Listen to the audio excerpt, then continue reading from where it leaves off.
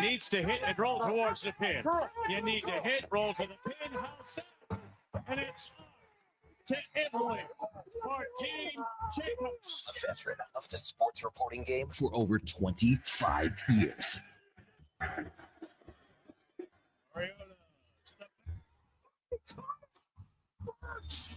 Unbelievable touchdown! Breaking down Edmonton's favorite teams. Eberle pushed ahead for Beniers, picked off by Emerson, sets the attack the other way.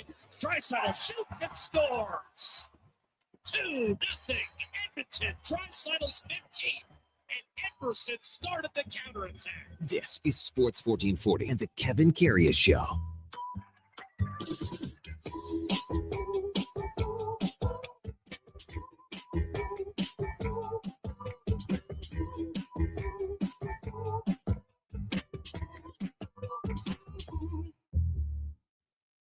All right, here we go for Saul 552, Monday, December 1st. Man, feels weird to say December. Where'd the month of November go? But here we go. We got like 3 weeks until Christmas and the holidays, and I hope everyone had a heck of a weekend. Hey, good morning. Thanks so much for tuning into the Kevin Karius Show here on Sports 1440, presented by Sports Select on your AM radio dial on 1440 on your morning drive into work or wherever you're heading out on a Monday morning.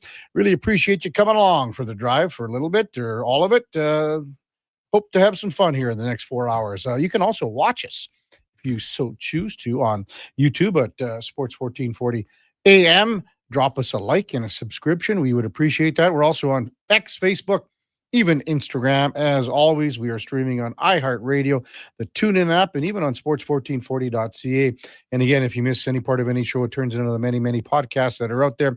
You can find them quite easily on Apple, Spotify, even Google, Amazon. Be sure to subscribe, select the auto download. You'll never miss a second of the show. Now, hope you had a fabulous weekend. And what an American Thanksgiving weekend it was. There was more football than you could shake a pigskin at. There was more hockey than you could fill your heart's desire watching on after Thursday anyway, with a full slate on Friday and Saturday, and then a few games. And there were some amazing games, all through in football, NFL, NCAA, high school football here in town. We'll touch on that as well, all with our co-host for the next 2 hours, the great Eddie Steele. Good morning, Eddie, the former Grey Cup champion, all-decade team. How was the weekend, big shooter? Good weekend. Hey, shout out to Ainley, man.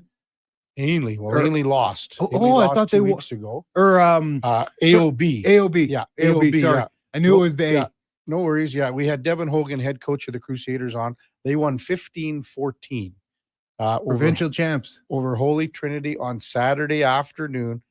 It was a chilly day for these young guys, but boy, they played hard. Boy, that's something I never got my mitts on, is that high school it's a big deal, sure KK. That's a big deal for those boys. And to come back, they came back with a late touchdown to win it. I didn't think we were going to be I have the names here. Oh, all good. I just wanted to give them a little love. I just wanted to give a little quick love to the boys. Yeah, just for winning. So how come you never had that? Like in high school, you never had that? So I started every single game in high school, Kevin, grade 9 through 12. Okay. My entire record overall, 4 wins, 28 losses, 1 tie. It was a pretty stinky high school team. And the funny part about it, we had 3 CFLers on our team. Good ballers. But so who's the other 2? Donnie O, and then a fullback. Donnie O, you remember Big Donnie O? Yeah, oh yeah. Yeah, and then there was a fullback that came through. Wow. Yeah, he only had a quick cup of coffee, but still talented. It's 14-9 going into the final minutes of the game. It looked like the Holy Trinity Knights were going to win. But Malcolm Matheson hit Jeremiah Majani for a 90-yard touchdown to give the Crusaders a 15-14 lead with 2 minutes left in the game. I had a buddy that I play hockey with, Ryan Weeks. His son was on the team, and he actually texted me right after we had Hogan on. He was like, "You had Hogan on? Why didn't you tell me?" Like, well, I didn't think it was, whatever. And I didn't know his son was really playing that day. But so anyway, he was there, and big day, high school football, as you said. And for them, again, with what happened with the teacher strike and what happened to play technically 3 weeks later, to be able to pull it off. Minus 10, 12, whatever it was. They got all the snow on Friday, a lot on Thursday too. Nothing wrong with that. No, they cleared the field off. The field looked good. Yeah, good for them. Good, Good yeah. for the boys. And they've won a lot, haven't they? In the past AOB 5 years, like they've been deep every year, it seems like. Well, in this one, AOB was number 10 ranked. Holy Trinity was number 1. The Knights they were looking to be the lowest ranked team to make it to the Alberta Bowl. You want to call it that, right? So, anyway, congrats to AOB and all the other teams for sure. Ernest Manning shellacked Notre Dame 30-0, I think. Oof. And Ernest Manning was the team that beat Ainley the week before. That's more like my high school career, getting beat 30-0. Yeah. Oilers won 4-0 on Saturday. It was a great, from Stu Skinner all the way to special teams, 2 for 2 on the power play, perfect 6 for 6 on the PK. So, I mean, they needed that one. And that just shows you, play harder, man. Just play hard and smart and play like hell. Play like hell. And Nuge, what an addition just for the power play. Yeah. It makes it flow so much better. Well, I mean, what a play by Evan Bouchard on the Nuge goal. And then Nuge was, he not just on the power play, but he was involved for a guy first came back. Sometimes you go, okay, how long is this going to take? Is it going to ease in? But no, he was right into it. Exactly. Scoring, doing it all defensively. Text 833-401-1440. Get them in. We'll get them on. Kevin Karius, Eddie Steele with you. Minnesota's here tomorrow, so we'll see what happens. I mean, Jesper Wallsted's the story with the Wild right now. They lost to Buffalo. Both their goaltenders are playing pretty well, though.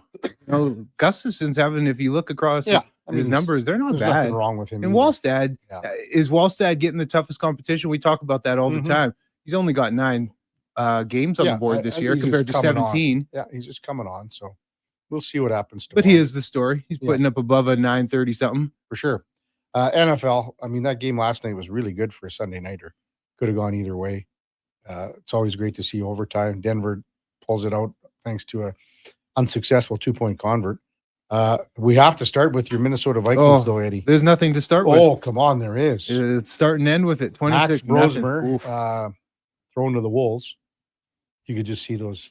Like you could see the Seattle defense going, licking your chops. Yeah.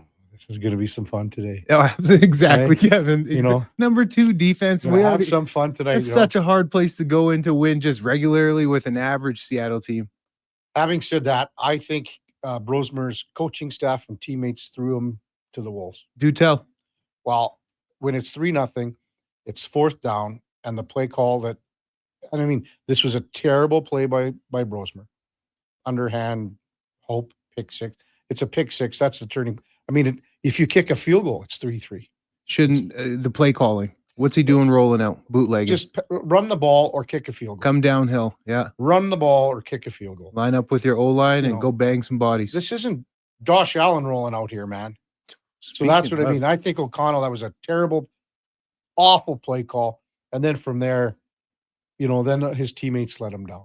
I mean, they got some things going where even they had a chance. You get a couple points, even just, there was a fumble. Who? Aaron Jones fumbled? Yeah. Yeah, it was Jones. Then he gets hurt and there's everything else.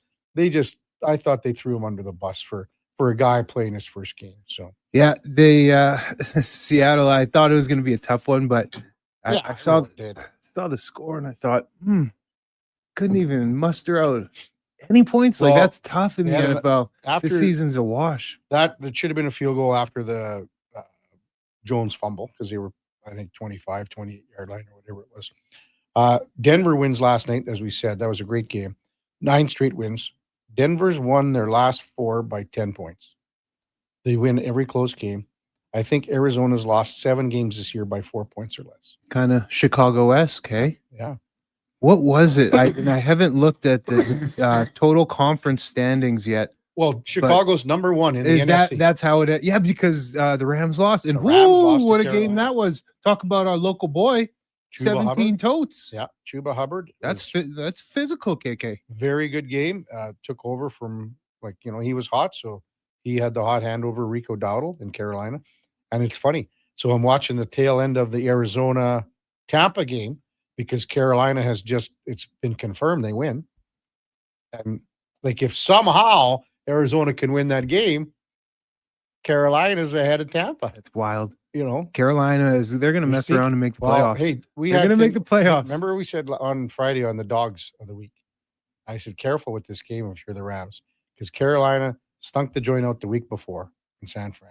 They were terrible. You did say that. And I said, I didn't think they were going to win. No. There's no way. I said that because LA just you're going across. How many country. points was it? 11 and a half. Yeah, I think. yeah, it's well Could be double 10 and a digits. I thought it was even more than 11, to be honest. Yeah. Anyway, Big win, man. let's welcome in the Duke of Delburne, who was busy on Saturday with the pre and post game show. I got a text, Duke, with what do you call it? Like a little attachment with a voice, sir. Oh, okay. Like just a 3 or 4 second voice. Was it from Marty Stevens? I'm not at liberty to tell you who it was from, but it had something to do with you and Donnie P talking about your pickles. Yeah, Donovan gave me his pickle Saturday afternoon, first round. Okay. Whoa. Wait. As we do during an Oilers game between pre and post, head down to first round here on Bourbon Street, and after Levers was in here, had to try the PB&J burger. Okay. And Donovan followed suit. I was surprised because Donovan's pretty picky with his food and stuff, so I didn't think he'd be keen on it. But it came out, and the pickle's on the toothpick to the top of the burger, right? And he's like, "Do you like pickles?" I'm like, "Yeah." So he gave me his pickle. How'd Donovan's pickle taste? Not as good as mine, I'd assume. So yeah, I have to assume it's the same clip that Marty sent me then of just that quick little sound bite. And what's really funny about that, Kev, in the moment as I said it, I was like, "Ooh, that doesn't come across very good." That's funny, man. But hey, you just let it roll. We had some roll. fun on a pretty, I don't know, it was a good win for the Oilers, a much needed one, but it wasn't the highest event hockey game that we've watched all season. It seemed like a standard matinee when you talk about the fact that a little slow moving at times. But the Oilers played a really solid game, and one that I think they needed, just what the doctor ordered, a Kraken team that really struggles to score. And the Oilers haven't been able to stop a nosebleed. The movable object beat the stoppable force this time around. Now, Duke, let me ask you this. Don't be a biased third party here. Be completely unbiased. Have myself and Kevin, particularly myself, and this isn't just a pat on the back, but have we not been talking about Clattenburg since training camp from the jump? From the jump, we talked about, ooh, this kid's got good spark. Holy smokes, man. And he has carried it through. Well, I thought that there was a lot of chatter across the entire market through training camp and preseason because he got in games and, played that game that he's become known for at the AHL level now and through some NHL games too. And then I think a lot of us were in the same boat that saying, if you needed a spark, is this a guy that can do it? But I don't know. After what we saw in preseason, it just seemed unlikely. Maybe Max Jones would serve as a better option to serve that physical spark type role for a snoozing team. But all the power to him. I talked about it. Low Tide joined us on post game on Saturday because Landon Ferraro was unavailable, and we kind of talked about it and he's going to go back to Bakersfield. Like we all know that to be true, and you can see it in his puck skills and stuff. He's not quite there yet speed wise at the NHL, but as long as he keeps doing what he's doing effectively, not hurting the team, I think he'll earn another shift, another game. But once the team gets healthy, it's just a numbers situation. He's going to be back in Baco. Yeah, we actually last year, Eddie, we were, when he was drafted and we saw him at camp last year, but there's no one that would have thought he would be playing at this time. No, he's way ahead of schedule. Yeah. And what it was the team needed a spark, needed something to wake other players up. And that's exactly what this has been. And it will continue. I mean, again, this guy will not be taking a shift off ever in the NHL. So what happens, for example, if and when they do send him back down and there's some flat lining again? Well, by then you would hope that flat lining doesn't reach the end of the screen. You know what I mean? I guess the key word is hope in there. Well, and I mean, because they've shown no flat line. Yes, if you look at what the Oilers have done in the last few years, there's been the flat line to start the season, and then right around now, the hard. But right around now, last year they had Corey Perry still dragging them. They had Corey Perry doing muck work all year for them last year. They don't have that guy doing muck work all year unless Hyman continues to round into form. Well, I mean, I think that's part of the process here. What this team is still. I'm just wondering who's going to do the this- muck work. It's supposed to be Frederick, but Frederick's still with the spark that Clattenburg, the young cat. Frederick's still, he's still not the guy that you signed for 8 years. Team here.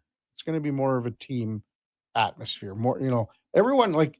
I'll tell you what, like everyone. This is it's almost like a straight deferred de facto. Oh, Corey Perry, all because that's what it was, though. Yeah, but you don't know exactly. That's why we loved him. Oh, yes, that's why he was the only guy. I'm agreeing with you, Eddie.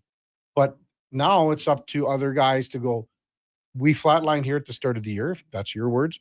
But now it's at a point where we have to move forward, and we all have to do it collectively. I guess this is my plea to keep the kid up all year. This is my plea. Keep him. You need him. Don't know. You need him. No, you don't. No, it's a numbers game, man. Coming up after the break, Alan Mitchell will join us. We got Mark Spector back. Ooh, Spec. Portuguese Spec. I even wrote it down as Portuguese Spec. Spec's neck. Matt Larkin from the Daily Faceoff will check in at 9:20. Daryl Slater, the New Jersey Advanced Media, covers the New England Patriots. That's the Monday nighter. Patriots and the New York Giants. I was texting with Mark Kennedy, give him a congratulatory text yesterday. You want to come on? He goes, yeah, I can come on at 7:40. Then he texted right back. He goes, whoa. He says, the Canadian Olympic Committee is getting all of the teams, maybe Rachel Homan too. So shout out to Rachel Homan. Shout out to Brad Jacobs for winning the Canadian curling trials. Mark Kennedy will join us at 10:20. He was going to come on earlier. He's still in Halifax. Yes. So they're going to join. So what's they're all gathering them for what? I think what happened, they're probably all on a big Zoom call. Yeah. I would imagine. And getting detail because it's coming up right around the corner. Sure it is, a couple months away. Yeah. But okay, you got to be, it's probably like the NHL players. You got to drugs, this, you can't put this in your body, supplements, all this. All blah, the blah, details, blah. So you got to have all that, everything. So we'll talk to Mark Kennedy. You know what? There's never been a 2-time gold medalist in curling from Canada, ever. 3 guys have the opportunity here to go after it. Yeah, Jacobs, Kennedy, and Ben Hebert. So that'll be a good conversation coming up at 10:20. When we come back, Alan Mitchell, the Lowdown with Low Tide. It's Kevin Carey Show with Eddie Steele, Duke of Delburne, Josh Fenwick on Sports 1440, presented by Sports Select. We're streaming on YouTube, X, Facebook, and Instagram. Mr. Ruther decorates a gingerbread house. Wow. What did you do here, Mr. Rooter? Well, we've got a Jube Jube toilet, complete with an icing-based wax seal. The main water line is licorice, red for hot, black for cold.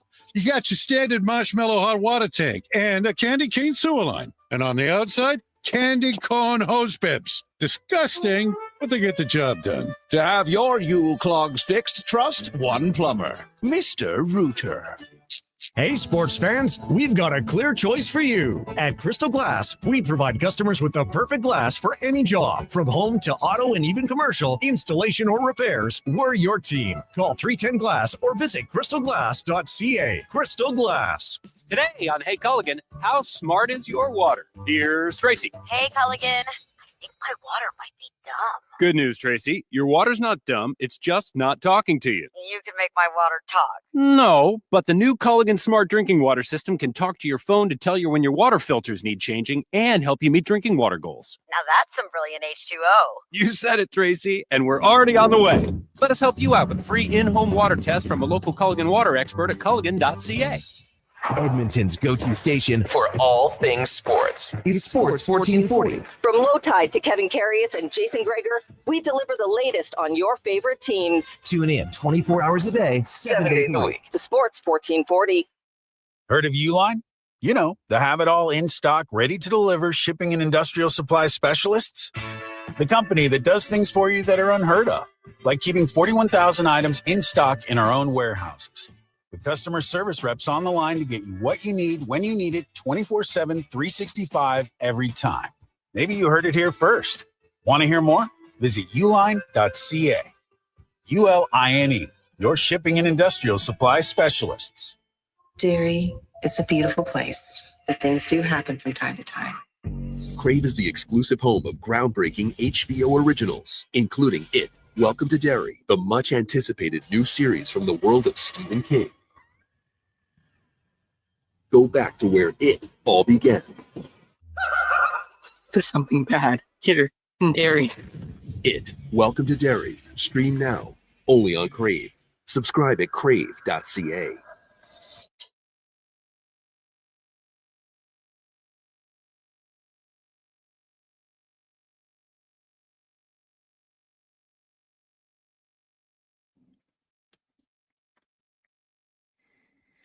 Portions of this hour brought to you by Nectar.io, transforming field data into boardroom insights. Nectar.io is the all-in-one solution for your fleet, safety, time tracking, and materials management needs. Nectar.io, your business made better. Just in time for the morning skate. This is the Kevin Karius Show on Sports 1440.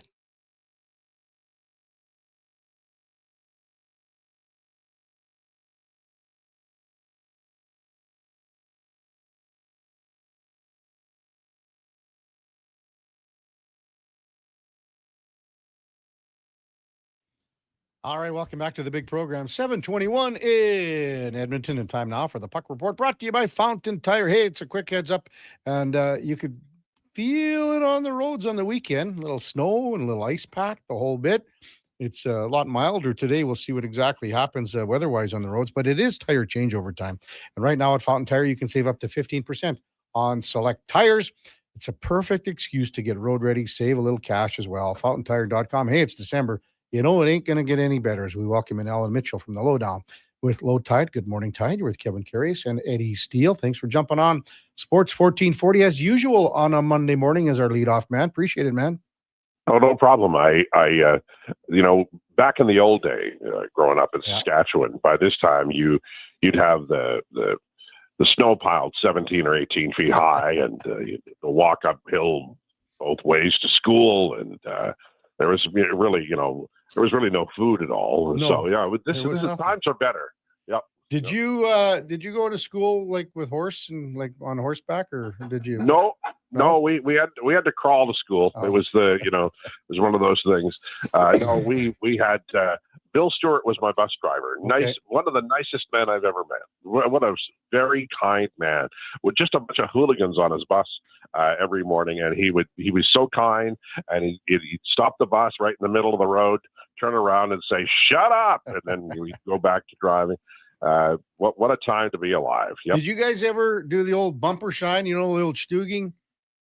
No. The toughest thing I ever did was play broom ball with a bunch of farm kids. Oh my God, my ankles, they still hurt. Yeah, but you never had the new plastic ones, right? The like the sticks, the broomsticks. You had no. You guys were using actual kitchen brooms. Sure, or some guy might put a little bit of steel in that. Yeah, it was good. It was good. We had a wonderful time. Hey, Tide, in a town like Maidstone, because I'm well familiar with it, driving by the highway just off our right there. Would you guys snowball cars and stuff like that? Like, you could get away with that in the city of Winnipeg in the mean streets. You could hide between some houses and never be seen. You get away with things like that in Maidstone? And you too, KK. Did you get into those shenanigans, or does everybody know who it is? We were good kids. Stop it. There was Halloween night there. I may have been aware of hay bales on the highway. That's the worst thing I ever got involved in. And I couldn't lift hay bales, so I wasn't strong enough. I was a city kid, so I was aware of it. That was it. But no, let's see, the worst thing I can remember. No, you know what? Honestly, I will say this though. In Maidstone, they would put right in Main Street, right at the town square, they would put a gigantic Christmas tree right in the middle, so you couldn't really see oncoming traffic at all. And in the Maidstone Mirror, they'd say, once again, a reminder that you have to, when you're turning left, don't go around the tree. Just look and make sure. And sure as hell, somebody would go around the tree, and there'd be an accident every year. Town of 750 people, stop putting the damn tree up. Right in the middle of the road. Nobody could see. It was incredible. Wow. Well, Tide, Saturday afternoon, the Oilers came away with a pretty convincing performance against a team that was probably just fitting the bill for them as far as an opponent goes with Seattle.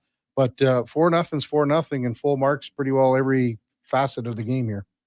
Yeah, they played well, and they needed to. I think they were playing a little bit guilty, but they had great attention to detail. They ran 3 great centers, and they can do that with McDavid, Draisaitl, and Nugent Hopkins. So they always had somebody out there who was a high level NHL player. I thought the defense, had calm feet. Skinner was not. I think he had 6 high dangers, not a lot, but he played well enough when he needed to. Lots of good things. The Fab Four up front each scored a goal. There was an interesting look at the defensemen and who was playing and how many minutes they got at 5-on-5. And I thought that their structure was better. Their outlets were stronger. They were working hard. One of the goals, maybe the Leon goal, was partly due to some really strong back checking by the forwards. The gapping was better. There was so much better about this team, and what you hope is they can, replicate it here against the Minnesota Wild and get on one of those patented Chris Knobloch winning streaks. That's the hope, anyway. The return of Nuge, just break down his play, what you thought about his game, and just the strength and flow that he brings to the roster, especially on the special teams. Well, he's such a smart player. He does so many little things with and without the puck that are brilliant. I thought his passing, on the power play was exceptional, and then Bouchard's really quick pass and then a quick release allowed him to score the goal. But he does so many things well. He doesn't make those wide loops that Karius makes when he's skating. He's a stop and start guy. He's always near the puck. He is one of the smartest players I've ever seen. And of the number 1 overall picks, he is most certainly the most defensively aware. So it makes him extremely valuable on this team. And they clearly missed him. And it was a big day for Nuge, and glad to see him back. He's an outstanding hockey player. Yeah, he really is, and he fits into so many holes to help at so many parts of the game at certain times. Alan Mitchell with us on Sports 1440. You mentioned about gapping and mostly backtracking is what I wanted to look at here, Tide. They came back harder through the neutral zone when Seattle was on the rush than probably almost every game that they've had this year. You saw those forwards coming back so much harder. And every defenseman will tell you, the worst thing that can happen is if a forward comes at you with no one on his ass. But they had guys that were really pushing back. And I don't know why, but we haven't seen a whole lot of that this year, Tide. Yeah, it's been, the classic wait at the blue line or wait at the center ice line forward, a guy like Peter Klima or Robert Nielsen. There's been too much of that this year for the Oilers. They need to haul ass. And on the play I'm thinking about in my mind, it was Leon who was, you just interrupt the play enough. You're not going to catch the guy. But when they're making a pass or making a skill play, if you're there, if you're present, it's in the back of their mind. And the Oilers didn't have that back pressure at all, for most of this year. And they did against Seattle. Now, they have to do it again. And, they're part of the problem, I think, is that they were playing, some of these guys like McDavid and Draisaitl in their lines, an exorbitant amount of minutes. Putting Nuge at third line center allows this team to be a little fresher when they're out there. And, even the fourth line, that Clattenburg kid, man, he is showing up. He really is, Tide. I'm always been high on this player. I just love the energy, to be honest. He doesn't do anything overly special out there, as we know, in terms of skill-wise, but just that boost, that energy, a little bit of confidence that he has out there for a young guy.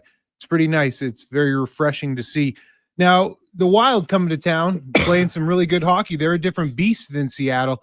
What are going to be some of the keys to staying in this game? And, we all know they're averaging in the past 3 games at home 7 goals against. Yeah, the key will be, I think, Minnesota's a pretty young team. They have some veterans marbled in there, but they have youth in some substantial areas. So I think that they are a team that the Oilers, if you can get in front of them, that might be the way to get them. But it's going to be a tough test. This Wallstead kid is brilliant, and they've got talent, all over the roster. So this is going to be a tough challenge. But the Oilers are miles more talented than they've shown this year. So if that Seattle game is the springboard, the genesis of some new structure and less, the gapping is better, and the back checking pressure is better. That allows Stuart Skinner to, not be tested as much, and they can. I think that's a repeatable game for the Oilers, the one that played against Seattle. Now, it's not going to be 4-0 against Minnesota. It'll be a tougher test. But if they play that way, then not that the Wild don't matter, but the Wild will not, they are not the Colorado Avalanche or the Dallas Stars. It's a winnable game for the Oilers, especially if they play the way they played against Seattle. Would you say it's a repeatable, winnable game because they brought the energy and the complete level is just matched to where it should be? Yeah, I think there's a lot of reasons that it worked on Saturday. They played more players more often, and that's a confidence thing. They played all three pairings. Defensively they played them more. There was just there wasn't Knobloch has been coaching this year, Chris Knobloch, like he's still playing the Florida Panthers in Game 6 or 7 of the Stanley Cup Final. There's been a desperation about this team. You got to ride McDavid. You got to put McDavid and Draisaitl together, and they've gone to that too much. And when you are doing that all of the time, you do not have that other gear. It's like when Karius, feels like he's having a soft show and he brings out the really good joke book.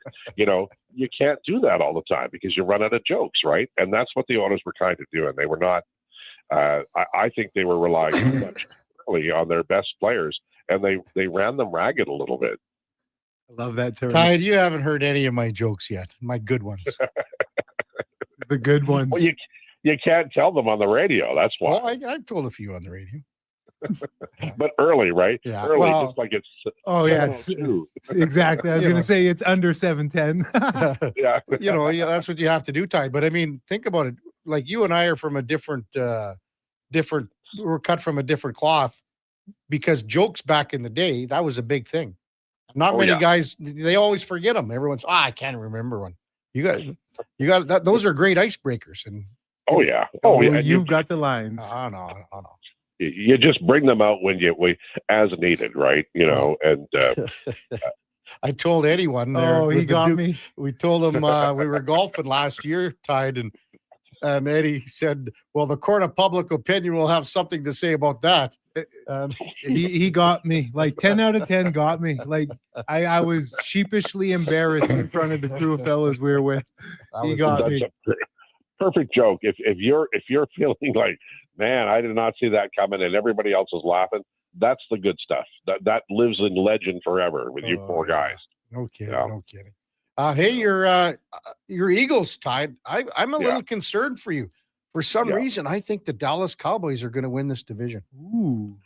Well, I think the Eagles are doing it brilliantly. What you want to do is you want to have your offense to go 3 and out and get that defense right back out there. Look, they're playing so badly. It's and I can't complain because they won the Super Bowl last year. But Barkley isn't Barkley now, and they who has a second back as good as Barkley was a year ago? And I love Hurts. I do. I love him. He's got 2 or 3 really good receivers in the wideouts and Goddard, but right now they're not playing well. Johnson, I believe, is still hurt. They've got some issues, and you're right. Dallas is coming on. I think the Eagles are they 8-4 now or 8-3? 8-4. Yeah. So it's the Cowboys have got to. I mean, I think they're 2 behind, or maybe 3 with that tie. But you're not wrong. I mean, I don't know that they'll win the division, but if the Eagles don't play better, the Cowboys will win the division. Yeah, Cowboys are 6-5-1. They've got Detroit this Thursday, but after that, the Cowboys' schedule's pretty good. And just the way the Eagles are playing, they just seem to be leaking, and there's something going on in that division. They got a long ways to go, Dallas here, Tied, as you know, but I mean, this is as an Eagles fan, this is my worst nightmare. I'd rather lose to the Cardinals, and they're not even in the division anymore. The Dallas Cowboys are, most of my life watching the NFL, I was watching the Cowboys win the Super Bowl and the Eagles not do a blasted thing. So, and good for Jerry Jones. I I delight when he loses and he's mad as hell and he's rumbling, and then he trades a fantastic rush and on the Monday over money. I love it. But give him credit. He has, that team has turned it around. They made some astute moves, and here they are. And you're right. I don't know if they're going to lose again this season the way they're playing. What's coming up on the lowdown today? We have Rachel Krychak joining us at 12. No Jason Greger?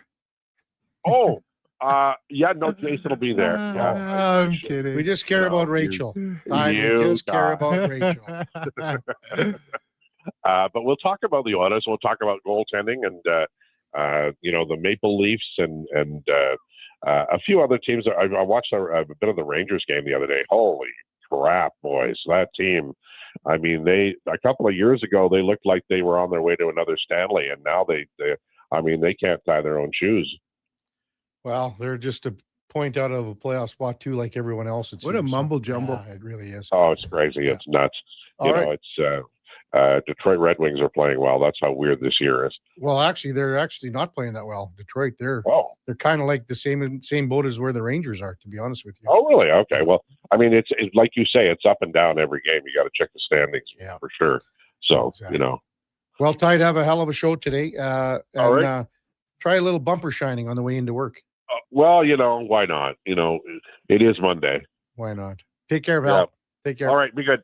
That's Alan Mitchell. You hear me every day, 12 to 2, the Lowdown with Low Tide on Sports 1440. The Puck Report 2, brought to you by Fountain Tire. Check them out at Fountain Tire. Sales are on right now. Get that tire changeover going because it's December and it's that time of this season. Did you ever do any bumper shining, Eddie? Of course. Really? Oh, man, I did it all. What car is pulling you? What is it, a Ford 350? We would do it on buses. Probably a Dodge Ram. We would do it on city buses. City buses? Yeah, buddy. Come on. Yeah, as they're trucking through the residential streets. Really? Yeah. Oh, yeah. We would do it. And like I said, the snowballs. One time I was such an idiot because I was so big and chubby and slow. And I ran right to my front door. And the person saw me and they just drove up, knocked on my house, spoke to my parents. It was so dumb. What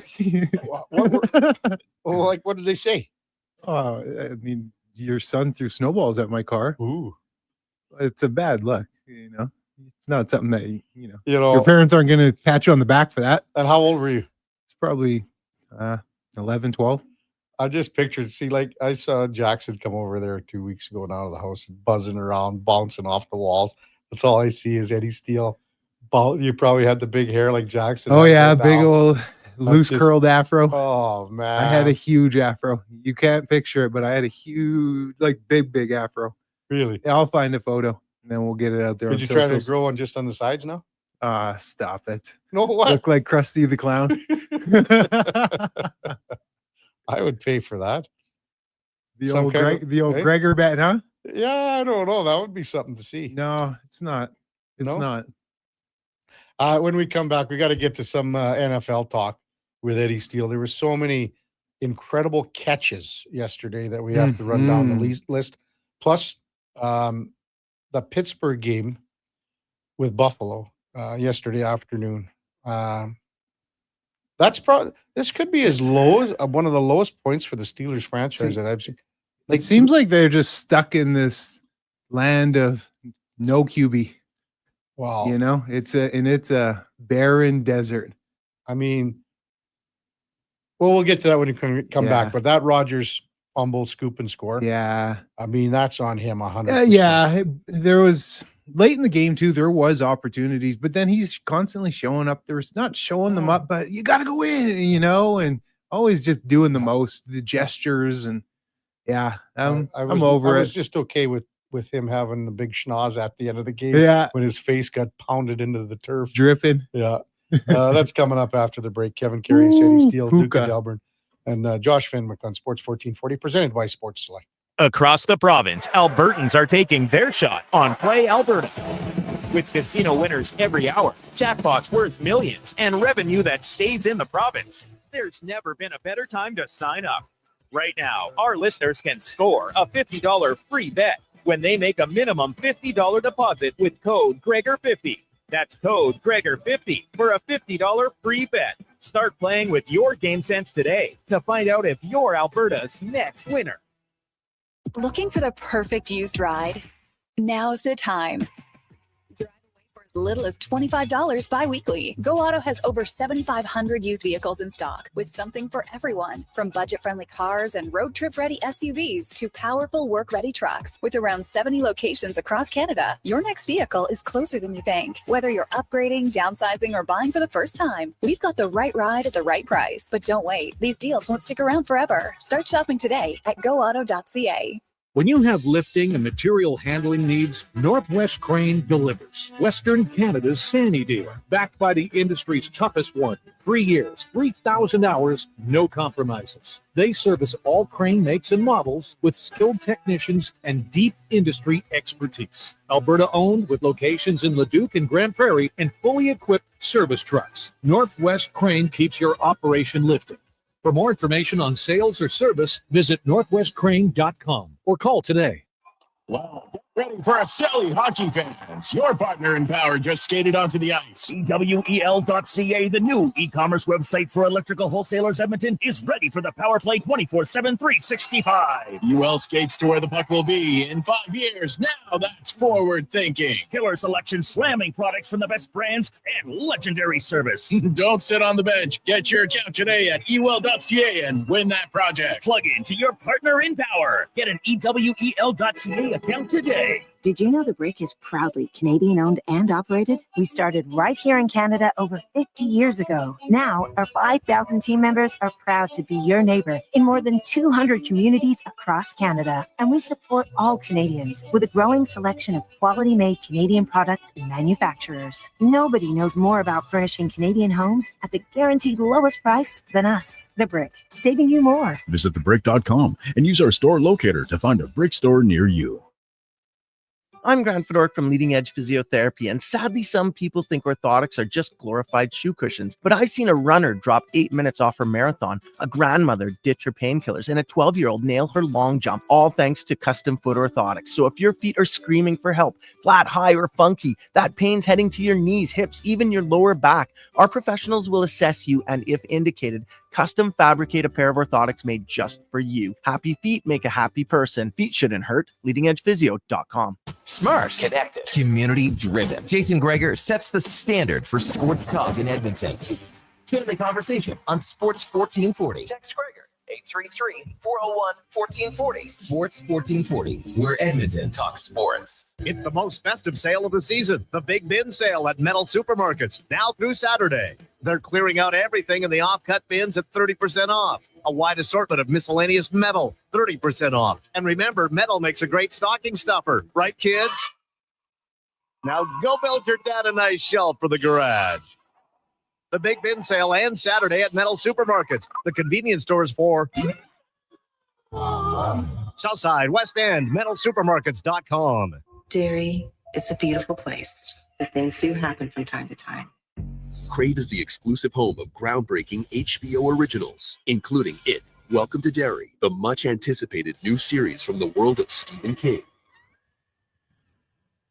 Go back to where it all began. There's something bad here in Derry. It, Welcome to Derry. Stream now, only on Crave. Subscribe at crave.ca.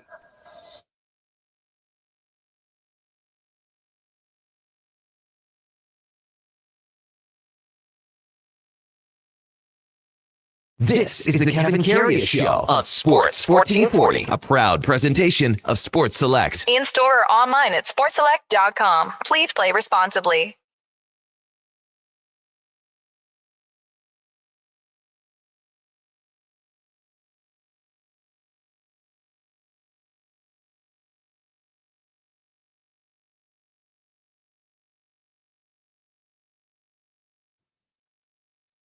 All right, welcome back to the big program. 744 in Edmonton. Kevin Carey, Sadie Steele, Duke of Delburne, Josh Fenwick with you on Sports 1440. The Kevin Carey Show is presented by Sports Select. Get in on the action with, how about Monday Night Football? We got the Giants. We got the Patriots tonight. Bet on the original at sportselect.com. It's 100% legal. You got to be 18 plus. Please play responsibly. Text rolling in at 833-401-1440 from Rowdy Roddy Piper. RR. Good morning, boys. KK, are you getting nervous? The 49ers only got to go 3-1, and I'm drinking Crown Black via Kevin the Doubter Karius. And we only have half the team. Rowdy Roddy. Let them know. How big's the bottle? Actually, it's a bottle of 5-star is what it is. It's not Crown Royal. 5-star. I might get them Alberta Premium. Not getting any. Dude, Crown Black. Losers ain't Wake choosers. up, Rowdy. Losers ain't choosers, KK. Wake up, Get Rowdy. the man what he wants. I believe this is a big bet. So what are they? They're at 9-4 right now. The Rams, Duke. The Niners. Pardon me. Is that what they are at? The old Niners, hey. 9-4. Yeah, Right they're 9-4. here. Rams and Seahawks are 9-3. I think MTR thinks the bet is one win more or less than what Rowdy Roddy thinks. I don't know. We got to figure. Boys, this we out. got to get this straightened It's out. 9-4. They're gonna. I mean, their schedule's so. I just thought there was a easy. 12 in it. What is it? 12 wins? I don't know. I mean, of course you MTR don't comes know. in and talks about it, and Rowdy Roddy talks about it, and they make stuff up as we go. It's terrible. Oh, I can't read the guy's text because we got to do this off the air first. Sorry, guy. King of Fort Nasty. Good morning, KK, Duke, Fenny, and Eddie. Eddie still rocks a big afro. You just can't see it. No, you can't. You literally can't see it. So, did you anymore. find any pictures yet? Oh yeah, I haven't even. Oh. Sorry, you got talking to me in the break and distracted Great me. one from the real Duke here. Good morning, team. Prayerful best to Kevin Deneen as he battles pancreatic cancer. Yes. Thanks for that, real Duke. Also, Carla McLeod, I think, head coach of Ottawa's PWHL team, came out and said she's battling breast cancer. RBS texts in, can we just ignore the Steelers game, please? And I replied, she's coming, RBS. Light 'em So they ran the ball down Pittsburgh's throat like we've never seen before. Buffalo. Most rushing yards since what? Well, the most In rushing yards Pittsburgh? in that at that stadium Ever? too, right? Yeah, ever. Oh, I thought it was Jacksonville since had like the I think 70s or Jacksonville had something. the record before, but 200 is it 249 or 250, whatever it is. They just absolutely, and if it wasn't James Cook, Davis came in, and then Josh Allen would run. But this whole game came down to the first play of the second half. What do you make of that play, Eddie? That's the sack. Oh, the sack yeah, on Rodgers. oh, Okay. yeah. So run us through as Ball a- security, man. Okay. Wow. It's like simple Well, ball yeah, security. he's getting pounded, but I mean, Yeah. he's hanging onto the ball way too long. Yeah, but at the end of the day, the ball security needs to be there for him. Very similar to Matt Stafford. Those guys got roasted post game. Rodgers got hammered by the press. Tomlin got hammered, and for good reason. Yeah, questionable play calling. Yes, a lot of that. Also, I don't know if it's happened before, but they play Renegade to start the between the third and fourth quarter by sticks, right? That's how the defense gets rolling. The team gets going. Yeah, they were booing during Renegade. I take more issue. You talk about the first play of the second half. I take issue. It's a 4th and 2 late in the game. You're still in the game. Yeah, and they punted. No, they What? run the ball. Oh, A long 4 and Oh, 2. okay. And they brought in heavy personnel and run the ball.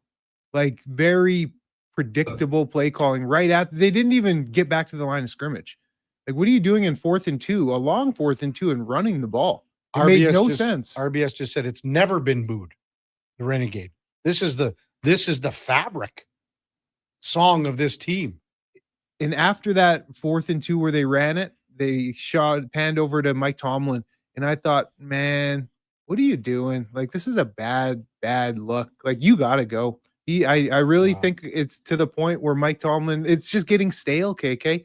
What if they've been mediocre every year here for the past decade? Think about this division. I mean, man, oh man. I mean, everyone was talking about, including myself, about the way Baltimore had been playing, winning 5 in a row. They were terrible. I mean, we see what the Pittsburgh Steelers are. Cincinnati, after beating Baltimore, now just 2 games back. Cincinnati's got a shot here. I think Cincinnati goes into Buffalo this week. That's going to be difficult. This is by far the worst division in football. This is the only division with a team leading the division that doesn't have 7 wins in the entire NFL. This is the only division that doesn't have a 7-win team in the NFL. It's bad.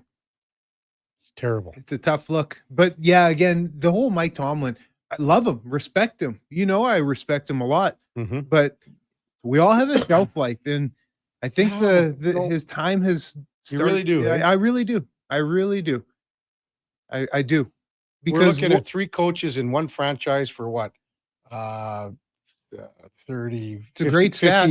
50 plus years, right? Yeah, it's a great stat. There's nothing wrong Chuck with change, Noll, though. Bill Cowher. So you stick with him and you just continue to run out, 500 seasons? Listen, I'm on your side here. I don't know what to say about this team. It's one thing if, one side of the ball is continuously thriving, like if the defense under him was always just dogs, but that's just not the case. Yes, he managed those personalities really well back in the day, the triple Bs, Ben Roethlisberger, Antonio Brown, and Le'Veon Bell. And the high-end personalities that they were. Yeah. But there comes a point in time he hasn't really done anything with that team. And they've had some quality defensive players and some good defenses, but they just haven't done anything above 500 football unless I'm missing something over the past 10 years. There were more than three incredible catches yesterday. The Traylon Burks touchdown catch last night was amazing. The comparison right away, everyone they pulled the clip. They pulled it right away, but I love the way Chris Collingsworth explained it. It's in the neighborhood, but it's a few blocks away, which is true. Because that catch by when OBJ. They show the OBJ one, the biggest thing that is so insane about it is he's using 3 fingers.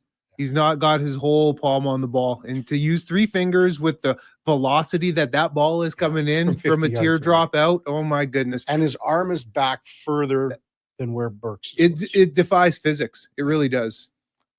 Puka Nacua had one down the sidelines. Studley catch. Pretty well every Sunday. That's the catch of the year. Yes. Or the catch of the day anyway. And then we got Buddy Brock. Brock Bowers going down with one hand. That was nice. In the end zone. Good concentration. These guys are so skilled. The high-end NFL talent, the 5-star guys, they are so good at football. What do you think would happen if they said you're not allowed to wear gloves anymore? I think guys would still catch it pretty well. Yeah? Yep.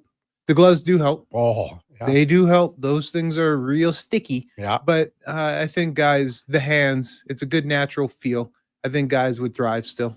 You wouldn't remember a guy named Donald Narcisse, would you? Oh, come on. Don Narcisse, get out of here, KK. Yeah. Wouldn't remember a guy like that. You remember him? I know my history and I'll take pride in that. Tell me about Donald Narcisse. I believe wore number 80. Yeah. Am I wrong? Yeah, for the Riders. Yeah, for the Riders. Okay. Now, do you know what kind of gloves he wore? No gloves? No, he wore gloves. No, I don't know that depth. Oh, but... I thought I was waiting for the Eddie Steele history lesson. Well, you said Don Narcisse, and come on, of course, I played for the Riders. I know Don Narcisse. Yeah, he was an all-time favorite Rider receiver because when he every time he caught a ball, he would be spastic almost with his quick little celebration. Like in his movements. Just like he'd catch the ball and just like a quick little spasm. Yeah. Anyway, the gloves that he wore gloves before they were making gloves for wide receivers. And he used to wear glass cutter gloves. Oh. And they almost looked like Mickey Mouse gloves. You know what I mean? I do. They were I do. Sort of things. But they were what glass cutters used. And somehow there was that stickiness to it a little bit as well. There's a little bit of texturing to the palm. A little bit, yeah. I know what you're talking about. Yeah, so he was one of the first guys to ever wear those. Interesting. Yeah, he was a guy, an American who, found his niche up in a Canadian city and loved it in return. He lives there, obviously, putting on camps and working at the car dealerships and, Narcisse, that name was everywhere. It was. And again, he was there during some drier times, tougher times. Mm-hmm. When I was growing up and the team was so bad there, Eddie, and you would have loved it. Like Bobby Jerson was the guy in Saskatchewan. Double-digit sacks every year. He was the guy, and no matter with the hair too. Eh? Well, he had a bandana on all the time. But didn't he have like a nice mohawk or mullet? He was all over the map a little bit, but he had, and they would sell the Bobby Jerson bandanas because it was like the rising sun. That's what it was. And he had it tied up, and so they were pretty cool. I thought he had a flow. I thought he had a flow under he did it too, but because I heard he would walk around, big guns and everything, and just an animal. Yeah, he was, again, like, that's his big of a fan favorite that you could get, when the team was going bad, so it was pretty fun. Top of the hour, man. I feel like Jim Carr from Slapshot. Oh boy, if I can read the program correctly, Mark Spector. He's back. Mark Spector from Rogers Sportsnet on the mark. He'll be with us at 8:00 after his trip to Portugal. I thought about a couple of questions about Portugal, like the big waves and stuff, because Spec's he's a big wave rider. We gotta get the full recap. Absolutely. Full recap, food and everything. We'll also go in and out with Eddie in the 8:00 hour. Before that, time now for a Sports 1440 update, brought to you by Nectar.io, transforming field data into boardroom insights. Nectar.io is the all-in-one solution for your fleet safety, time tracking, and materials management needs. Nectar.io, your business made better. Here is the Duke. This is a Sports 1440 update.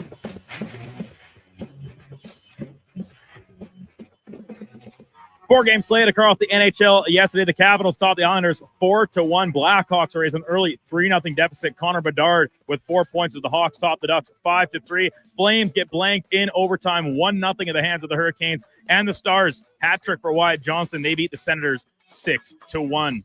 Edmonton Oil Kings at home yesterday afternoon. They win a thriller 6-5 over the Saskatoon Blade. And Week 13 in the NFL. Action all across the country. Cleveland losing to San Francisco 26-8. The Rams upset by the Panthers 31-28. The final there. Seattle blanket Minnesota 26-0. And Sunday Night Football needing overtime. Denver holding on to the Washington 27-26. From the college football world, Lane Kiffin, head coach of Ole Miss, leaving the school to become the next head coach of Louisiana State University, will not be with the Rebels as they head into an expected placing in the college football playoff. And on the hardwood yesterday, Toronto Raptors win streak coming to an end when they lose to the Knicks 116-94. Elsewhere, Boston over Cleveland 117-115. And Shai Gilgeous-Alexander, second longest game streak in NBA history with 20-plus points. Thunder beat Portland 123-115. Coming up in hour 2 of the Kevin Karius Show, we'll be joined by Sportsnet's Mark Spector, and we'll check in with a new edition of In or Out. I'm Brandon Douglas at your Sports 1440 update. Sports 1440 in West Edmonton Mall and Wetaskiwin. CKJR is a Stingray radio station. Download the free radio player app and listen wherever you go. Is your company drowning in paperwork and administrative tasks? Do you need more data to make better decisions? Nectar.io is your company's all-in-one solution for fleet and materials management, safety, time cards, and GIS-based project management. Now is the time to capture and transform field, site, and shop data into boardroom-level business intelligence, all with one login. Visit Nectar.io to book a demo today. Nectar.io, your business made better. More Edmonton families than ever are struggling as food prices skyrocket. The Holiday Hamper Foundation provides festive meals for 2,000 homes in need. Your donation ensures a turkey is on the table for every family. Donate today at holidayhamper.ca. We want orange. Give us the orange. We want orange. Bring back the orange. You got it, Canada. Booster Juice orange smoothies are back by popular demand. The original, the marathon, and orangesicle smoothies are back and bursting with tangy zest of oranges. They're Canadian favorites. Orange, you glad they're back? Only for a limited time. So squeeze the day, smoothie lovers, and head to a Booster Juice near you now. Booster Juice, Canadian since 1999. Aloha, Edmonton. It's back. Century Vision Care's 4th annual Maui Christmas event on Friday, December 12th from 9 to 5. Century Vision Care, Edmonton's biggest Maui gym retailer, is bringing the island spirit to your holiday shopping. Enjoy in-house savings on all prescription and non-prescription Maui gyms, plus giveaways, prizes, snacks, and beverages all day. Same-day eye exam appointments are available, and they direct bill most insurance plans, but spots are filling fast. Get ahead on your Christmas list and treat yourself to a new pair of Maui gyms. Visit Century Vision Care on Instagram. This Christmas, Subaru is proud to support the Little Warriors, a national charitable organization protecting children, raising awareness, and helping survivors heal from the trauma of child sexual abuse. Join us for a film event at Rally Subaru in Subaru City. We're collecting much-needed I asked if he was at the game, and I said, "Oh no, it was in Seattle." for kids, winter gear, and laundry essentials. Drop your donations at either location and be entered to win a free detail package. Thank you for your support from Subaru.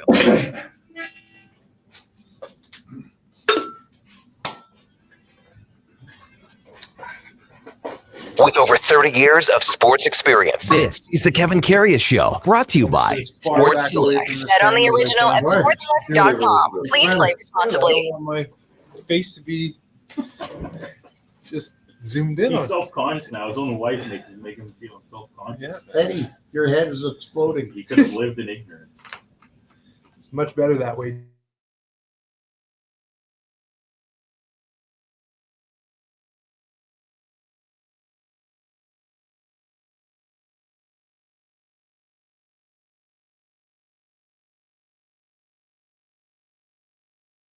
All right, welcome back to the big program, 801 in Edmonton. I had a kind of a buddy that from Winnipeg went to the Jets game in Nashville on Saturday.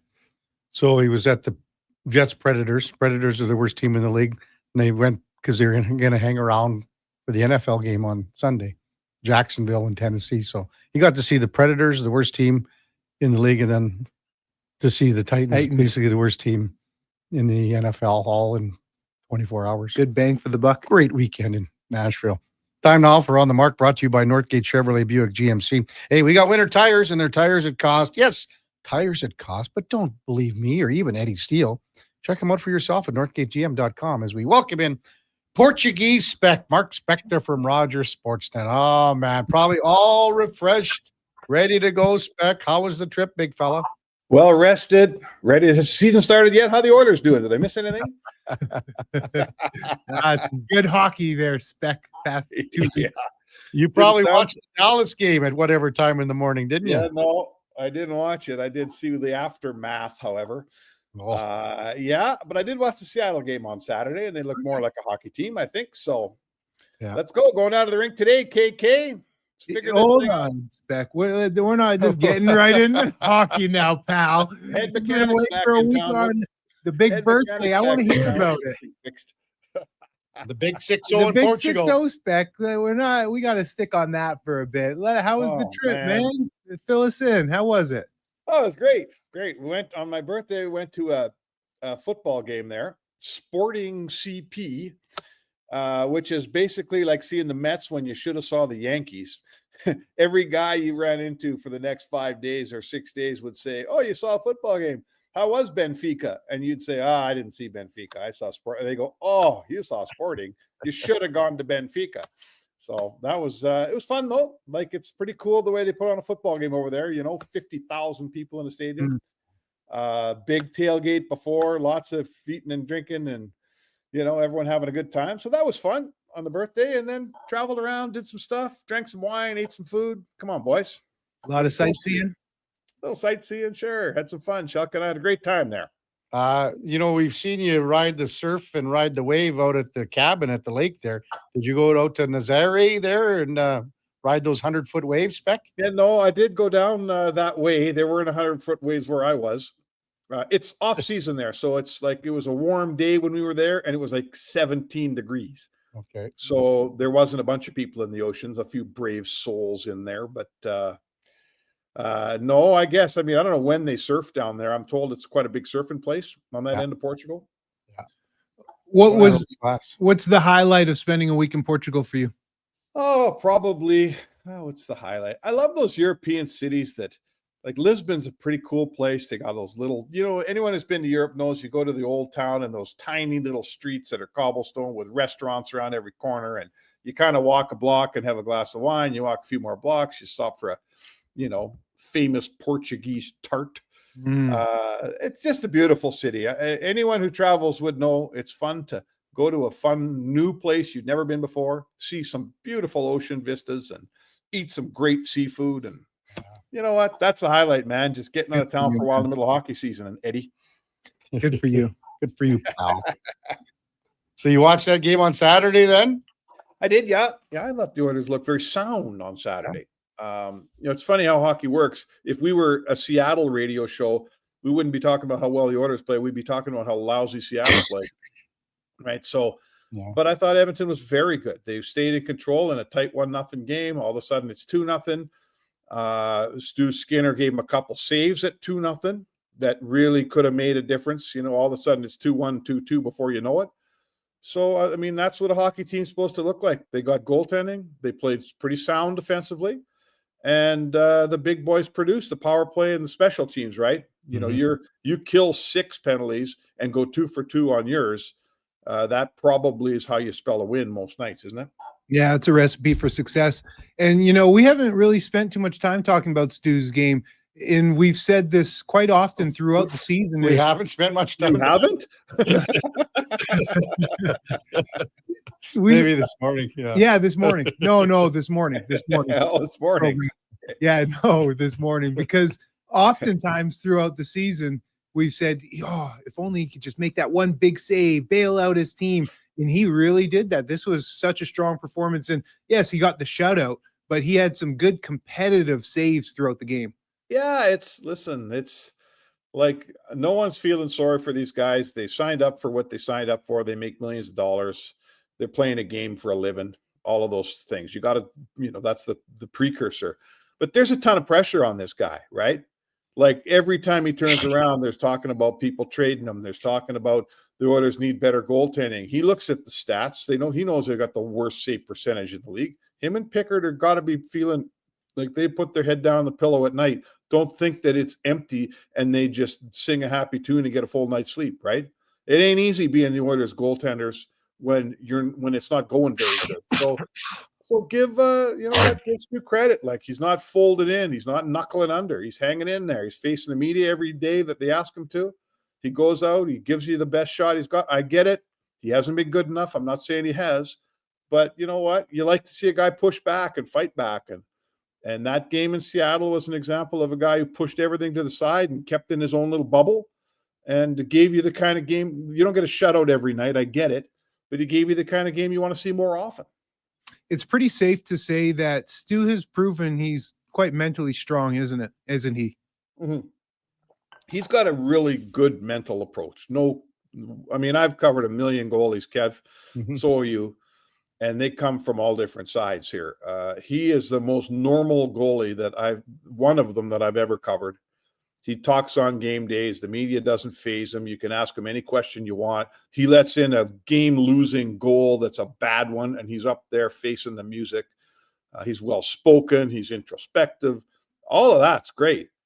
But guess what? When the save percentage is .865 or whatever it is, that's really all that matters. I'd rather have a crazy guy with a 910 than a real stable, nice guy with an .865. Fair enough. Just a crazy guy. Oh, man. What do you make of this schedule now? A little bit of a homestand. You start to get some normalcy here, Spec. And that's something that this team hasn't had, where they have the opportunity, taking a day off as well yesterday after the game. But now you sort of checkerboard home games here for a while before that last road trip that they go on. Well, they've only played 9 out of 26 games at home, Kev. Yeah. And of those, at least 2 of them were in the middle of a road trip, come home, play 1 game, and leave again. Yeah. So those aren't really home games. We've always discussed that. So that's like having 7 of 26 games at home. Like, I don't care if people say, they make lots of money, blah, blah, blah.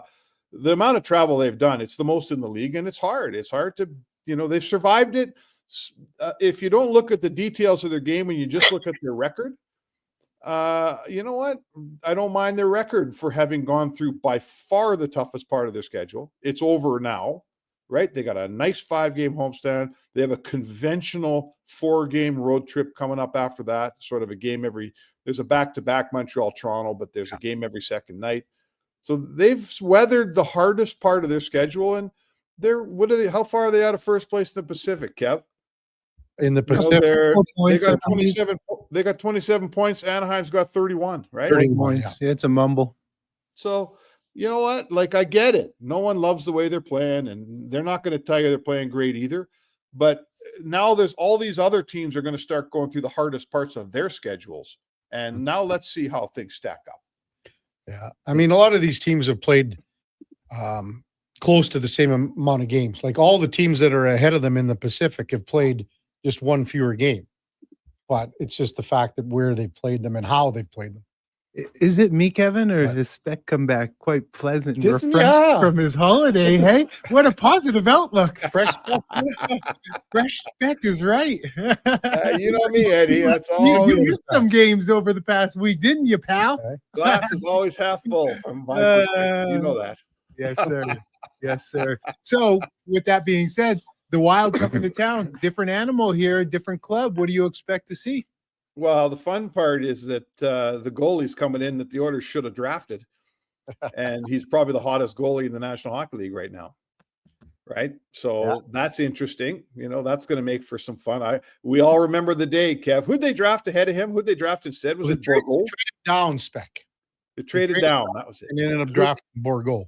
Yeah, they drafted Bourgault. They traded down. But Wallstead was sitting there for them to take. They decided, nope, we don't need to draft a young goalie today.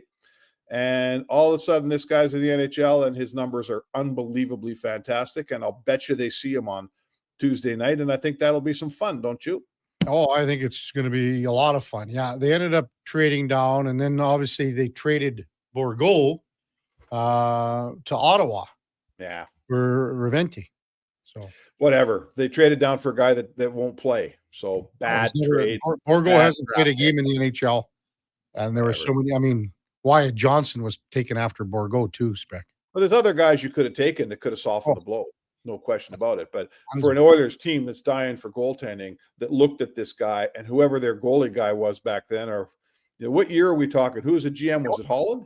Yeah, 2021, Speck. Yeah, so it's Holland's the GM. And who's his head scout? Is it Brad Holland at that time was probably his head scout? Oh, no, I don't think it would have been. It could have been probably Tyler Wright, no? Could have been Tyler Wright, one of those two guys. Hey, listen, the scouting gig's hard and you get them wrong lots in scouting. Don't get me wrong. No one hits home runs every time at the plate or even singles. But this was they're going against you. What's that? Unless they're going against you. Yeah, unless they're going against me. This was a particularly overt miss, because they needed goaltending then. Like they were just around the corner from picking up Jack Campbell back then. They didn't have a goalie in their system, young goalies. I guess they thought Skinner was going to be the guy forever. I don't know. But the point is, scouts get them wrong sometimes. They really got that one wrong. And then picking Bourgault with the choice was just a double whammy, because Bourgault's never going to play. Here's the thing, though, and they're crowning Jesper Wallstedt here as the next coming of great goaltenders. The guy's played 9 games this year, 14 total. That's it.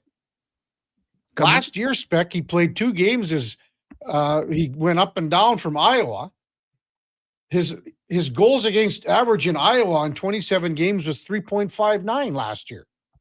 So wow, really? I think you should just hold on here on Jesper Wallstedt, saying that, man, oh man, this guy is going to be the next great goaltender in the NHL. Am I crazy? I'm not saying that, but I'm looking at a guy who's 6'3". He's 23 years old. He's finally made it to the NHL. He's got a 938 in his first 9 games. So exactly. I'm not telling you he's going to be Martin Brodeur, but I am telling you, you know what? He'd be a nice guy to be coming up behind Stu Skinner right now, right? Like, I don't think we can disagree on that. If you're the Oilers, are. We're not trying to sugarcoat anything. The Oilers blew this pick. Okay, they blew the pick. Now the guy's playing in your barn tomorrow night. It doesn't have to be a long story, guys. It's a short story. They blew the pick, and now they got to get some pucks past them tomorrow night. Exactly. What about while you were gone? Like you come back, Colorado Avalanche when you left, lost one regulation game, still lost one regulation game. Oh my God! Do you know who beat them in regulation? Who? Boston. That's it. Is that right? Yeah, no, they're holy man. They're good. Fortunately for the Oilers, it doesn't really matter until if both teams get to the third round of the playoffs. But holy cow, is Colorado look good? I wonder, it's to me, Gabe Landeskog coming back. That's got to be the story of the year in Colorado. Like, full disclosure, I never thought he'd play again. Guys who were out that long don't come back. Like, everyone cheers him on, and everyone says, "Oh boy, he's got a heart. He's at the rink every day rehabbing." The guy rehabbed for 3 years. 3 years. I thought if he did come back, he'd be a step and a half slow, and he wouldn't be able to help you. So the fact that he's back, he's playing great, he can still skate. Like, I'm not sure there's a comparable out there in my experience around hockey. I'm not sure I can think of a comparable story of an injury that long, right, where a guy came back and he's this good. I'm not sure I've ever seen it. And as great as Colorado's been here, Spec, Dallas is 4 points behind them. Yeah. And I mean, you look at the standings in that Central. Like, Anaheim's leading the Pacific. They got 31 points, 4 more than Edmonton. I think we all realize there's going to be a lull in Anaheim's future here. Like, they seem ultimately catchable. I'm not too worried about it. Go over to the Central. Colorado's got 42 points. Winnipeg's sitting there with 24 points. They're 18 points behind the division leader already. Right? It's December 1st. And Winnipeg's 18 points back. Like, what's the chance you make up 18 points? I think 16, but we're splitting hairs here. Yeah. I got 42 to 26. Winnipeg's got 26. Okay. Sorry. I must have a bad refresh here. Excuse me. 16 points, whatever it is. That's it by December 1st. Yeah. I remember Hellebuck's out for a while, so they're probably not making up that gap for a while. So either way, the fact that Dallas is keeping up with them is good for them. And you know what? Even give Mini credit. Mini's only, I got 10 points back here. So anyway, do you think when you get down to the rink today, Spec, there's going to be like a welcome back Spec banner and everything like that in the room? And in the room. Yeah, I'm sure the guys are really excited to see me. Can't wait for you. They missed Leon's been texting already asking if I'm going to be down at the rink today. We missed he needs his keys back to his place in Portugal. Wouldn't that be something? Spec stayed at Leon's place in Portugal. That'd be pretty fun. Take my keys.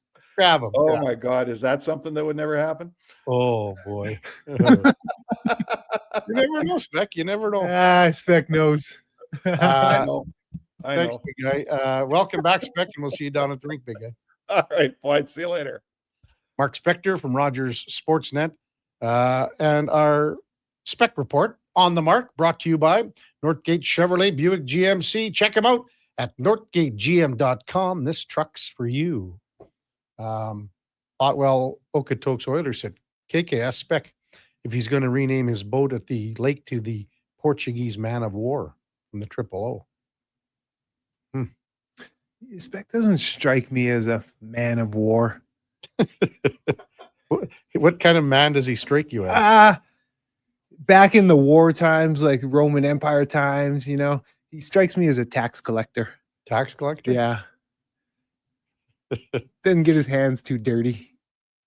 Wouldn't that be something, hey, if one of the Oilers said, Spec, I know you're on holidays. I got a place. Here's the keys. No. Not happening. Oh, man. It's a job. I know. It's a job.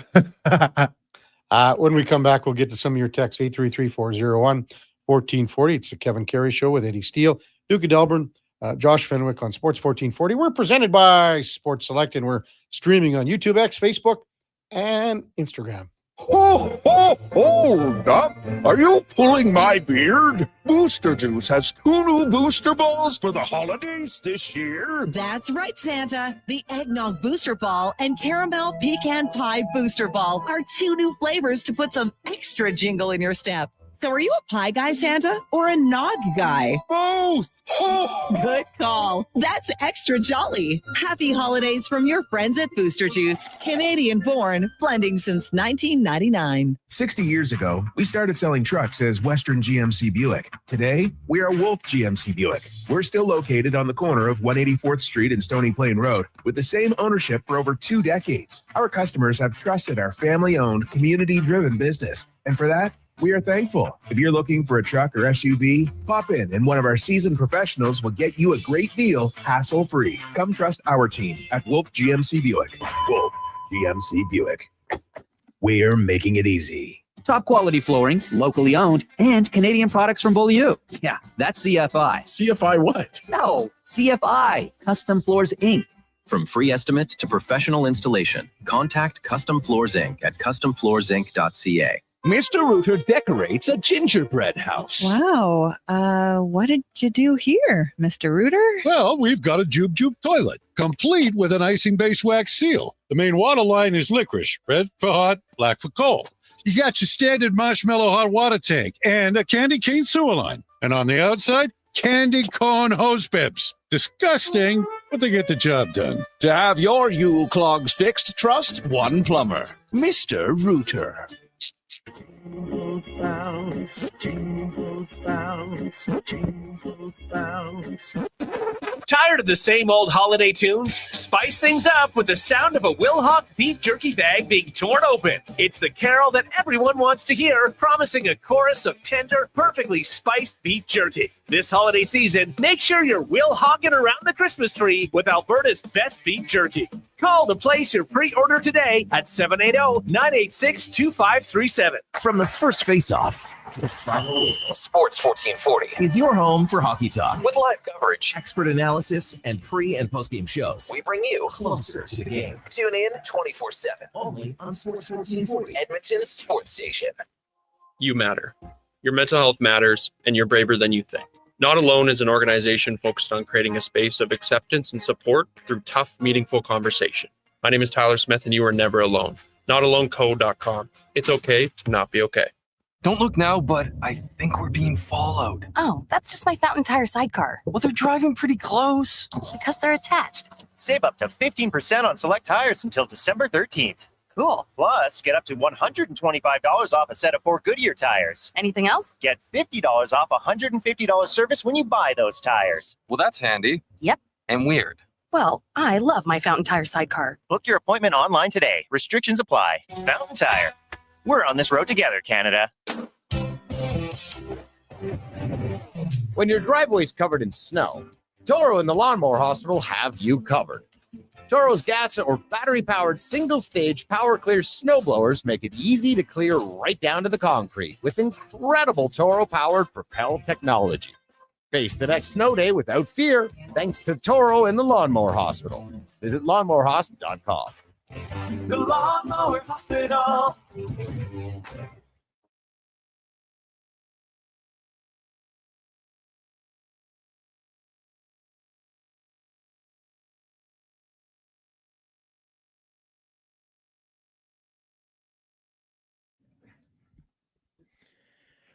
Portions of this hour brought to you by Sports Select. Get in on the action with football. Bet on the original. It's sportselect.com. 100% legal. Must be 18 plus. Please play responsibly. Have your sports curiosity cured with the Kevin Karius Show. This is Sports 1440.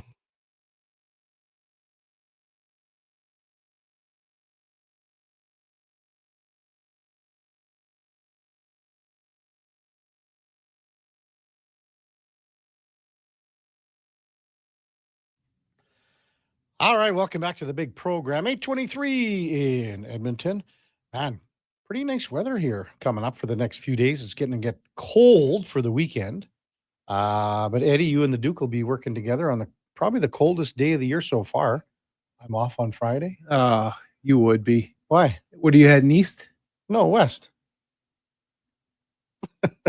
What's out west for you? I can't tell you. I can't tell you. What's out west? It's a surprise. for That's you? why I can't. Oh, okay. Leave it at that. I It's know a what's surprise. west. Due west is the mountains. Yeah, I guess you could say somewhere in that area. somewhere in that area. Okay, KK. We'll leave it at You that. know, somewhere Leave in it that at area. that. I get you. Picking up what you're putting down, pal. Text line 833-401-1440. The maintenance man says, because we were talking about Colorado and Spec brought up Gabe Landeskog and how he has, that was a hell of a return, recovery, rehab, the whole bit. Maintenance man says, do you think Mario Lemieux coming back would be a comparable? Well, I think that even takes it up another notch there, maintenance man, because, this is a guy that came back from cancer. He had Hodgkin's lymphoma. And you never know where, you hear that word. It's true. And man, okay, so I'll just play devil's advocate just because, and we are never messing around with that word. Yeah. But Alex Singleton just played, last night. And I only bring it up because recency. And man, I love Alex Singleton. Competed against him for a few years in the CFL. He came back after having a procedure done for testicular cancer. So I know technology has changed. So coming back after missing 3 seasons of a knee surgery, which is more difficult? Coming back, you can't really quantify them, but is it harder to come back? Yeah, who knows? We're comparing great, resolve from athletes. Mario was 35 years ago, ballpark. Times were different too. Technology was different. Yeah, because he had some. I don't know if it was chemo, but he had some radiation, I think. Okay, that was going to be something I was going to ask if he did, because that wipes you. Yeah, but I remember him coming back. He was wearing a turtleneck all the time. How long did he miss? Roughly, did he miss like a full season's worth of? We'll have to get Fenny on that, the exact amount. You got that, Fenny? I wanted to actually bring up Singleton because they really touched on that last night on the broadcast. So here's a guy that played in the CFL in Calgary. As you said, you played against him, Eddie. So this was just actually, you know how this all started, right? Or not? With the discovery of it? Yeah. No. Oh, okay. So how this was discovered was he failed a drug test. Oh. He failed a drug test, just a random drug test. Man. So he went from going, I think I'm going to get suspended here. Thank God. Because what happened was his testosterone level was so high. He was like, hey, man, I haven't done it. So I wonder if his body was working in overdrive or? No, I think what happens is, hey, listen, this is the last, I shouldn't even be foraying into this. You're just going based off what you've heard and reported. Yes, and this was on the broadcast last night. Yeah, so I think what happened, his levels were so high. So I think when you can get testicular cancer, your testosterone levels increase quite a lot. Okay. So that's what the alarm was when he took this. And again, thankfully, it was a random drug test. So it goes from, okay, well, now I'm sure that the doctor said, well, let's have a look at, there's reasons where your testosterone level can be through the roof. Interesting. So that's where that went from there. Man, thank God that's how it was discovered. Yeah. Unbelievable. Brandon Davidson here was, played for the Oilers, pwent through the same thing. And it was similar type deal?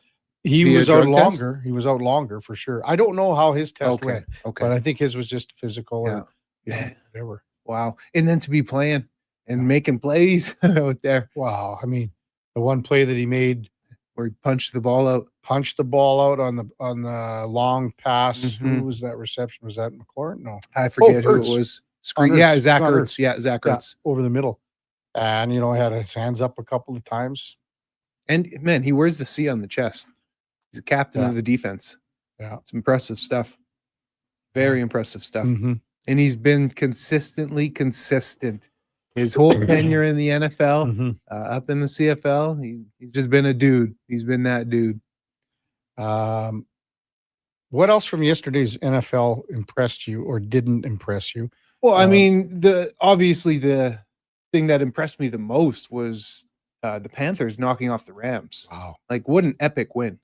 And the Panthers are in the mix, believe it or not. Oh, they're more than they are mix, in the mix. So that was a big one. Jacksonville is quietly having a strong season too. And I said on one of our most recent programs, they're going to be double-digit win team. And they're well on their way to doing so. Yeah. Maintenance man texted in about Mario. Now, I think he's incorrect in about the cancer treatment stuff, because the cancer treatment stuff was in the early 90s and Mario took a hiatus from the NHL in the late 90s. So I don't think that had anything to do with the cancer at that time. Mario was pissed off about at the time was, he'd go into the offensive zone with 3 guys on his back, and I'd say, "Oh, there's not a penalty," and he's like, "Okay," and he went, "I'm tired of playing like this." He threatened the league, didn't he? Yeah, well, I'm done. So and then he was getting up there. I mean, he had some incredible seasons, but I believe it was 90-91 because he went down to 26 games played. I don't know, Duke, am I correct in that? The announcement was made on January of '93 that he was diagnosed, and then he missed 2 months of play.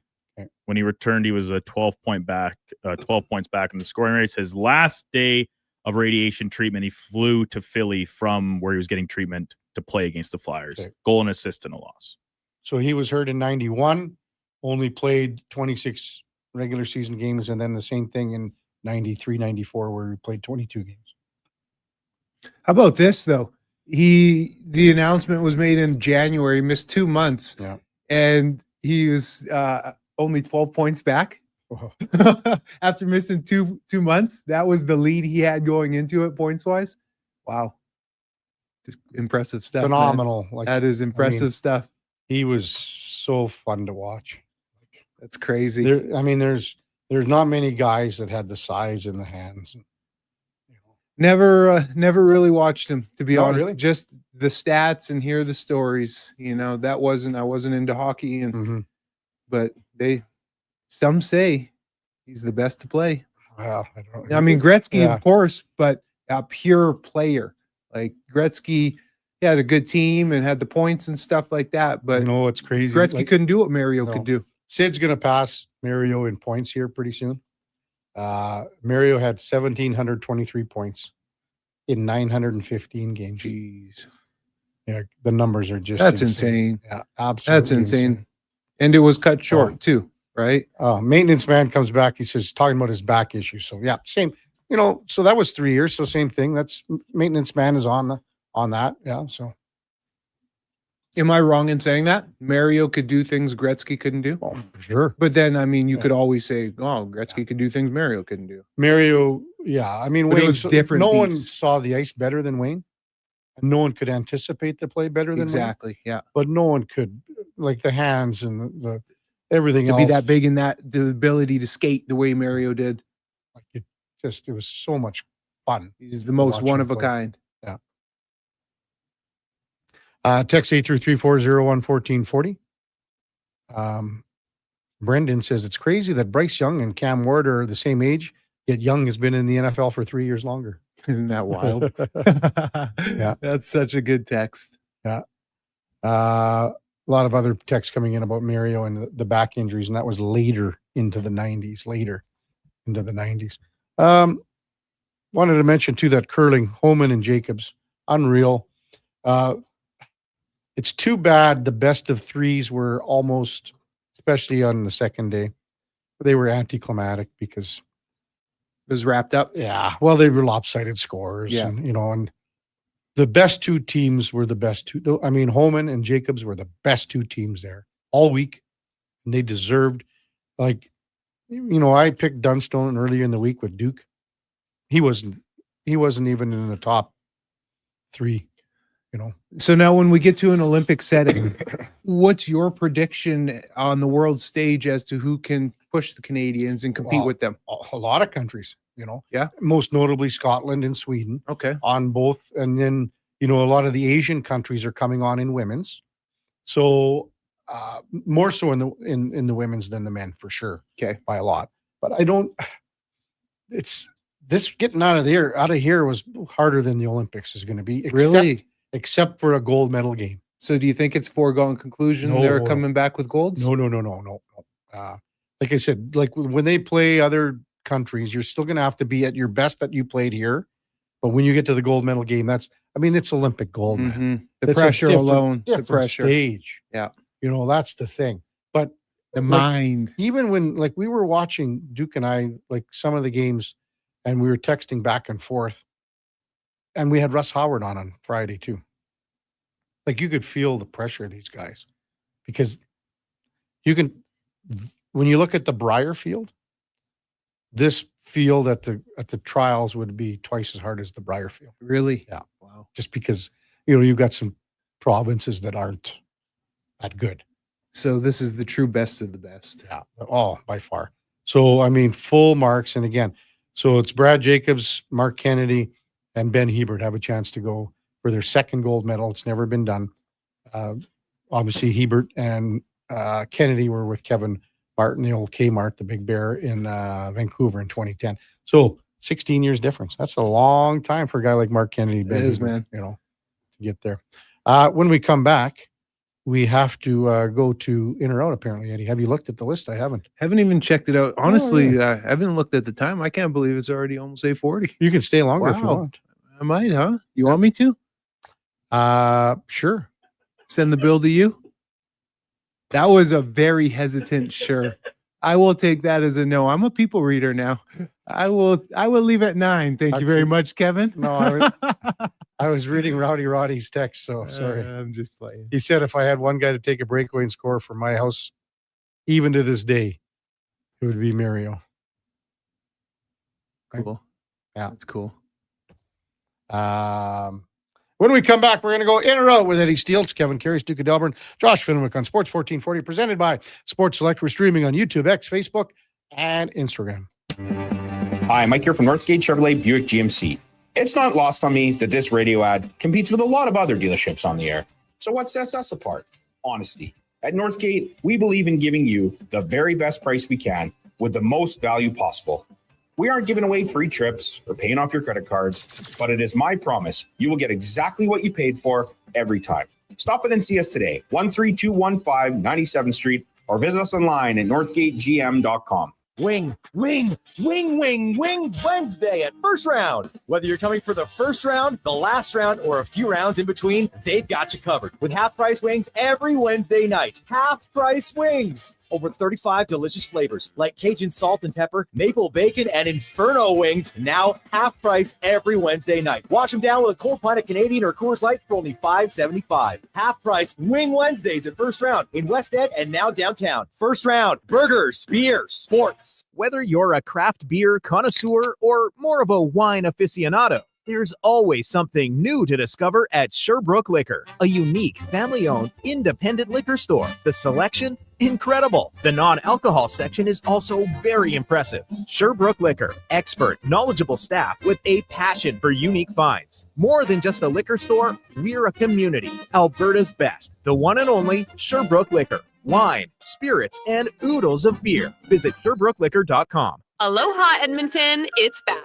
Century Vision Care's 4th annual Maui Christmas event on Friday, December 12th from 9 to 5. Century Vision Care, Edmonton's biggest Maui gym retailer, is bringing the island spirit to your holiday shopping. Enjoy in-house savings on all prescription and non-prescription Maui gyms, plus giveaways, prizes, snacks, and beverages all day. Same-day eye exam appointments are available, and they direct bill most insurance plans, but spots are filling fast. Get ahead on your Christmas list and treat yourself to a new pair of Maui gyms. Visit Century Vision Care on Instagram.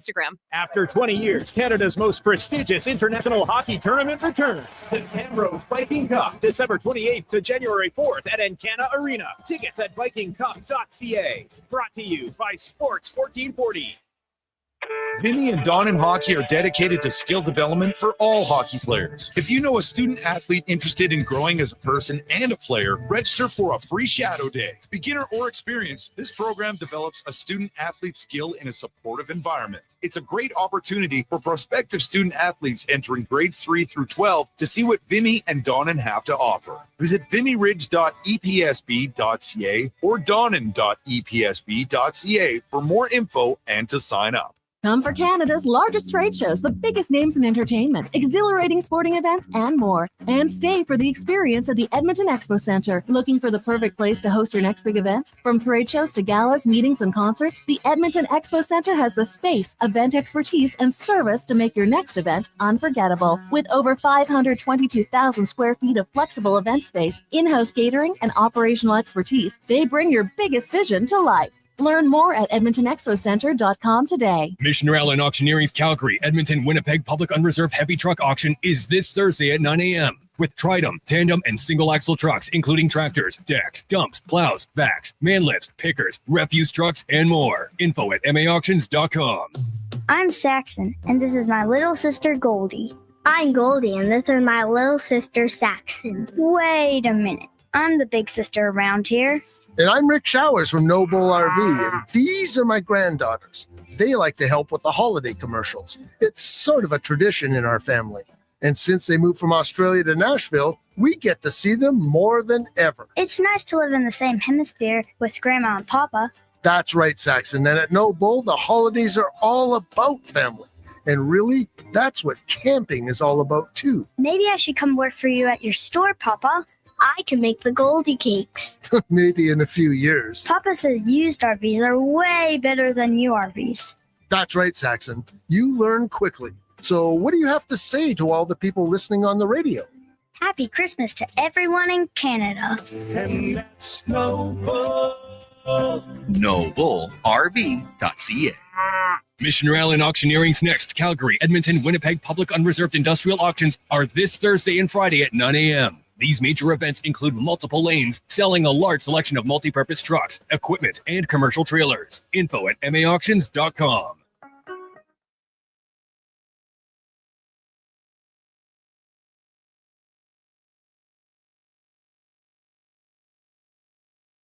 This is the Kevin Karius Show on Sports 1440, a proud presentation of Sports Select. In store or online at sportselect.com. Please play responsibly.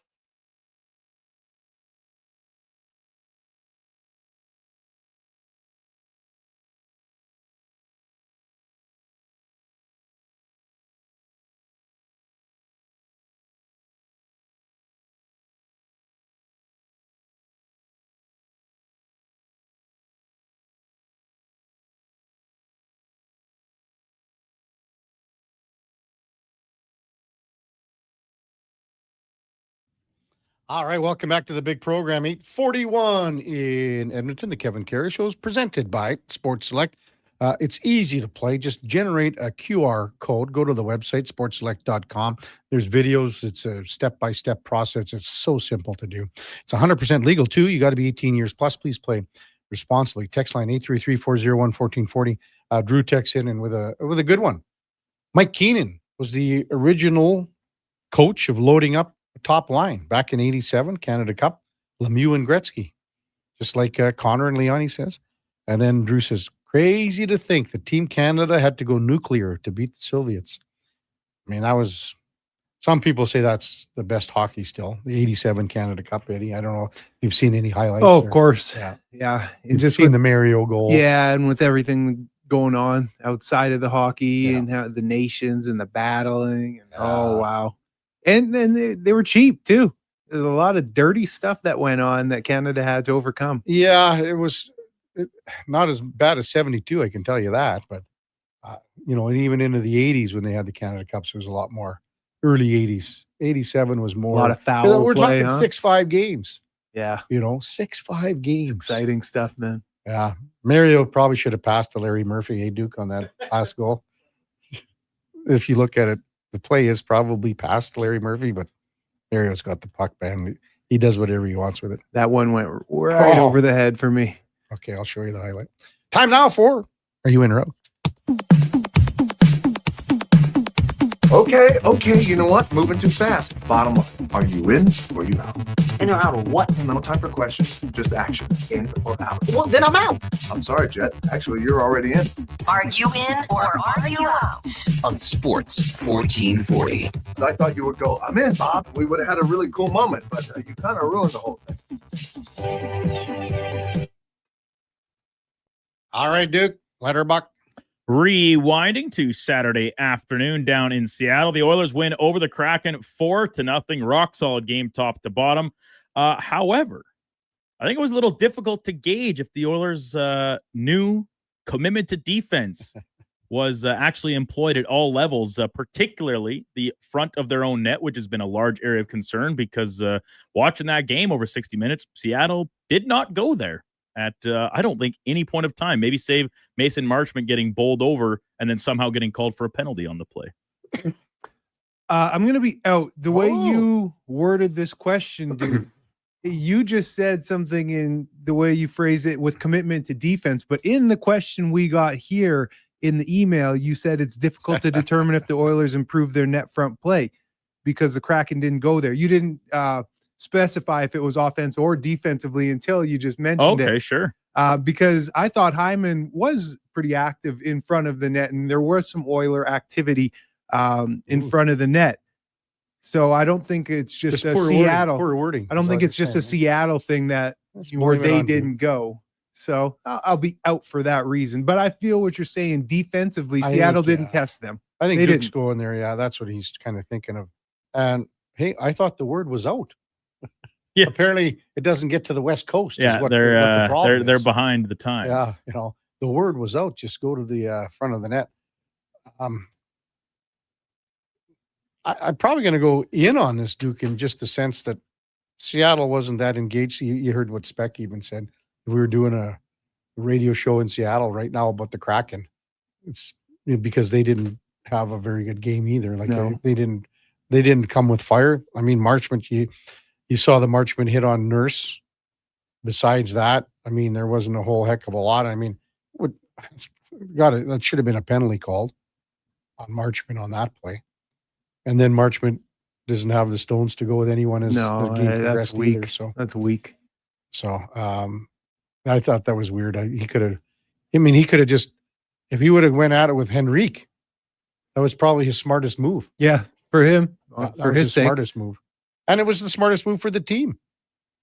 Like, get a little jump here, man. Yeah, it's weak, man. So you know where I stand when it comes down to that stuff. Well, sure, because there were opportunities later in the game, right? Yeah. Even Nursey at the end, but by that time it's over. Especially if you're going to be out there, trying to take liberties, cheap shots, running your mouth. Yeah, you got to back that up now. Yeah, and I mean this goes back to the Hyman thing, even with the playoffs, and Good they had a point. little chat at the beginning of the game. Good point.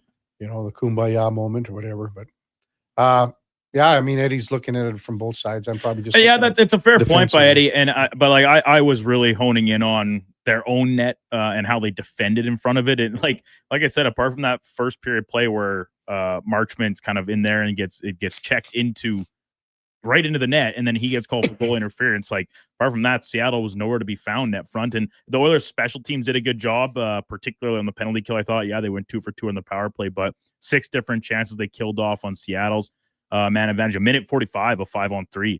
That was huge over the course of the game. And to your point, Kevin, and what Speck said about on Seattle Kraken radio today, 2 of the goals Decord let in, Draisaitl's and McDavid's were not very good goals, I didn't think. And they just had no oomph for a home game on a Saturday afternoon. Holiday weekend, maybe playing a little bit of a factor, a little too much turkey in the Kraken's bellies. But I think this upcoming homestand, particularly starting with the Wild, will be a little bit of a tougher and better gauge of the Oilers' mettle here as they try and turn a corner.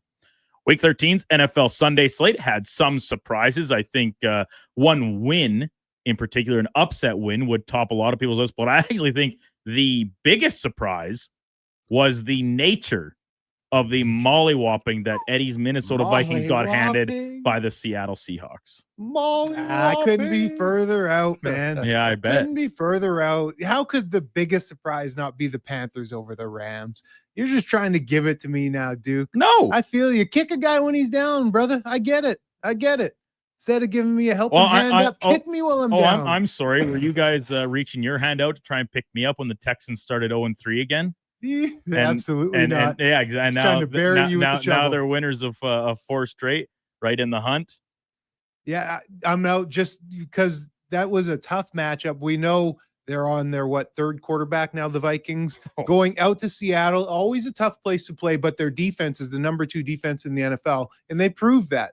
So that wasn't a surprise to me. It really wasn't. The Panthers beating the Rams, who were the number 1 team in the NFC going into the weekend. That is a surprise. Matt Stafford playing at MVP level. He would have won the MVP and still probably will, but this win is this loss is a blemish. He threw 2 picks in the first half that equaled the same amount of picks. Is it all year? All year. Phenomenal numbers. Phenomenal numbers. Yeah, I'm out as well. I'll also say the Pittsburgh-Buffalo game. To me, I mean, you go into a Pittsburgh and just that. Really? Oh, yes, Eddie. With Aaron Rodgers with a busted up wrist? I don't care. And their offense has been bleh all year? You ran the ball 250 yards. Yeah, that's a surprise running it like that. But Buffalo, that's an expected win. No, I mean, listen, I'm saying I believe Carolina for sure. But I mean, Buffalo comes in here favored as what, 3.5 or whatever it was. I would say Buffalo is a better team. Everyone would say they are a better team than Pittsburgh, but Pittsburgh no-showed yesterday. On home. Exactly. turf. It's the way they got beat too. Getting the ball ran down your throat at home. That doesn't happen in Pittsburgh now. And again, we had the texter earlier. First time ever since they started playing Renegade, which is supposed to absolutely electrify the stadium, and it gets booed. Times are changing right now. They're changing over in Pittsburgh. The only reason I didn't go with the Panthers win, Eddie, is we're at the stage of the season now where pretty much every weekend there's going to be some surprises, right? And often it comes with teams playing spoiler down the stretch. And this isn't necessarily that, because the Panthers are very much in the mix. They're only a game back of the division lead. But this isn't a game I pegged as one that could be that upset. I was looking at, I had bets on the Vikings to cover the 12 points in Seattle. I had a bet on the Titans to cover 6 in a divisional game against Tennessee or against Jacksonville, excuse me. Neither of those even came close to happening. So if you're just trying to guess what game on any given weekend is going to be that surprise one, this one wasn't on my list, because the Panthers are a pretty good team. Right, especially offensively, and the defense. It's amazing how much it has turned the corner here from the start of the season to now. So I should have been in on that one. It was a 10-point line when I looked at it Saturday night, and hey, credit to them, keeping themselves a fighting chance here down the stretch of the season. Monday Night Football wrapping up Week 13 from Foxborough. Jackson Dart returning to quarterback for the New York Football Giants tonight. However, I think he provides a spark. But he's not Jameis Winston level spark. I'll take the Patriots to cover the 7 points in which they are currently favored. So this is your pick too? This is my pick. It's my pick. We split the weekend. You had the Eagles on Friday. Wrong. Yeah. I had the Broncos last night. Wrong. So we remain at that same gap of 2 points. No. Really? Yes, Eddie or Kevin. No. Are you sure? Yes. So we're 4-1 this weekend. So I'm 4-1. It was going into Friday. It was 29-27-1 for me. We each won one. So now it's 30-28. Okay, 30-20. I thought I could tie it up tonight. That's okay, Duke. Well, I'm obviously going to be out on this one. I need something to happen here. Just a miracle. Well, it's Christmas time, so miracle on 34th Street. Maybe Dart somehow. And what is it? How can I agree with this? Because it's what's going to happen. Oh, I'm in. I'm going to be out. I'm big time in. You're only being out for self-preservation. Yes. How about, you do not actually think the Giants are going to cover these points. Fact or fiction? Here's what I'm going to say. So he's a liar. I'm going to call it just like trap game. As I said last Friday with Carolina and the Rams, I said trap game.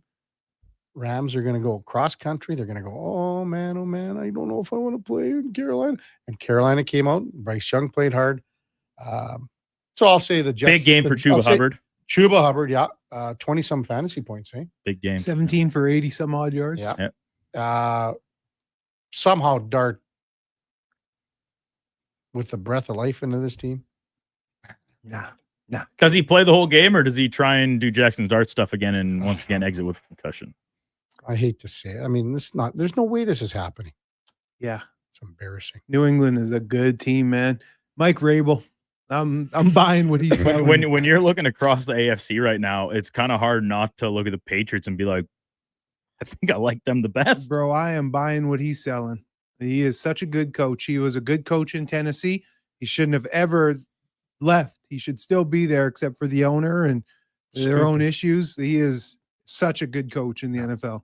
And it always helps. You don't have to have played, but it helps when you are a great player because then you can really relate to the guys on a different level. Mm-hmm. Down in the college football landscape, plenty of shuffling of the deck in the coaching circles with some big jobs available, one of which getting filled. LSU Tigers hiring Lane Kiffin, who will be leaving Ole Miss. forget leaving. He's left. Landed in LSU yesterday and was booed leaving Oxford. Warmly welcomed in Baton Rouge.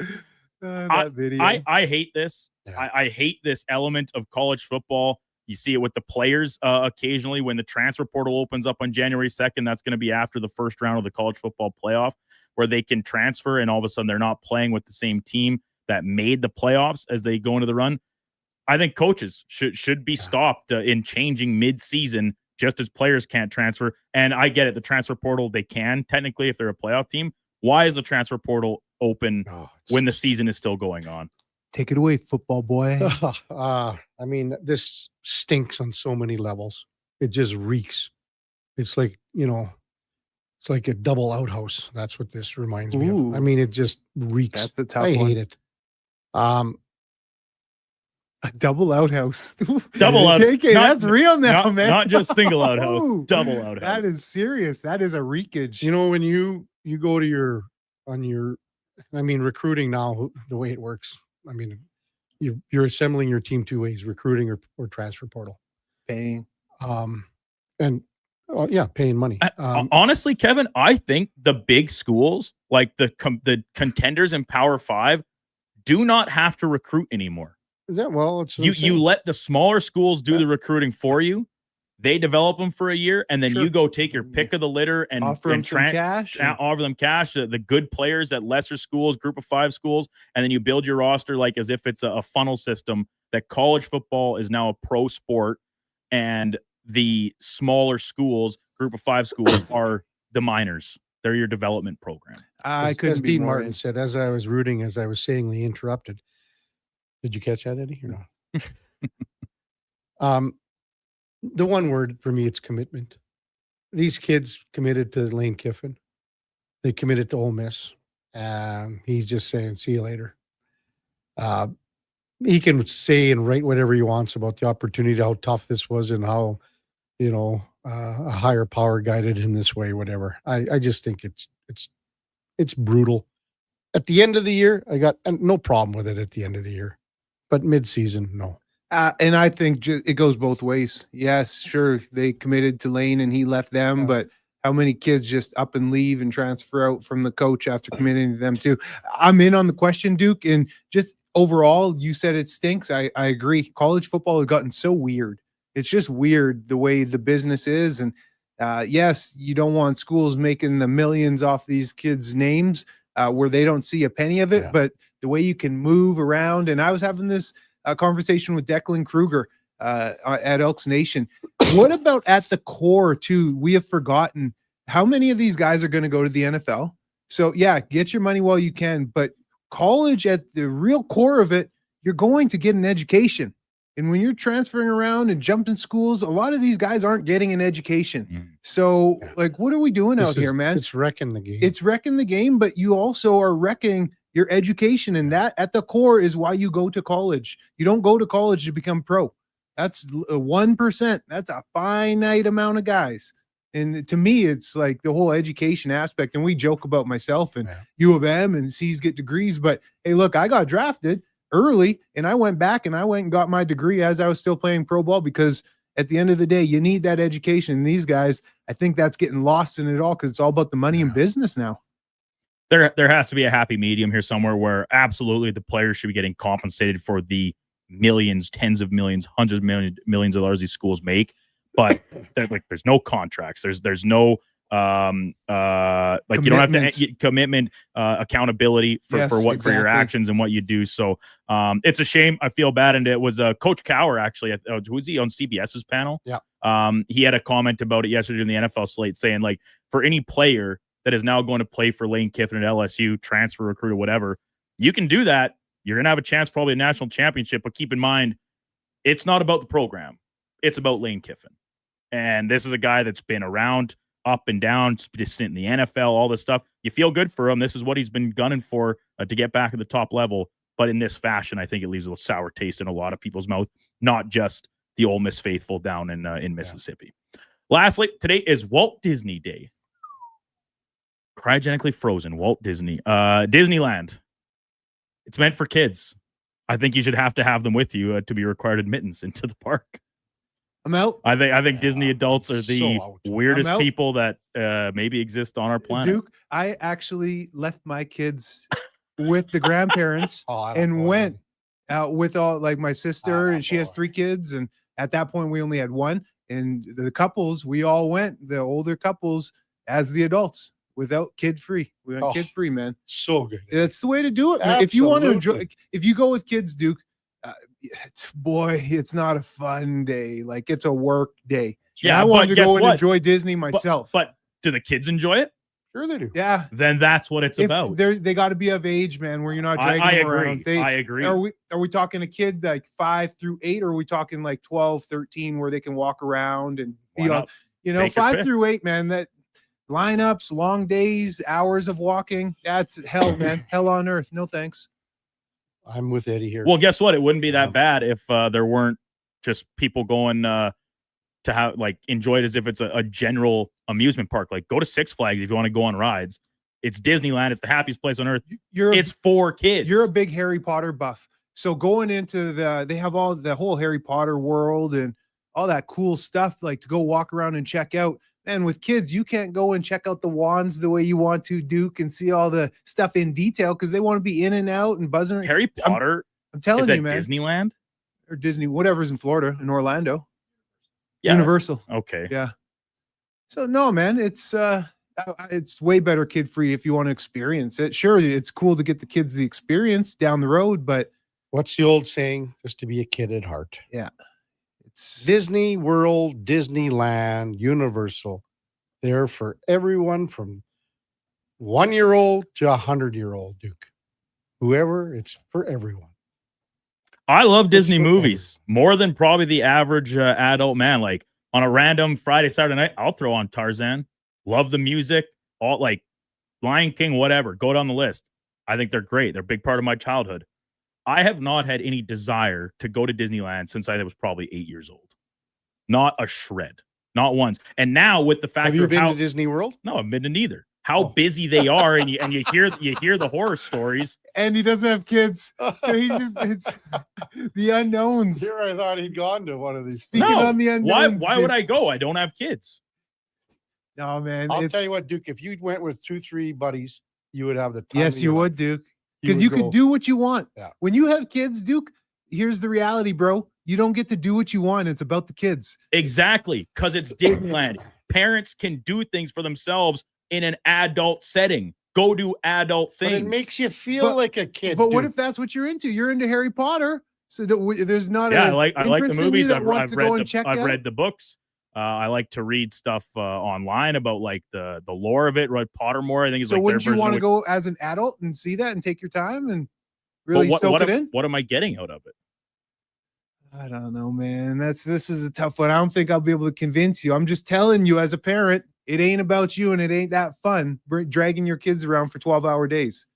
I know when I was there last, I had just as much fun on the Yeti, like the roller coaster Yeti, as I did in It's a Small World After All. And that's what it's all about. It's about Dude, couldn't you picture him on like a little teacup spinning? Kev just spinning the tea, goes grinning ear to ear. Yes, Duke. Mickey. We got a great video. We took a great video. I went in one of the on the Flying Dumbo. We were with the kids. I was by far the oldest person. Yes. You think? It was great. It was great. I Love it, enjoyed every man. minute of it. I love that, KK. Yeah. You are a kid at heart. Well, sure. But I mean, you go there and you enjoy because that makes you feel like a kid. It makes you feel like your childhood, Duke. You know what makes me feel like a kid again? When I'm spending time with my niece and nephew, playing mini sticks on the kitchen floor, watching them experience Christmas morning, all that, like that takes me back and gives me that nostalgia. I get to experience it through them. They're not my kids, but they're my family. They're my blood. I get to enjoy that through them. And sure, would it be difficult to take them to Galaxyland here in the mall for a day? Of course, I would be exhausted, burnt out, barely able to stand because I can't handle that type of thing. I'm not a parent. But I would still enjoy it to see the smile on their faces would fill me with joy and It happiness. would still fill you with joy and happiness if to you go went. alone. Maybe. Yes, it would. Maybe, you but went guess what? I'll never know because I tell will me. not go to I'll Disneyland tell- by myself. I can't wait for you to go book with it. Big Book Cibolia it, and Chucky book it. Slick. You go with Big Cibolia and Chucky Slick. I'll guarantee you don't stop. We wouldn't be talking about allowed on the rides, us 3 units. We'd Well, be over the weight units. Here's the other capacity. thing, too, is, like you can. There's like nice beer places to go to. Yeah, man. And the beers are like some are like 8-9%. Duke, you're just perfect for you. Walk around. As if those don't exist right down the street here. Not when Hater. you're in Disneyland. Hater. You can go to Animal Kingdom, Duke. Oh, right. It's just like the safari. It's like you're in Africa. It is, Hater. Duke. On the Hater. plains. KK. Hey, you know, Eddie, I fully admit it. I am a hater when it comes to this stuff. I think the Disney adult people, they weird me out.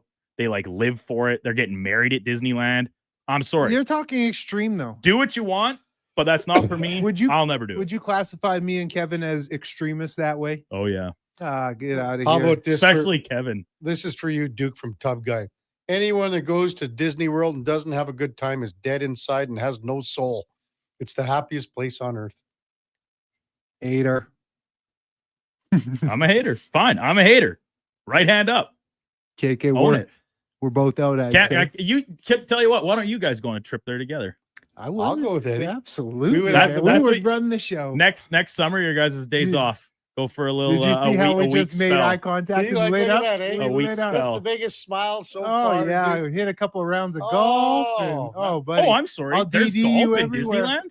I'll DD you. Oh, we're tying it in. We're gonna spend a day at Disney, but we're going for a trip now. You know what? The last one we went, Eddie, we went and had 10 rounds in 5 days. Wow. And 3 days at Disneyland. I'll drive you everywhere. I'll drive you buy a couple suppers. We're even. Love you, KK. Oh, Take care, man, boys. man. Hey, well, what's going on? You heading out to do? Bro, it's 9:05. You got commercials to get in. Yeah. You're heading over to see Declan Kruger? Yeah, going down shoot Elks Nation And with you the were boys. really happy with It went Chris well with Morris? Chris Yeah. Morris. Yeah, Yeah, he was really calm and smooth, and as you've interviewed him so many times, he's just so good with the mic and saying the good things that a good quality leader would say. Yeah. Well, have a great couple 2 shows for Declan here. Yeah. 2. Well, Yeah. you better get going. Oh no, not 2, just one. Okay. Yeah, one today, one Friday. Okay. But Deck he films it and then he comes right down for his lunchtime show. Well, sure. So Yeah. we kind of rotate. Well, you got to get going. Why are you hanging around here? I guess I do, huh, Kevin? Thanks, Eddie. Great show. Have a great week. We'll see you. I won't see you on Friday, so we'll see you. Oh next yeah, week. yeah. Have a good trip. Yeah, thanks. for Wherever that. out west. Yeah. Coming up in the 9 o'clock hour, we will check in with the Daily Faceoffs, Matt Larkin. Also, Daryl Slater from the New Jersey Advanced Media to preview tonight's Monday Night Football game, and then Mark Kennedy off to the Olympics again. Well, he was even there the last time too, as the 5th, and maybe another gold medal in the works. Who knows? Before that, time now for a Sports 1440 update brought to you by First Round, and you could win an NFL jersey tonight at both locations. Plus, you get 50% off boneless wings. First Round, Edmonton's NFL headquarters. Here is the Duke. This is a Sports 1440 update.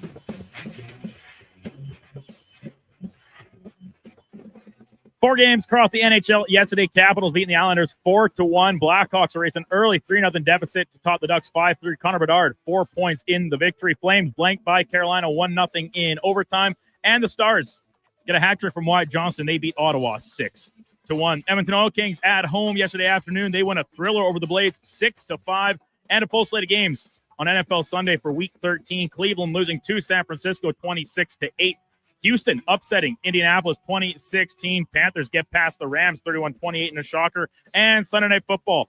Commanders make it close, but they fall to Denver 27-26 in overtime. From the college football world, Lane Kiffin officially announcing leaving Ole Miss and heading to become the new head coach of the LSU Tigers. He will not be with the Rebels during their expected placement in the college football playoff. Over on the hardwood, Raptors win streak comes to an end at the hands of the Knicks, 116-94. Philly, they lose to Atlanta, 142-134 in double overtime, and Shai Gilgeous-Alexander, second longest streak in NBA history of games with 20-plus points, 92 games. Thunder win over Portland, 123-115. Coming up in hour 3 of the Kevin Karius Show, we'll be joined by Matt Larkin from Daily Faceoff. I'm Brandon Douglas at your Sports 1440 update.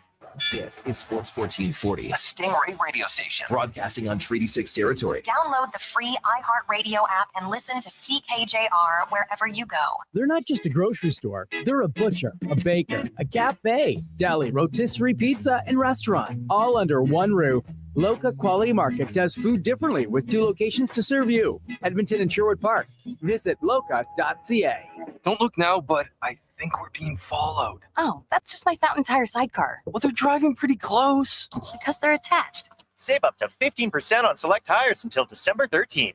Cool. Plus, get up to $125 off a set of 4 Goodyear tires. Anything else? Get $50 off a $150 service when you buy those tires. Well, that's handy. Yep. And weird. Well, I love my Fountain Tire sidecar. Book your appointment online today. Restrictions apply. Fountain Tire. We're on this road together, Canada. This hockey season, before every game, check out the pregame show with Andrew Walker on Sports 1440. It's brought to you by Titan Supply, your only source for rigging, lifting, and hauling products. Visit titansupply.ca.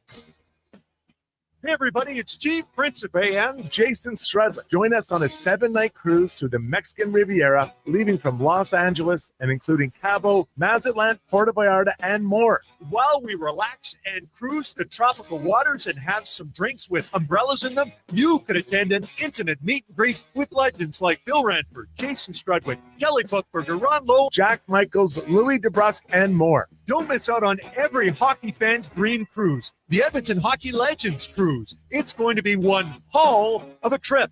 Price start at just $23.99. Part of the proceeds support the Ben Stelter Foundation and Kids with Cancer.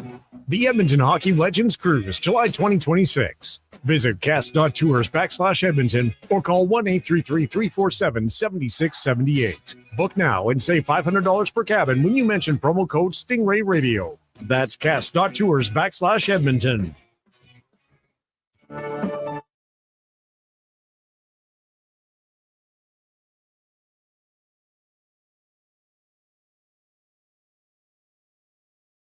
Have your sports curiosity cured with the Kevin Karius Show. This is Sports 1440.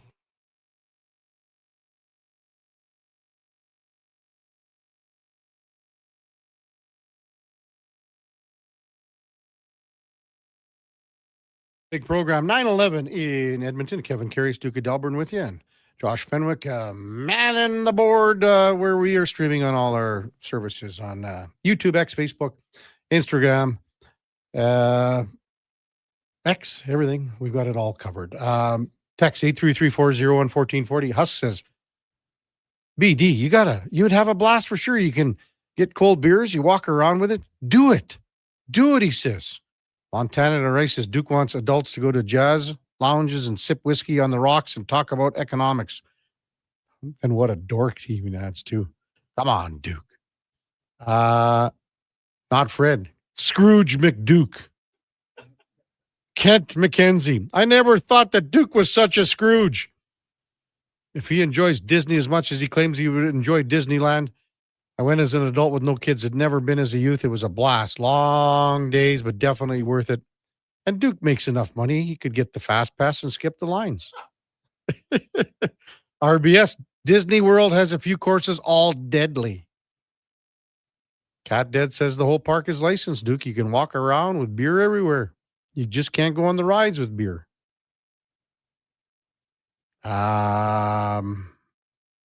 Walter says the thing about not bringing your kids to Disneyland is the fact that there will still be kids at Disneyland, and there will be.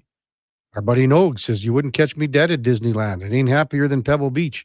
Well, Nogue, if I had your money, I'd burn mine, and you would easily be paying that $650 USD for a round at Pebble Beach, as you've done many, many times. B says Lane Kiffin will be taking 5 or 6 of his best players with him to LSU. Just watch. You think that's true, Duke?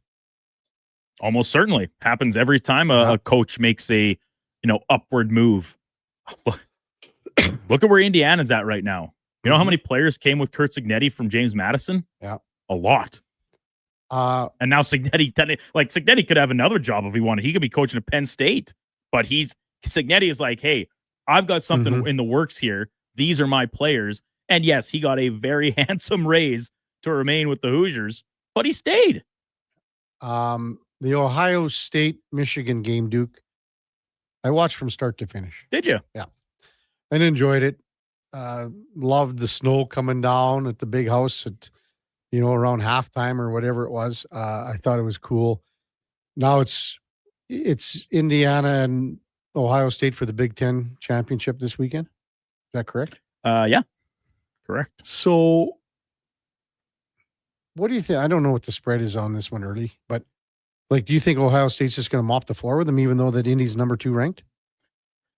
That's a good question. I think Indiana has something in them to make it competitive. The fact it's at the Horseshoe obviously makes it. It's at Lucas Oil. I apologize. Okay. Is there a line on this game? Let me just quickly see. Can mention a few other things from the world of the NHL. The St. Louis Blues are saying that Jimmy Snuggerud's out for several months. Wrist problem, surgery, the whole bit. That was my pick for the Calder Trophy, Duke. That's not going to happen anymore. Not saying, well, he was out of it anyway already with the way that the two guys are playing ahead of him. Did you find an odds on that one? No, there's no listen, I'm just on ESPN's website right now just because that had the whole schedule up for me. I think Indiana is live, but they have to play a perfect game. And Mendoza is currently the favorite for the Heisman Trophy, Indiana's quarterback. This Ohio State defense is maybe better than last year's, actually, the one that won the national championship. They still got Jeremiah Smith on the receiver group. He was back against Michigan. And if Ohio State can win this game, and maybe someone can correct me on this, I don't think playoff games count towards Heisman voting, right? Just because of when they obviously give the award out. But I think conference championships games do. So if Ohio State can win this game and Sayre can have a really good outing, could he leapfrog Mendoza as the Heisman winner? It's possible, I think. So it's interesting. There's slots up for grabs in some of these conference championship games. And the unfortunate part is that we're reaching a stage now because of the playoff and teams that get in with 2 losses or whatever, teams can get punished for playing in their conference championship game if they lose. Right? Which is likely going to happen to Indy. Yeah. Oh, yeah. They'll drop from 2 down to 5, probably. Which is huge. It's very huge. But maybe you can look at it a different way. You get a home game if you're a top seed and don't get the bye. Because then obviously we know after that they're all on neutral site games for bowl games. But that first round of the college football playoff, teams get home games, and that's huge for the schools for income purposes. You get to play in front of your fans. It's a decided advantage when you're playing on home turf at the college level for sure. So there's take your pick, but you're also probably going to see a tougher opponent as a result. Should you win and then move into round number 2. So when we come back, we've got Matt Larkin from the Daily Faceoff coming up in the 10 o'clock hour. We'll bust down the NFL Monday Nighter with Daryl Slater from the New Jersey Advance Media, covers the New England Patriots, and also Mark Kennedy, Briar, Olympic champion curler, world champion, the whole bit. That's coming up straight ahead on the Kevin Karius Show. When we come back, Matt Larkin from the Daily Faceoff. It's Kevin Karius, Duke of Delburne, Josh Fenwick on Sports 1440, presented by Sports Select. We're streaming on YouTube, X, Facebook, and Instagram. At GS Construction, we focus on building a culture of collaboration, innovation, and respect. Our teams work together, supporting one another and striving towards shared goals. We're committed to creating a work environment that empowers individuals, values teamwork, and ensures everyone feels respected and safe. With decades of experience in the field, GS Construction prioritizes our people, our culture, and safety. This is what makes us unique. To find out more, go to gsconstruction.ca. Edmonton's go-to station for all things sports is Sports 1440. From Low Tide to Kevin Karius and Jason Greger, we deliver the latest on your favorite teams. Tune in 24 hours a day, 7 days a week to Sports 1440.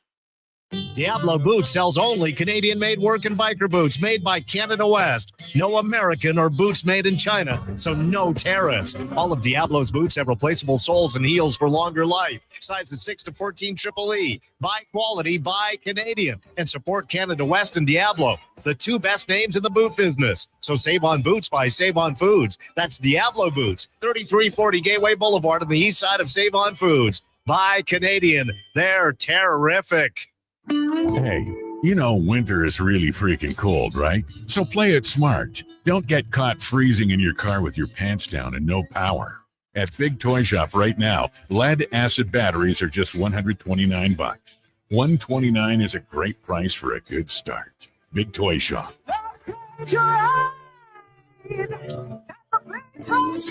Power up and save some bucks at Big Toy Shop, 8315 Argyle Road, 780-298-2797. Winter in Alberta doesn't mess around. And neither does Titan Supply. For over 50 years, we've earned the trust of our customers across a variety of industries. Because we lead with integrity, honesty, and respect. I'm Joe. And I'm Brent from Titan Supply. When the weather hits hard, we're fully stocked with rigging, lifting, and hauling gear that works as hard as you do. Titan Supply. Built on trust, driven by safety. Serving Edmonton, Grand Prairie, Red Deer, and Calgary. Let us help you face the weather the Titan way. Visit titansupply.ca.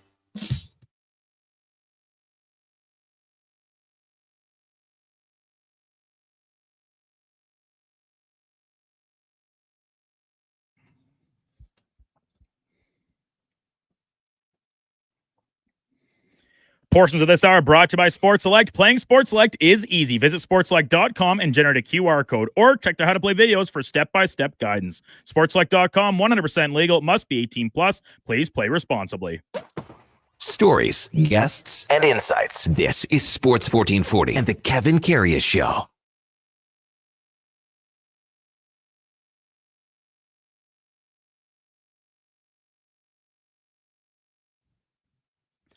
All right, welcome back to the big program. 9:20 in Edmonton, and time now for the headliner of the day, brought to you by Mr. Reuter Plumbing. Hey, the plumber to call when the toilet mysteriously breaks after your jalapeno pepper popper fueled game night with the fellas. That's mrreuter.ca. As we welcome back Matt Larkin from the Daily Faceoff. Morning, Matt. You're with Kevin Karius. Thanks for jumping on Sports 1440 once again. Really appreciate it. Kevin, it's been a while, my friend. How are you doing? Doing great. How was the weekend? Did you get caught up into the massive amount of Thanksgiving football and hockey on American Thanksgiving weekend?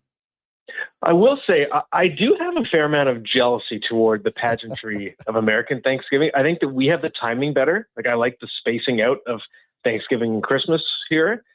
And I think it's too close together for the Americans, but they just do a better job executing their Thanksgiving. So I do get caught up in it a little bit. You're right. Yeah, I think everyone does. And I mean, there's so many things starting from, Thursday, right with the first 3 NFL games and then the college. And, I still think what do you think about the NHL? They should have some games on the Thursday, have them in Canada or something like that. What would you say to that? Yeah, it just seems like there's an unspoken agreement, or who knows, maybe it's a spoken agreement between the NHL and the NFL. They don't want to step on each other's toes. So I think it makes sense. I actually like the way it's done. And even if you're a hockey fan or a hockey writer and you're torn between wanting to take in the NFL action on Thursday, well, at least you can know that there's no NHL games happening, so you can enjoy that. And then on the Friday, it switches over. There's only one NFL game, so I kind of like that. Yeah, I agree. And it's just, it's nonstop TV if you really, really want it, for sure, in any sport, for sure. Matt Larkin from the DFO, our guest on the Kevin Karius Show on Sports 1440. Matt, I don't know where to start. We'll talk about the Olympics in a while, because it's been about a month since you guys had your, mock teams on the DFO. We'll get to that in a bit. But across the league, I saw you had an article coming up about the Tank Bowl as far as the Flames and Predators. These are two teams that are, they're just not doing anything right now that's any good, Matt. I don't know what to say about it. It's funny. I jokingly call it the Tank Bowl, Kevin, because we've got a matchup between those two teams this week, and I think we're getting deep enough into the season now where maybe those fan bases are going to start cheering for a loss. I mean, the Calgary Flames especially, they have never picked in the top 3, a franchise that's more than 50 seasons deep. I think it would be fun to see them get someone like a Gavin McKenna and maybe win that draft lottery. I think it's pretty clear now that it's not going to be playoff year. I know they had 96 points last year. They had the tiebreaker loss for the playoffs, but I think they were a little bit inflated artificially there by the play of Dustin Wolf last year. I think what we're seeing is closer to the real thing this year. So I do expect we'll see Craig Conroy remove another couple veteran pieces as we get closer. Yeah. So this could be the year that Calgary finally gets that lottery pick. I was saying earlier on the show, Matt, I had a buddy out of Winnipeg. He went down to Nashville on the weekend to watch the Jets and Preds. So he's watching the last place Preds in hockey. Then they stick around the next day to watch the last place Titans play. What a trip, huh? Yeah, it's a shame too for a city that when its teams are good, it'd be pretty exciting. You know, remember the Smashville hoopla in the 2017 Stanley Cup final run. They can be there for their team when their teams are good, but right now it's getting ugly, and you have to keep an eye, I think, on Andrew Brunette as head coach. This is around the time of year where we start to see the axe fall in the first couple names. Yeah. I know Barry Trotz has put himself in a tough spot with this team, but it's never the GM that goes first. So if you're sort of placing a bet on the first coach to get that pink slip, I think it's very likely to be Andrew Brunette. In Vegas, Matt, the Golden Knights call up Carter Hart from Henderson. He could play as early as tomorrow. How do you think this is going to play out? It's such a tough thing to talk about. I understand that. How do you think it's going to play out here in the next little bit? Yeah, I think it's going to depend a lot on where he is. I think the Vegas hockey fan is relatively uninitiated compared to most. I don't mean that as a dig. I just mean they're younger hockey fans. They haven't been around as much. They may be a little bit less likely to have the context or care about what's going on with Carter Hart. But when he goes on the road, I think we are going to see certain pockets jeer him. And I'll say what I've said all along. You know, you can be acquitted of a crime, which he was, but there was still evidence, factual evidence that was publicized in the trial that reflects poor character, even if it doesn't reflect literal guilt. Yeah. So I do think it was questionable to bring in someone who demonstrated low character, even if he didn't demonstrate guilt. And I think there will be some markets, some fan bases that are going to let the Vegas Golden Knights know that they might feel that way as well. Do you think there will be any backlash in Vegas, though? I think it's going to be less there. That's what I mean. I think it's just a fan base that is less, I think, initiated to the lore of the game, to all the news around the game, and I think they're more likely to accept him than other markets might be. And, you know, the guy hasn't played for almost 2 years here. What do you think expectations are for him? Well, I mean, among the Hockey Canada 5, he was the one who was playing at the highest level. I think he's most likely to return to a high level. Not one of the larger goaltenders in the league, but I think he is one of the more intelligent goaltenders in the league, or at least he was when he was in his prime. So I think there's a chance. It might not be right away. There might be a lot of ring rust, but I think if he remains at the NHL level in the coming years, he might be able to get himself back to what he was because he's still relatively young. Yeah. Matt Larkin with us from the Daily Faceoff. You know, we were talking about the Colorado Avalanche, and they've lost the one game in regulation, and it was to the Boston Bruins. I had to look back because I was thinking, who the heck did these guys even lose to?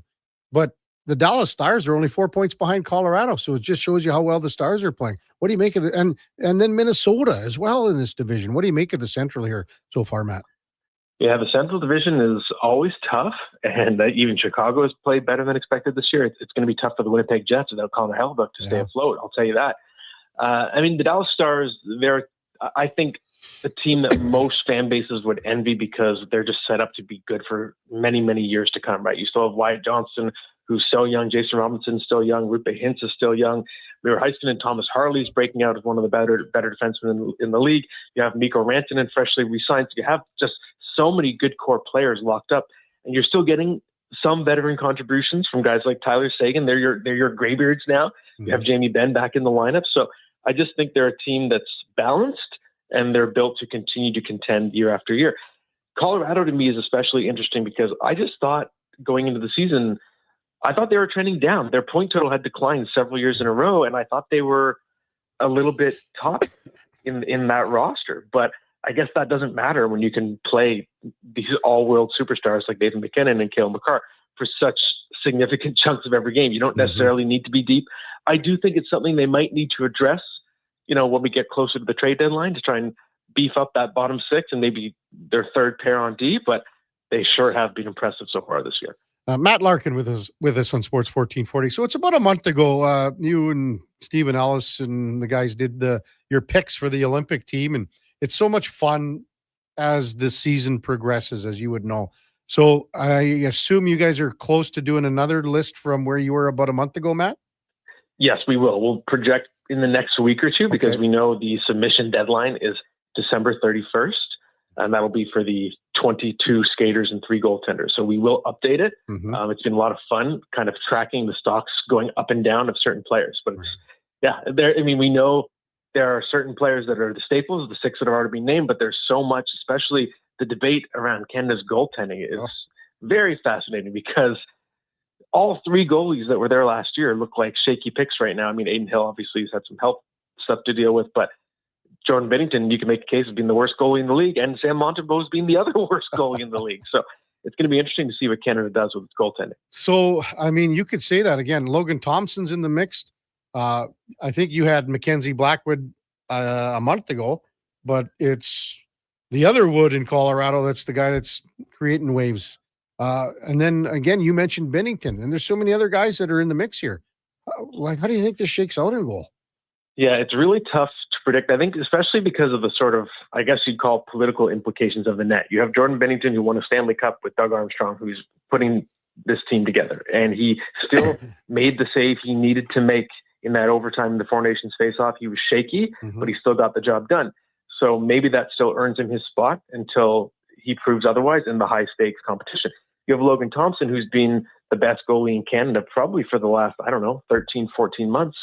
But there seems to be a blacklisting going on from everything I've heard because you have Bruce Cassidy and you have Pete DeBoer on Canada's coaching staff. Both guys were coach of Logan Thompson of the Vegas Golden Knights, and there seemed to be a disconnect there in terms of how Logan Thompson was perceived, in terms of how he fit into the dressing room. And we saw last year, Logan Thompson, he was great last year too, finished 4th in the Vezina vote, and he said he never even got a call for Four Nations. He wasn't invited to the camp in the summer. So I'm not really convinced we're going to see him even get a sniff for this team, even though he really not only should make the team, he should be the starter. I mean, it's just crazy when you think about it. I know on your original list that you had Mecklin Celebrini as part of your forward group, but you never had, I don't believe you had Connor Bedard. Is there room for both of these guys on your list now, Matt? Yeah, it's going to be so tight. Again, it comes down to the politics. Mecklin Celebrini, if you're breaking a tie, let's say between the two, Celebrini, he goes to the World Championship last year. He earned some brownie points by doing that with Hockey Canada. He plays with Sidney Crosby. He has immediate chemistry. I think Celebrini's game in terms of two-way play is further along than Connor Bedard's, which is important. If neither player is going to be playing in the top 6, given how star-studded Canada is, I think you break the tie. You go for Celebrini, who plays a more balanced game. Even though Connor Bedard has been really impressive, I don't know if he helped himself by not going to the Worlds last year when he was available. And that might be what cost him his shot. And if you look, Canada, they have a history of overlooking the generational talent. They didn't bring Sidney Crosby in 2006. And I wonder if they're going to make Connor Bedard wait 4 more years. It's going to be, I think he's playing well enough that he's giving them something to think about. I think Celebrini's, I'd be shocked if he didn't make the team at this point. Bedard, to me, I still say coin flip at best. Is there a player out there, Matt, that is on your radar, but it's, he's one of the lesser lights. It's a guy that's sort of coming out of nowhere. And, we've talked about Wyatt Johnston here in the last week because he came in and had a pretty good game against the Oilers and had a hat trick last night. Like, is there someone else beside a Wyatt Johnston that is making a late charge for you? Yeah, I think you got to look at Jacob Chikrin of the Washington Capitals. He's one of the better goal-scoring defensemen in the league, and he seems to be building more and more momentum. He's having the best season of his career. And he's intriguing because, to me, the Canada D-Corps, it's definitely not nearly as strong as their forward group. Theoretically, you have a better chance to make that team with a strong late push. You could probably say the same for Matthew Schaefer, which is amazing at his age, but he's been that good as a rookie. I think that Schaefer and Jacob Chikrin warrant consideration. If you're trying to compare them, let's say, to someone like a Travis Sanheim or a Shea Theodore, I thought Colton Parayko was their weakest defenseman at the tournament last year. You could replace him with someone like Chikrin who can play the right side as well, even though he's a lefty. So Chikrin, to me, is the one who's really making a push. It's funny when you bring up a guy's name. When you look at the top scorers, I mentioned Wyatt Johnston. He's kind of near the top of the list. And tied is Morgan Geekie. The guy never gets any love, does he? It's unbelievable. And I have to admit, I never thought this was possible for Morgan Geekie. It's unbelievable what he's done dating back to last year. In terms of just in the context of in Canada, I think it's probably too little too late in terms of just who you'd be kicking out to put him on the team. Yeah. But man, oh man, has he exceeded expectations. I did not know he had it in him, I have to admit. Like, I've got egg on my face when it comes to projecting Morgan Geekie. Like, I think, does he have the most goals in the calendar year? I believe he does. At one point last week, I know that was true. I don't know if it's true right this second, but it was true. Yeah. I mean, like, he's probably going to score 40 goals this year, and he's a big guy. You know, he can moves around well. So he's never, ever even been mentioned in any of the conversation. So, Matt Larkin from the Daily Faceoff, our guest on the Kevin Karius Show here on Sports 1440. Hey, you mentioned that Flames-Nashville game, Matt. Is there anything else on the radar this week that's catching your eye as far as the NHL as we head into the month of December? Let's see. I mean, we got the World Juniors starting to creep up. I know it's not technically NHL, but we're going to start seeing some rosters come together. We'll be seeing which players may or may not be going, which ones will be staying with their teams. Also, you got to keep an eye on Jim Montgomery this week. His revenge game returning to Boston. Has not been back to the TD Garden since he was fired last year.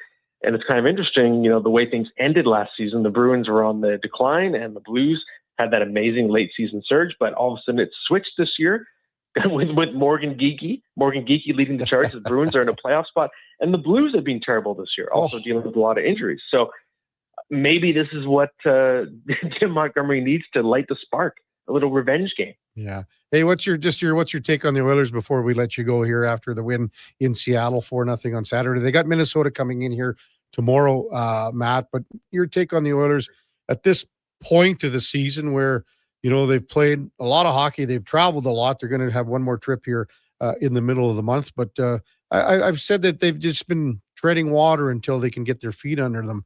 Maybe just your perspective on what you've seen with this team.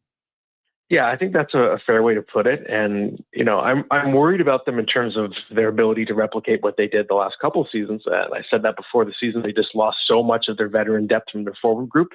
Just absolutely gutted, even though none of those players were their true impact guys, whether it was Corey Perry, Evander Kane, Jeff Skinner, all that group, Victor Arvidsson. There were so many bodies that they lost. It put a lot of pressure on guys lower in the depth chart to crack this lineup. So I'm worried that they're still very top heavy. I still think McDavid and Draisaitl will this team to the playoffs. But, you know, there are some major holes. I think the forward depth is a problem. Obviously, the goaltending, we could talk about it till we're blue in the face. Yeah. It's not good enough. It wasn't good enough last year. It wasn't good enough the year before. I don't know what it's going to take for them to wake up and try to make a significant change there. And obviously, Darnell Nurse has been a problem, just earning so much money and just really struggling this year. It seems like, at least from what I was seeing, they've scaled back his minutes a bit. I believe that pair over the weekend. So maybe hiding him is going to help things a little bit. But overall, I'm worried about the Oilers in general in terms of how far they're going to go. I'm not necessarily worried about them missing the playoffs the way I would be, let's say, about the Leafs out here or the Winnipeg Jets. I think the Oilers will find a way to get there. You worried about the Leafs missing the playoffs? I am, yeah. I just think they've taken a major step back. They're a bad team defensively. They're very slow, and they've been dealing with a lot of injuries that are going to hold them back. So, I mean, I knew they'd be worse because, as I said before the season, yes, maybe they're built more for the playoffs now, but Mitch Marner was the guy that got them to the playoffs. He helped them be a great regular season team. So it was pretty clear they were giving up a bunch of regular season wins. It's just a matter of, did they give up too many? And are they not going to be able to get into the big dance at all?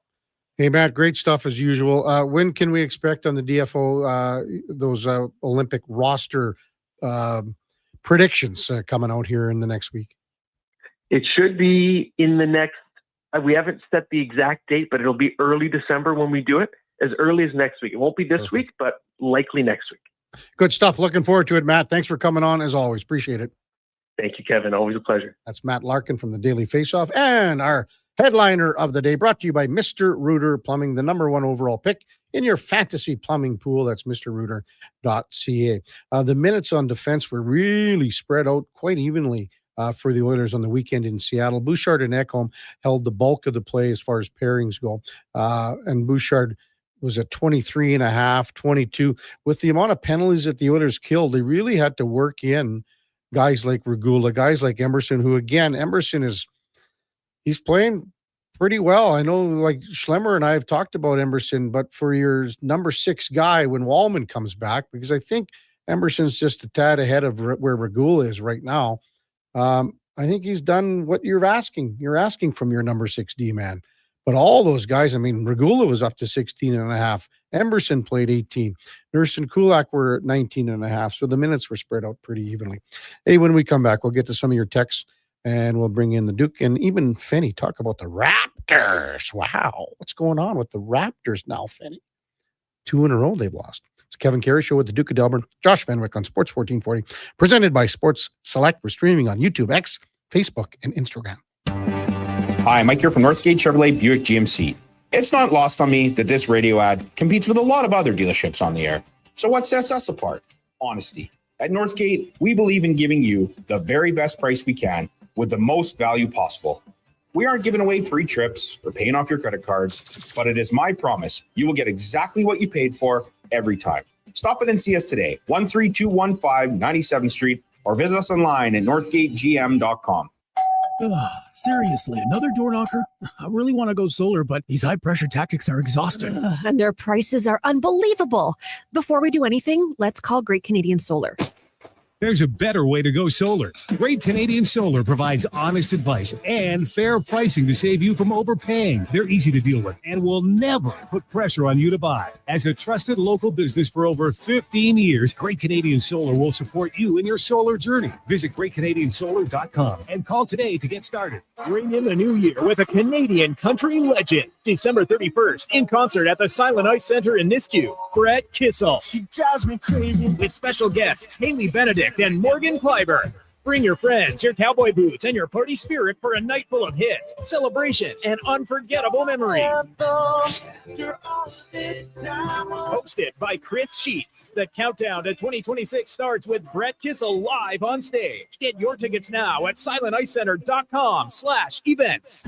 This is Andrew Walker, host of the postgame show on Sports 1440. After every hockey game this season, tune in and chime in as we talk about the game. It's all sponsored by Legacy Heating and Cooling. Don't get left in the cold. Visit legacyheating.ca. Mission Rail and Auctioneering's Calgary, Edmonton, Winnipeg Public Unreserved Equipment Auction is this Friday at 9 a.m. Featuring graders, excavators, forklifts, loaders, man lifts, skid steers, plus commercial trailers including 3 unused 2023 Timmins 55-ton triaxle lowboys. Info at maauctions.com. Subaru is built for winter. Symmetrical all-wheel drive delivers power with incredible control, stability, and grip.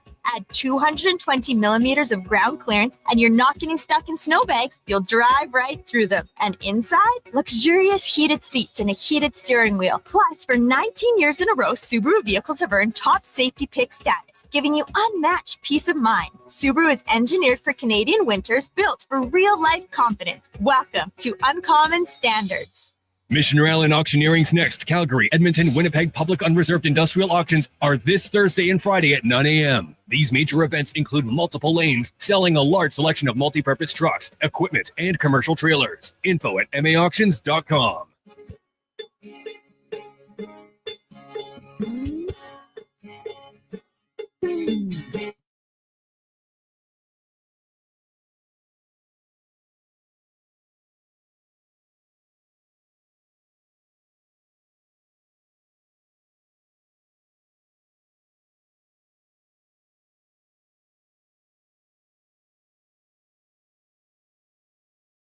A veteran of the Edmonton sports scene for over 3 decades, the Kevin Karius Show, powered by Sports Select. Bet on the original at sportselect.com. Please play responsibly.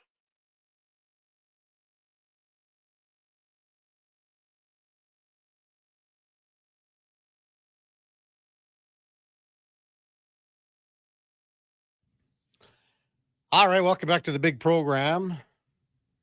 9:42 in Edmonton. There's one of the Duke's favorite singers of all time, Terry Clark. Where's she rank in your top? She's not in your top 10, is she, Duke? Top 5? Female singers? Yeah, female.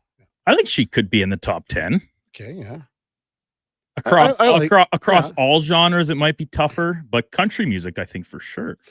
Do you know who sang the original version of that song? Yeah, I stumbled upon this information really randomly, like a couple weeks ago, and it blew me away. I believe it's Linda Ronstadt, is it not? It's Warren Zevon. Oh, is that right? Oh boy! Well, now we're going. I had no clue about that. Neither. I had no sniff. I found it. I was just scrolling Instagram and I found a video that had Zevon's version of it, like playing as the background music.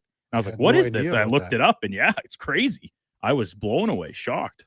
I had no clue about that. Wow, that's impressive. I think we should bring in old Josh Fenwick for a moment here to talk about the Raptors. After that heater they were on, now they've lost back-to-back games. Third place, the Knicks with that win over the Raptors last night. It wasn't even close, was it, Fenny? No, not particularly. So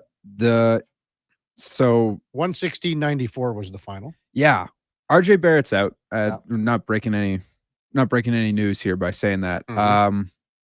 In the 3 games that he's been out, the Raptors' offensive categories have gone from some of the best in the league to average or below average. That being said, their defensive rating has gone up, and it's only 3 games, so it's not a big sample size.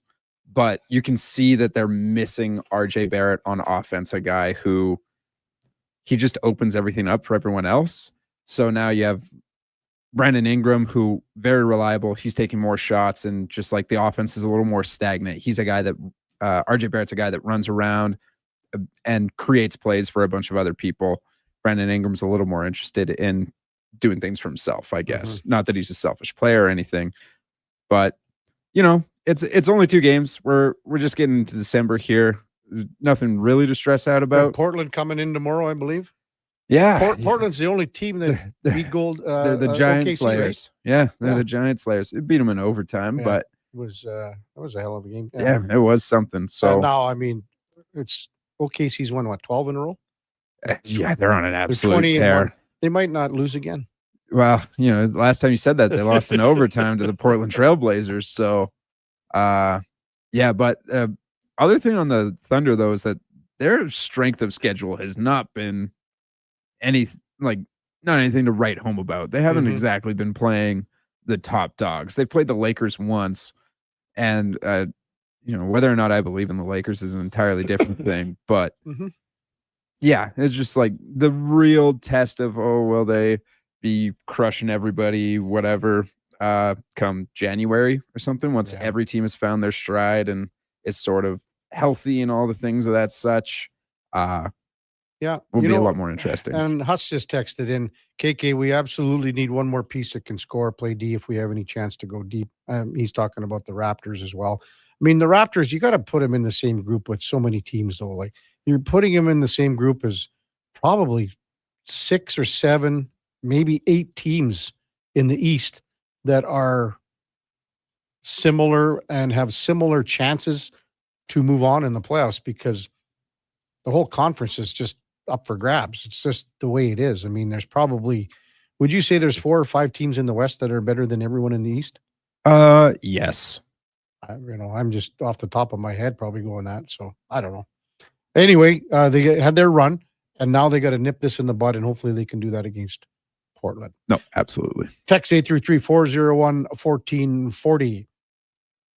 Nails texts in and goes, the hottest true country performer in Canada. True country music, Terry Clark. Now, Duke, this is your 3rd cousin, Nails? What is he? What would it? He's my dad's cousin. So does that make me his or him my cousin once removed? No, it'd be like. Are you sure?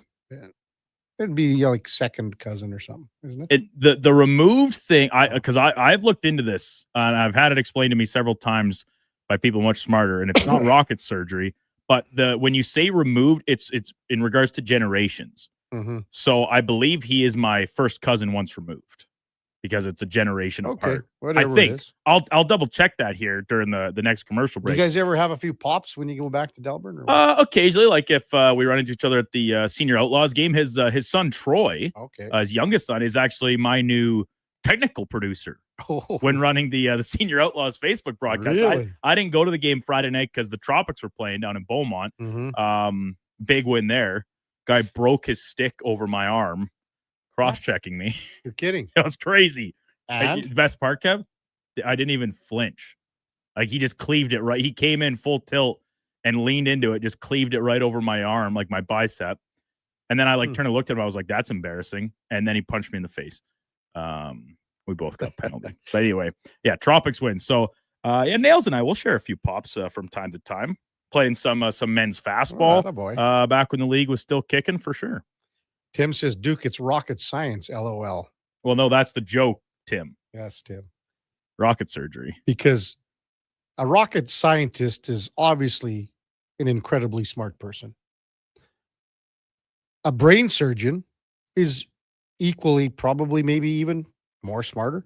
So when you put them together and talk about a rocket surgeon, can you find anyone that is more able to dissect, to talk about anything? The smartest person on the planet has to be. Well, have you ever seen, this is like an old skit from, I think, like a BBC sketch comedy show or something, where it's like this guy comes into the party and he goes out of his way to introduce to everybody that he's a brain surgeon. Okay. And so he'll be talking to somebody. He's like, oh, what do you do? They're like, oh, I'm a nurse. Or something. Oh yeah, that's a tough job. Not exactly brain surgery though, is it? And he goes around, he's feeling very high and mighty and pompous. And then he meets this guy. He's like, oh, what do you do? I'm a rocket scientist. He's like, oh, well, I do brain surgery. He's like, oh, that's pretty tough. Not exactly rocket science though, is it? And so just kind of a in and around.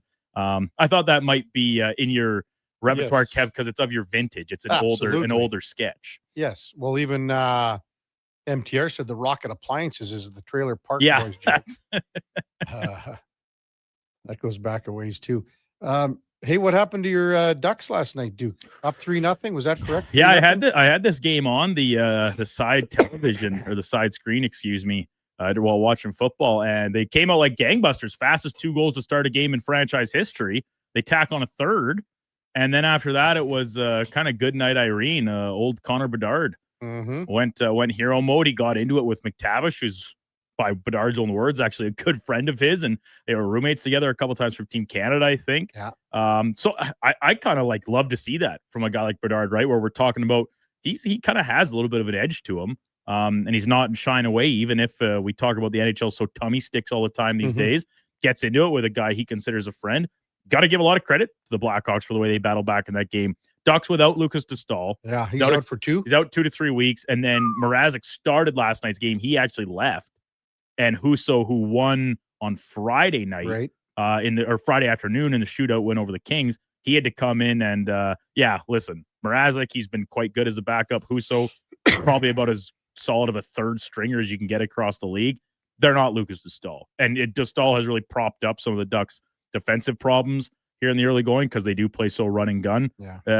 Without Dostal, it might be trying to float and keep your head above water here for the next couple weeks. What are they going to do with Mrazek here? They're going to deal him if they can? I would think there has to be interest, because he's played pretty well. Yeah. Now, he's pretty sporadic, right? He's quite a volatile goalie. He's a little on the unorthodox side. He can be very aggressive, the propensity to give up bad goals at times as a result. But man, if depending how things shake out, and if the market isn't what certain teams want for an upgrade in goaltending, cost of acquisition on him cannot be very high. So is there a team that'll take a flyer on him, and the Ducks comfortable with just Husso as their backup the rest of the year? I have to think that is in their mind when they came into the season with 3 NHL caliber goalies on the roster. Well, a lot of guys talking about your cross-check here, Duke. What did you do to warrant a cross-check from AZ to the arm? What did you do, Duke? So it was a hockey play, but coming back on a loose puck into our zone, kind of right along the wall. And me and the other guy met at the same time. He was quite a bit smaller than me, which is saying something, because I'm not a big guy height-wise. Yeah. And I you go for the stick lift, right, as you both meet the puck. Hockey play, he goes down. It looked a lot worse than it was. Looked like a pretty loud collision. Sounded like a loud collision, I should say. And so naturally, all their guys come flying in, and they're all mad. And yeah, this guy, he just was screaming in on me. And yeah, just cleaved it clean in half over my. And then he kept running his mouth in the penalty box a little bit. And I don't really know why. And then I said to him, I was like, if you use more than a 50 flex stick, you might be able to maybe get a shot on net. And he stopped. He's like, that's actually a good point. You got me there. And that was so he was using a 50 flex. It had to be. And maybe that stick was right on the precipice, because he just leaned right into it. And I didn't really feel it in the time. Like I said, it didn't even stagger me. But I felt the last couple of days on kind of the back half of the upper arm area. It's a little sore. Well, Blair's just concerned about you, saying if someone broke his stick on my arm, proceeded to punch me in the face, I'd clean his clock. So come on, Duke here. Blair's concerned about your response. I mean, it's beer league. I really very rarely get too fired up, and beer league gets usually more in defense of a teammate than about what something that happens to me. So, I mean, because I knew I was getting a penalty. It had just been whistled down. I didn't think it was a penalty. That's fine. It's beer league. You take penalties. And so then when this guy came and cross-checked me, I'm like, all right, there we go. Evened up. And then he gives me the shot to the face. I'm like, perfect. We're going to have a power play while I'm sitting in the box. And the ref only gave him one penalty. And I had a chat with the ref at the end of the period about it. He's like, you know what? You were probably right, but wanted to keep it even. Tempers are starting to get a little high. It's like, that's fine. You know what? You're out here trying to do your job. No worries. So yeah, guys have to do something pretty egregious to get me worked up in a beer league game. Like, dude, it's Div 9 beer league. Who Duke, cares? you were more worked up about not going to Disneyland. 100%. Stuff like that grinds my gears more than a guy giving me a shot in the face. I've been punching the face plenty of times. Stulo texts in at 833-401-1440. Morning, gents. Could you see Hudson, Quinn Hudson, getting the next recall if the Oilers have any further injuries? He's having a great start, but not sure you want to rush him. Yeah, you're right. He's off to a pretty good start. He's at a point-a-game place. He's leading the team in scoring down there. He's got 10 goals, 9 assists. I would probably say that you want him to have a full season down there like you would. I'm sure you're trying to treat him like a Matt Savoy. I'm not sure what the future lies for Hudson within the organization. I would say this, Stulo, he's one of those guys that when he ever gets the call up, and he played last year a little bit, but he was in over his head down the stretch. He's a guy that when he does get the call up, he's going to have to make the most of his opportunities because he's not a young guy anymore. He's not like a Savoy in the sense that, he had the year just after junior and now he's still a younger guy. Hudson had a career. Was he at Quinnipiac, Duke? I can't even remember. Yeah.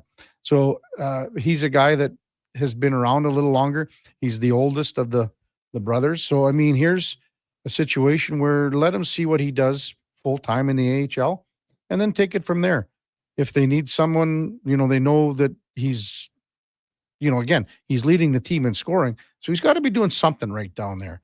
But I get you, Stulo, that he's on your radar. And of course, he's on the Oilers' radar as well. Coming up at the top of the hour, we're going to talk the NFL Monday Nighter with Daryl Slater from the New Jersey Advanced Media. It's the Giants and New England. Before that, time now for a Sports 1440 update brought to you by AWSL Welding in Nisku. Product sales, servicing, calibrating, and free same-day delivery of in-stock items to Leduc, Nisku, and South Edmonton. Your one-stop shop for all things welding, awswelding.ca. Here is the Duke. This is the Sports 1440 update.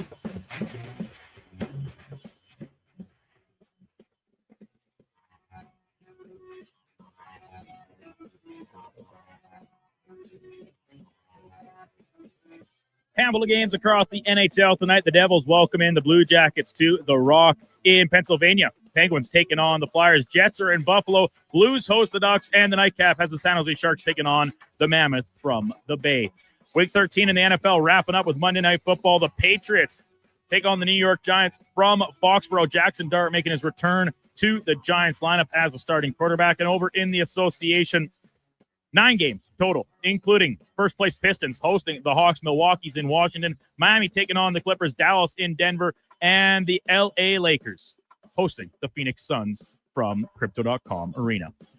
Coming up in hour 4 of the Kevin Karius Show, we'll be joined by Daryl Slater from New Jersey Advanced Media covering the NFL and Olympic prior champion curler Mark Kennedy. I'm Brandon Douglas, Sector Sports 1440 Update. Sports 1440, Stingray Radio Station. CHJR broadcasts from West Edmonton Mall and Wetaskiwin. Download the free Stingray music app and listen wherever you go. I'm getting McDonald's. You want anything? Oh, yeah. I'll get I'm obviously going to get the McVeggie, medium fries and a medium fountain drink for $9.99. It's my favorite meal, and it's new. Plus, if I get that, maybe he'll want it too. And then he'll always thank me for introducing him to the McVeggie. I'll be a hero. So, McVeggie fries and drink? How'd you know? You were thinking out loud again. Get yourself a McVeggie meal for just $9.99 plus tax for a limited time only at participating McDonald's restaurants. weekly NFL giveaways, drink specials, huge screen TVs. The hits keep coming at First Round, Edmonton's NFL headquarters. Watch NFL football at First Round, and you could win a trip to your favorite NFL city for a regular season game next season. Catch NFL action Thursday nights, all day Sunday, starting with the Pro Bowl brunch from 10:30 to 2. Then Monday night with half-price boneless wings after 6 p.m. First Round, burgers, beer, sports. Downtown and Bourbon Street, West Edmonton Mall. Do you sit around at work listening to sports radio all day? That's right, my friend. There's no shame in it. It's the good life. And we're not here to snitch. Hey, if your company advertised on Sports 1440, you could be the one listening for your company's ad every day. Now you've got an excuse to listen to Sports 1440 all day. It's part of the job. Sounds like someone's getting a promotion. Email Gregor at sports1440.ca and let's get to work for you. This hockey season, before every game, check out the pregame show with Andrew Walker on Sports 1440. It's brought to you by Titan Supply, your only source for rigging, lifting, and hauling products. Visit titansupply.ca. Diablo Boots sells only Canadian-made work and biker boots made by Canada West. No American or boots made in China, so no tariffs. All of Diablo's boots have replaceable soles and heels for longer life. Sizes 6 to 14 Triple E. Buy quality, buy Canadian. And support Canada West and Diablo, the two best names in the boot business. So save on boots by Save On Foods. That's Diablo Boots, 3340 Gateway Boulevard on the east side of Save On Foods. Buy Canadian. They're terrific. Hey, you know winter is really freaking cold, right? So play it smart. Don't get caught freezing in your car with your pants down and no power. At Big Toy Shop right now, lead-acid batteries are just $129. $129 is a great price for a good start. Big Toy Shop.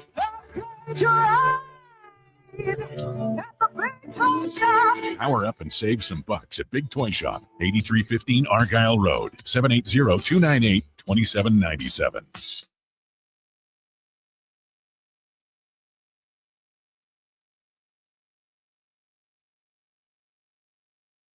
A veteran of the Edmonton sports scene for over 3 decades, the Kevin Karius Show, powered by Sports Select. Bet on the original at sportselect.com. Please play responsibly.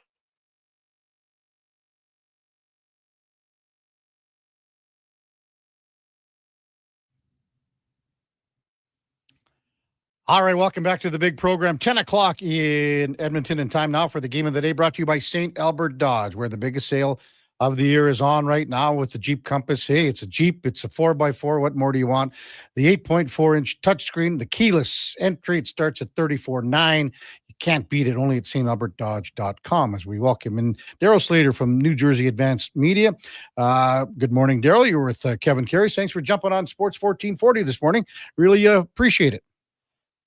Sure thing. Thanks for having me. So, first of all, how was your Thanksgiving weekend with the whack of football, both professionally, college? What was it like for you down south there, Daryl? Yeah, it was great and nice to get a chance to watch a little football and relax and get ready for tonight's game. Yeah, tonight's game is the Monday nighter. Your article on New Jersey Advanced Media, it's a very simple question regarding tonight's game between the Giants and the New England Patriots. As Giants rookie quarterback, your line goes, as Jackson Dart prepares to return, one question lingers. Can he stay on the field? And I guess that's the question that all Giants fans want to know, Daryl.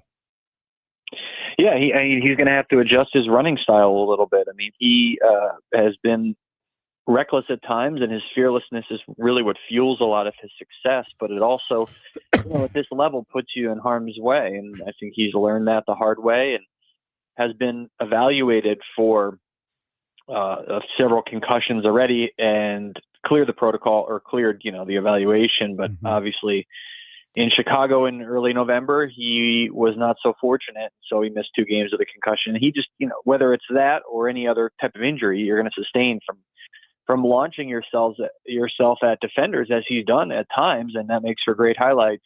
That doesn't always make for a great amount of availability. So he's mindful of that, as he should be.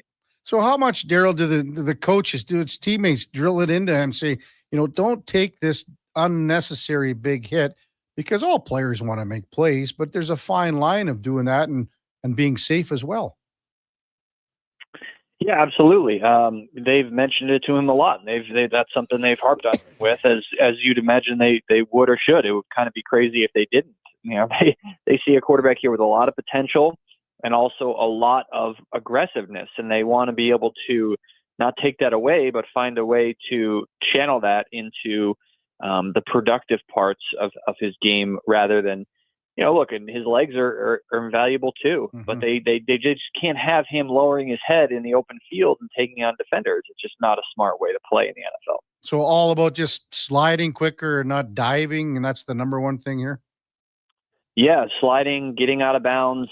And then, obviously there's going to be times where you do have to dive for the first down marker on, third or fourth down. But mainly too, not just, open field, not lowering your shoulder and hitting into a defender and trying to blast over a guy. And you don't have to do that. Everyone knows that he's a tough guy, and they really need him on the field. I mean, they've invested a lot in him, and he's got certainly a ton of potential. They need to, you can't realize it unless you're on the field. Yeah. Daryl Slater with us, New Jersey Advanced Media on the Kevin Karius Show on Sports 1440. What's it been like covering this team this year? And I guess you could go back prior years too, with the coaching changes, all the turmoil, the outside noise and everything, Daryl. I mean, it just seems to go on and on and on. And it seems like there's no end in sight for some reason. What's it been like covering this team? Yeah. I mean, I have not covered all their struggles since their most recent Super Bowl championship after the 2011 season, which feels like a lifetime ago. They had a playoff year in 2016. They won 11 games and went one and done in the playoffs, and then basically didn't do a whole lot from 12 to 15. Then they had that in 16. Then 17 to 21 was really lean and covered a couple of those years. And 2022, they look like they had a good thing going. Under Brian Daboll, they go 9-7-1. They win a wild card playoff game in Minnesota. They get blown out in the divisional round by the Eagles, but everyone thinks, okay, something to build on going into 2023, and then everything fell off a cliff. I mean, 6-11 in 2023, and then 3-14 last year, and of course 2-10 now. And Brian Daboll getting fired after that Bears game I mentioned at 2-8, and so yeah, it's been a really just a brutal run for the Giants. Their ownership has not made good decisions as far as the GMs and the head coaches they brought in the wake of replacing Tom Coughlin and Jerry Reese. But this year they have Jackson Dart, and we'll see, right? I think he has some potential, at least. There is that. There is a reason for Giants fans to have hope in that regard. What have you thought about, Daryl? I mean, what do we got? 5 games here where they had fourth quarter leads from anywhere with 7, 8, 9, 10, 11 minutes left to a minute left, and they failed to execute properly to come out on the winning end. Is this just a bad run, bad decisions, bad everything? What do you think? Yeah, I think a lot of it boils down to their defense not being able to hold up. And so after 2023, Brian Daboll, who had a volcanic at times personality on the sideline and behind the scenes, certainly, he, after 2 years working with Wink Martindale, 2 fairly successful years, in terms of the defensive production, especially 2022, where their defense carried them at times. They had an ugly falling out, and then you deal with a situation in early 2024, Daboll does, where he's got to hire a new defensive coordinator, but everybody knows he just ran off the previous guy, and everybody knows that he and Dave, that being Daboll, is on the hot seat going into 2024. So he lands with Shane Bowen as his defensive coordinator, who was not his first or second or probably even third choice for that role. And so, yeah, and then you get the results you've gotten over the last 2 years, the 3-14, and then Shane Bowen fired after the loss in Detroit, and at 2-10. So the team went 5-24 with him, and they're obviously that's not all on him, but their defense was underwhelming, could not replicate what they did under Wink Martindale, and just an overall mess. And it was one of those hires from the get-go that you said, look, this wasn't their first choice to replace Wink Martindale. Let's see how this works out. And ultimately it failed spectacularly. Yeah. Daryl Slater with us on Sports 1440. Defensively, Abdul Carter, the number 3 pick overall out of Penn State, the rush edge phenom everyone was talking about. How would you assess his play this year? Has done encouraging things at times, but ultimately he has half a sack in 12 games. And he's played every game. he has half a sack, and that came in the opener. And so sacks are not everything. I think if you look down at the nitty gritty of what he's done, he certainly showed some promise and potential, which makes you think, okay, maybe if they had a defensive coordinator who had a little bit better idea of what he was doing, they would be able to get more out of this guy. And in terms of his PFF grade in coverage, or in pass rush, I should say, it's 75, and that's out of 100. Mm-hmm. So that's pretty good. And then he's had 38 pressures. So that's like a little more than 3 pressures a game. So he's had games where he's done really well. I mean, he had 8 pressures against the Chargers in week 4. He had 5 pressures against the Eagles down in Philadelphia. The Giants lost. And so he's had a couple games where he's flashed, especially the Charger game, but just has not been able to put it all together. So we'll see whether the new defensive coordinator, and then they're not going to hire the guy who's the interim. What they'll wind up, they're going to clean house. Mike Kafka will not be their head coach next year. But let's see how the new staff potentially takes advantage of Carter before we decide, okay, this guy either it was a disappointment as a player, or it was just a matter of the defensive coordinator his first year not getting enough out of him. How badly does this franchise need some consistency? Just as you just said, they're going to change the staff again, and they're going to bring in their own guys, but that consistency thing's just been lacking here.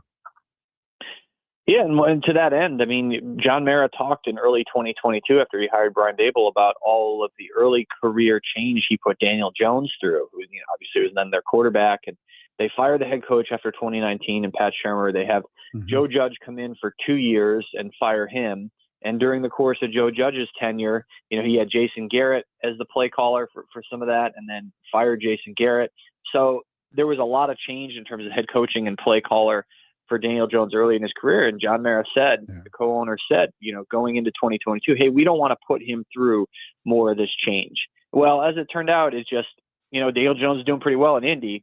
So I think everyone thought, when the Giants got rid of Jones, it was, well, maybe he just wasn't a good player.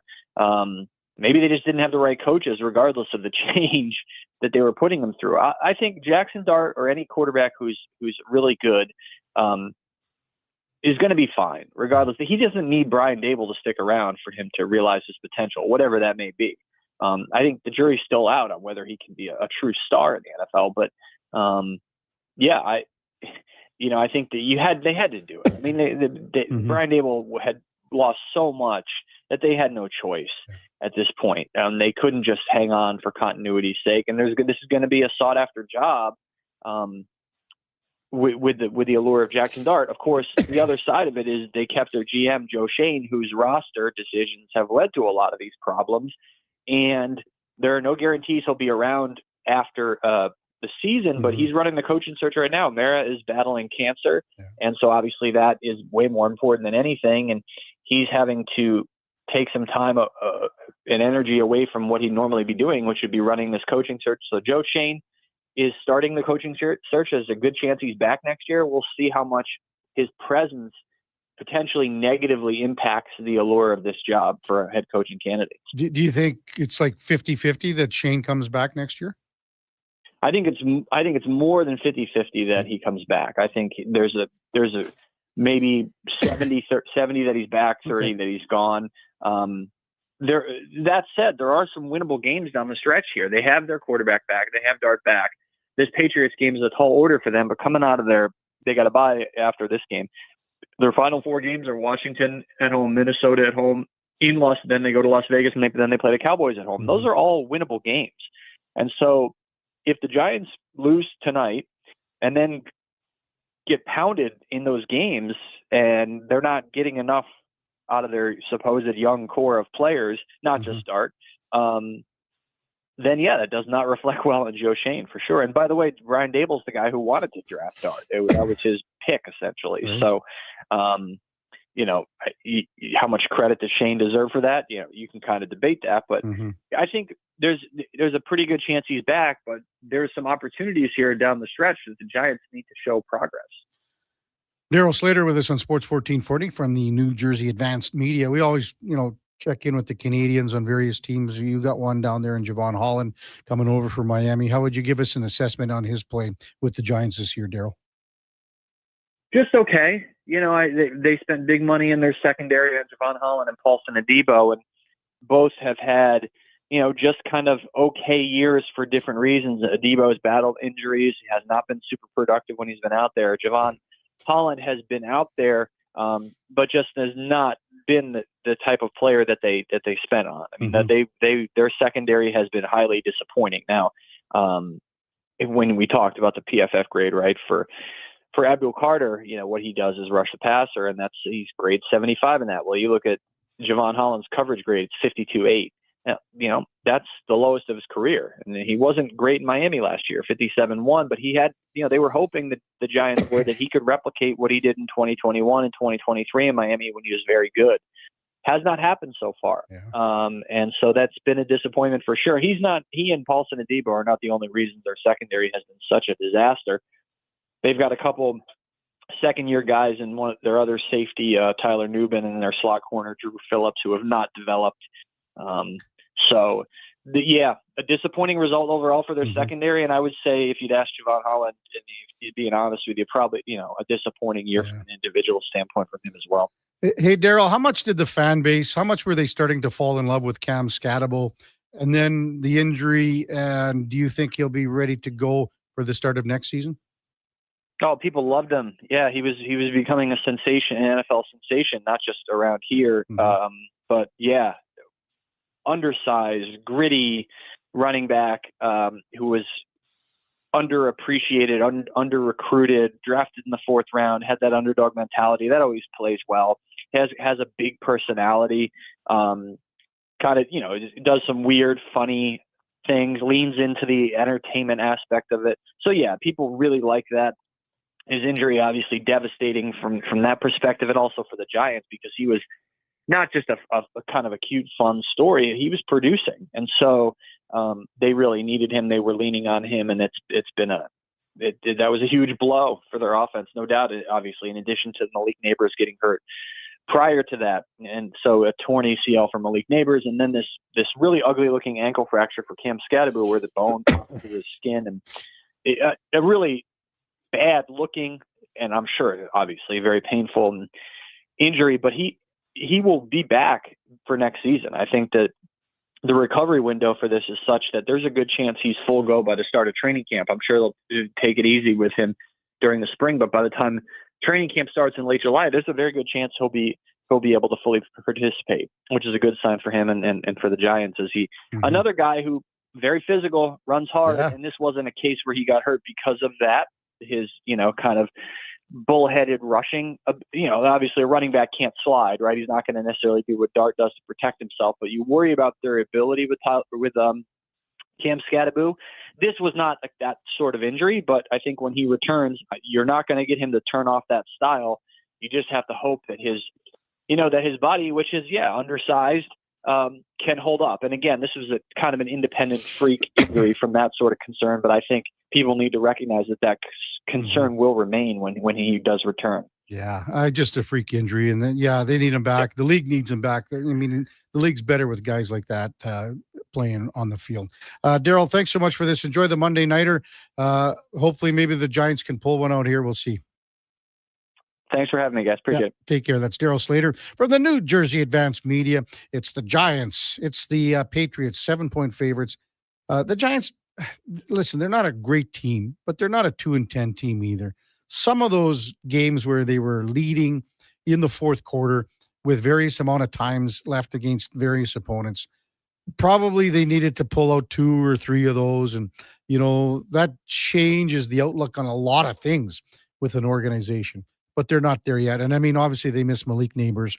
They miss Scatabo, 2 their biggest pieces on offense. But likely not going to get that 7-point cover tonight, Duke, eh? Likely not. You can hope. That's the game of the day. Brought to you by St. Albert Dodge. Again, the biggest sale of the year is on right now with the Jeep Compass, starting at $34,900, only at stalbertdodge.com. When we come back, we will check in with Mark Kennedy, off to the Olympics again. He was there actually in 2022 as a 5th for Brad Gushue. Kind of forgot about that, as well as winning the gold medal back in 2010.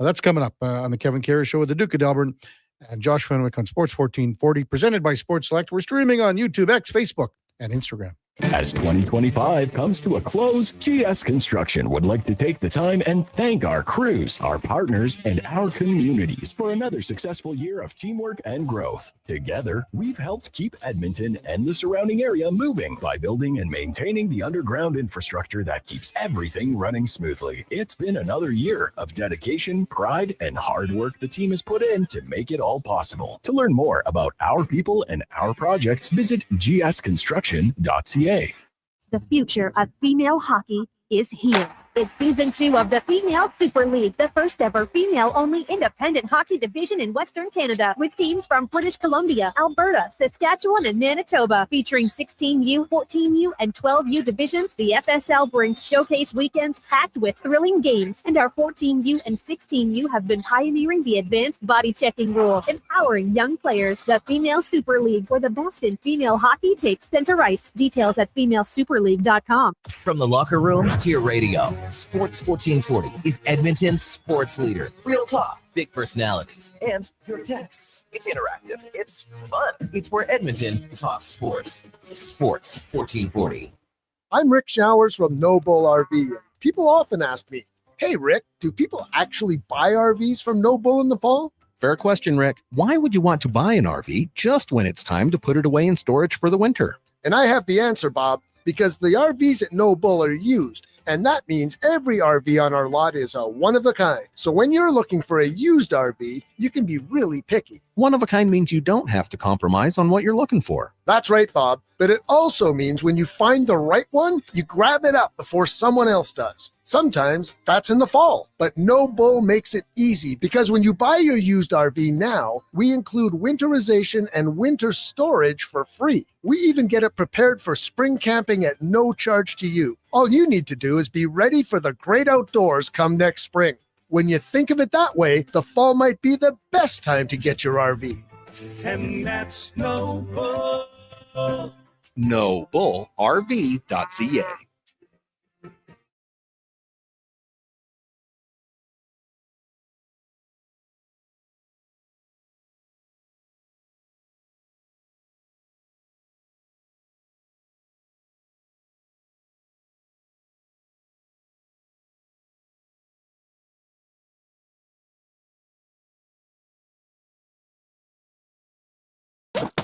Stories, guests, and insights. This is Sports 1440 and the Kevin Karius Show.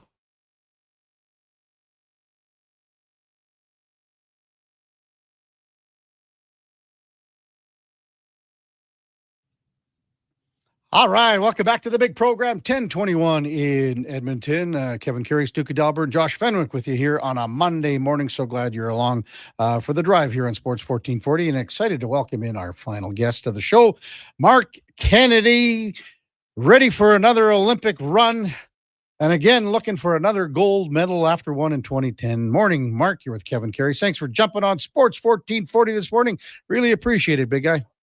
Hey, Kevin, how are you, pal? Thanks for great. having me. I mean, so congratulations again. You guys were just curling lights out all week long. Maybe just touch on how, I would assume going back to the certain events that you guys were in, we got to peak at the right time. And that was all that you wanted to talk about. And you guys certainly did that. Maybe just let our listeners know about how you guys went into this one. Yeah, absolutely. It's it's a 4-year plan.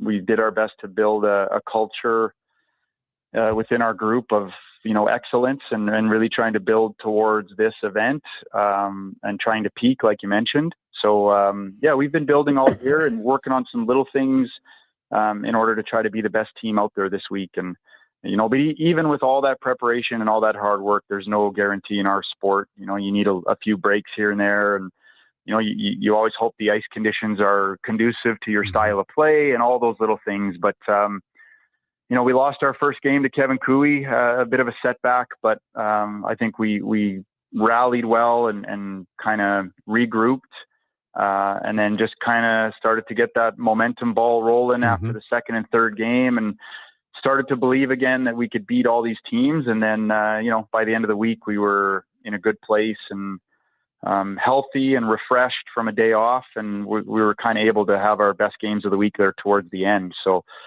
it's pretty surreal, hard to believe we won another one. It's such a tough event to win. The quality and caliber of curling is through the roof. So I just feel, today's a day to just feel totally grateful and excited for the journey ahead. Yeah. So what was said after that coup game with Cooey? Because as you know, with the short round robin, man, if you lose a couple, all of a sudden you start maybe, feeling a little more heat. But what was said, and how did you guys respond after that one, Mark? Yeah, well, listen, huge credit to Brad Jacobs. One of the reasons we brought him on the team was, he's really turned into a good leader. And, we lost that game. He didn't play very well. He was heavy on a few shots late in the game. We had a bit of a debrief as a group, and Brad walked in the room, sat on the chair and said, boys, that's on me. I got to be better than that. I can't miss those shots. There's nothing else to even talk about. I'll be better tomorrow. And that was the end of the meeting. And I think for the group, it was, that's powerful. There's accountability. There's no blaming. There's no finger pointing. It's just, your skip has to be your best player if you're going to win this event. There's no ifs or ands about it. And then the next day it was, just a different Brad, good intensity, not worried about the results, and just the leader that he's been for us for the last 2 years. So he's an easy guy to play for, man. And we played hard for him the rest of that week. And he took that on his shoulders, and then he was the best player the rest of the week, like he has been so many times. So we're pretty lucky to have him as a skip. And he was the main reason for that turnaround. Yeah. And you guys complement each other so well. You and Benny have been playing. Do you have an idea how many thousands of games you guys have curled together, you and Benny? No, it's 20 years together though. We took 3 years off together, so we've got about 16 or 17 years, which is a lot of games.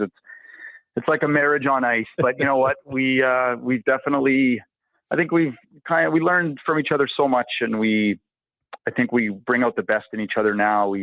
We know that we're a little bit different, and we each bring a different energy to the team. Just love playing with them, and wouldn't want to win with anyone else. And I think as you mentioned, we've complemented each other really well over the past few years. Yeah, well, between you and Ben and now Brad Jacobs, no one's ever won 2 gold medals in curling for Canada. You guys have an opportunity here. What's the next little while look for? And even we were texting yesterday, Mark, you were saying, well, you were going to come on earlier, but then the Canadian Olympic Committee came a-calling. What was that all about? Just to get ready to make sure everything is in order for you guys in the next month or so? Yeah, you got it. So we're actually still here in Halifax. So we've had 2 days of meetings with Curling Canada, and then more meetings with the Canadian Olympic Committee. They did the official team announcements today. You get a little bit of your Olympic, your gear, your Lululemon stuff. So, there's a lot of things that come with it. It's going to be an amazing couple of months leading up to Italy, but it's also going to be a very busy couple of months. There's a lot of logistics to take care of, as you can imagine. Travel, accommodations, practice ice, staging, clothing, you name it. But there's a great support staff here to help take care of all that stuff, because it becomes a little bit noisy as you head into the Olympics, and a lot of distractions that can take you away from just the performance part of things. So I think our experience will help us in that, making sure that by the time we get to Italy, we're refreshed and ready to take care of business and not distracted by all the other little things. So it'll be a chaotic couple months, but very exciting, and looking forward to it. So what's as far as certain bonspiels or events that you're going to play here? I'm sure everyone needs to take some time off because this has just been a grind, but how do you ramp it up again heading to Italy? Yeah. So thankfully the schedule works out pretty well for us. We've got 2 Grand Slam events coming up, one in Saskatoon here in just over 2 weeks. We get started. And then there'll be the Players Championship in Steinbach, Manitoba in January. We've got a bit of a plan for those 2 events. The one in Steinbach's kind of going to be our last major event before the Olympics. So, we'll take that one pretty seriously and, try to do all the right things leading into Italy. But other than that, it's going to be a lot of practice, a lot of training. We're no spring chickens anymore either. So it's going to be about getting the body healthy and making sure that we're in a good place physically before we head over there. So we think we've got a pretty good schedule mapped out here. And then, we'll see. I'm sure there's some other things going on there too within that 2 months, but we'll figure it out as a group. Can you believe, Mark, it's been 16 years since you guys won the gold in Vancouver? No. Yeah. No. It's unreal. It's crazy, Kevin. Like I've said, I don't know. Yeah, first of all, I don't know what I did to be so blessed in this sport. I've been so lucky with just the most incredible teammates and some luck along the way. And, I'm looking forward to going back there. Every Olympics is a little bit of a different experience. And, you can imagine the perspective changes when you're a 25-year-old kid going for the first time. And now I'm 43 and it's just a different stage of life, but still going to go there and enjoy it. My kids are a little bit older now too. So I think they'll be able to share in the experience a little bit more and really remember this one. And I think for me, the experience of the people around me for this one is going to be more important than just my own experience. And so I think that's what's going to make it really special. Yeah, you mentioned that support. We're going to get to Nicole and your family in a second here, but the support that you guys had in Vancouver, obviously being, curling on home soil, it's going to be a little different here in Italy. But I mean, can you draw a little bit of that experience, that the pressures that you faced, even though it is several years ago, going into this one? Yeah, I think so. The funny thing with my two Olympic experiences is Vancouver was it was a dream, right? You're at home. We went undefeated. There was never one moment of, I guess, negativity, or you didn't really feel the pressure too much. And we also had Kevin Martin and John Morris, like the two best curlers in the world at the time. So it just felt perfect. When we went to Pyeongchang in 2018, we finished fourth. Walking away without a medal, that feeling of disappointment, and that level of expectation when it doesn't get met, sometimes people aren't very happy with that either. So we kind of experienced both sides of that dynamic, the best of the best and the worst of the worst in that moment. So I think, our experience teaches us that although this is a massive thrill to win the trials, and we're extremely excited to be Olympians and to go to the Olympics, and we also know that that's going to come with some pressure and expectations, and especially in a sport where Canadians, let's be honest, they expect a medal. So you got to go there kind of prepared to carry that burden and carry that weight, and try to perform to the best of your ability. We built this team with the plan of trying to win a gold medal. So we're not going to the Olympics not expecting to do well. We're just going to try to do all the little things we can to prepare ourselves. And, we've performed pretty well under pressure the last couple of years, and we're hoping we can keep that going when we get to Italy. Yeah. And you were a fifth in Beijing with Brad Gushu. Maybe it's a question that you can't answer right now, or don't, or wouldn't be able to, but have you guys, do you know who your fifth is going to be moving forward here for Italy? Yep. Yeah, we do. So we took Tyler Tardy last year to the World Championships, kind of with the plan of, he's just an exceptional young curler out of British Columbia. He plays third for Kevin Cooey. He lives down in Calgary. So we kind of let him into our inner circle. We let him into our team culture last year at the Worlds. He was terrific. And we were able to bring him again this year to the Pan-Continental Championships. And those are really they're like Olympic test events in a way. You surround yourself with the right support staff that can all add value to the team, and a fifth is very important in that role. And Tyler just fit into our group seamlessly. So when we won, he was one of the first phone calls we made to see if he'd be interested in coming with us. So it'll be a great experience for him. He's still a really young guy, and he is the future of Canadian curling. So really important to give those younger athletes this type of experience, because it'll only help their own career. But more importantly, he's just a wonderful guy, and we're looking forward to having him on the bench, and he can step in and play any position. Great sweeper, great drawer, great hitter. So we're looking forward to having him on board. Mark Kennedy with us on the Kevin Karius Show on Sports 1440. When you were with the Big Bear, Kmart, and won in 2010, beat Thomas Ulsrud. How would you say that the competition level of curling worldwide, even though it was outstanding back then, Mark, as you know, don't have to tell you that, but has it even increased even furthermore in the last 16 years or so? Oh, exponentially, Kevin. Yeah. Exponentially. You look back at 2010, if I'm being completely honest, there was maybe 3 teams there that could have beaten us on a good day. Thomas Ulsrud being one of them, Nicholas Hedin, Ralph Stockley from Sweden, and Dave Murdoch. But the rest of the field was, not as good. Yeah. But they've definitely caught up now. You've got the world number 1, Bruce Mowat, world number 3, Yannick Schwaller, Nicholas Dean, defending gold medalist. You've got every team is a tough one, and is capable of beating us. So the depth is extreme, and the top teams are the best it gets. So we're going to have to be at our best to try to get on the podium for sure. It's going to be a big challenge, but we're looking forward to it. When we do get a chance to play against a lot of these international teams, which helps. We're a little bit aware of some tactics or potentially some weaknesses or their strengths. And I think that's going to help us as we get into the thick of things. Yeah, Mark Kennedy with us on Sports 1440. That support group that you have, family, friends, and everything, you couldn't do it without them. It's been, again, you talk about how time flies. I think it's been a decade since you and Nicole started, the Mark Kennedy Curling Classic and the whole thing, whatever you guys called it, with the youth and everything. Maybe just touch on that and how proud you are of that, and how much, again, how old are the daughters now too, even Mark, that you said that they're going to enjoy it. Yeah. I mean, my girls are everything. Nicole's been by my side for this curling journey for 20 years now. I met her 20 years ago this week in Halifax at the Olympic trials. So a little bit of a full circle moment for us to come back to Halifax and win the trials here 20 years later. The girls, Aubrey's 17 now. Brecken's 14. Aubrey qualified for the World Triathlon Championships in September. So we're going to Spain to watch her compete. They're growing up. They're wonderful little girls. Not little. They're wonderful women now. And I couldn't do it without them. And I touched on it this week that wonderful balance I have at home with them really did allow me and my teammates too. Like, we've all got great families, and we're able to go out there and curl and not feel like we need to win.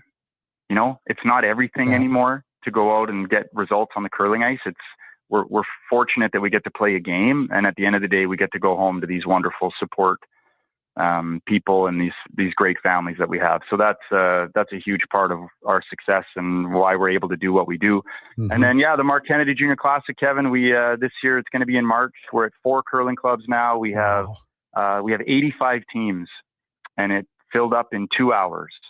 So we've got teams from BC, Saskatchewan, Manitoba, Ontario, Alberta, and we're just so proud of what that event's become. It's the largest junior bonspiel in the world. Wow. And one of the coolest parts has been when I win a big event, whether it's the Brier or the Olympics, the ability to come and share that with the kids. Whether it's a medal, whether it's the Brier tankard, whether it's a couple of stories. I think it makes it feel real for those kids.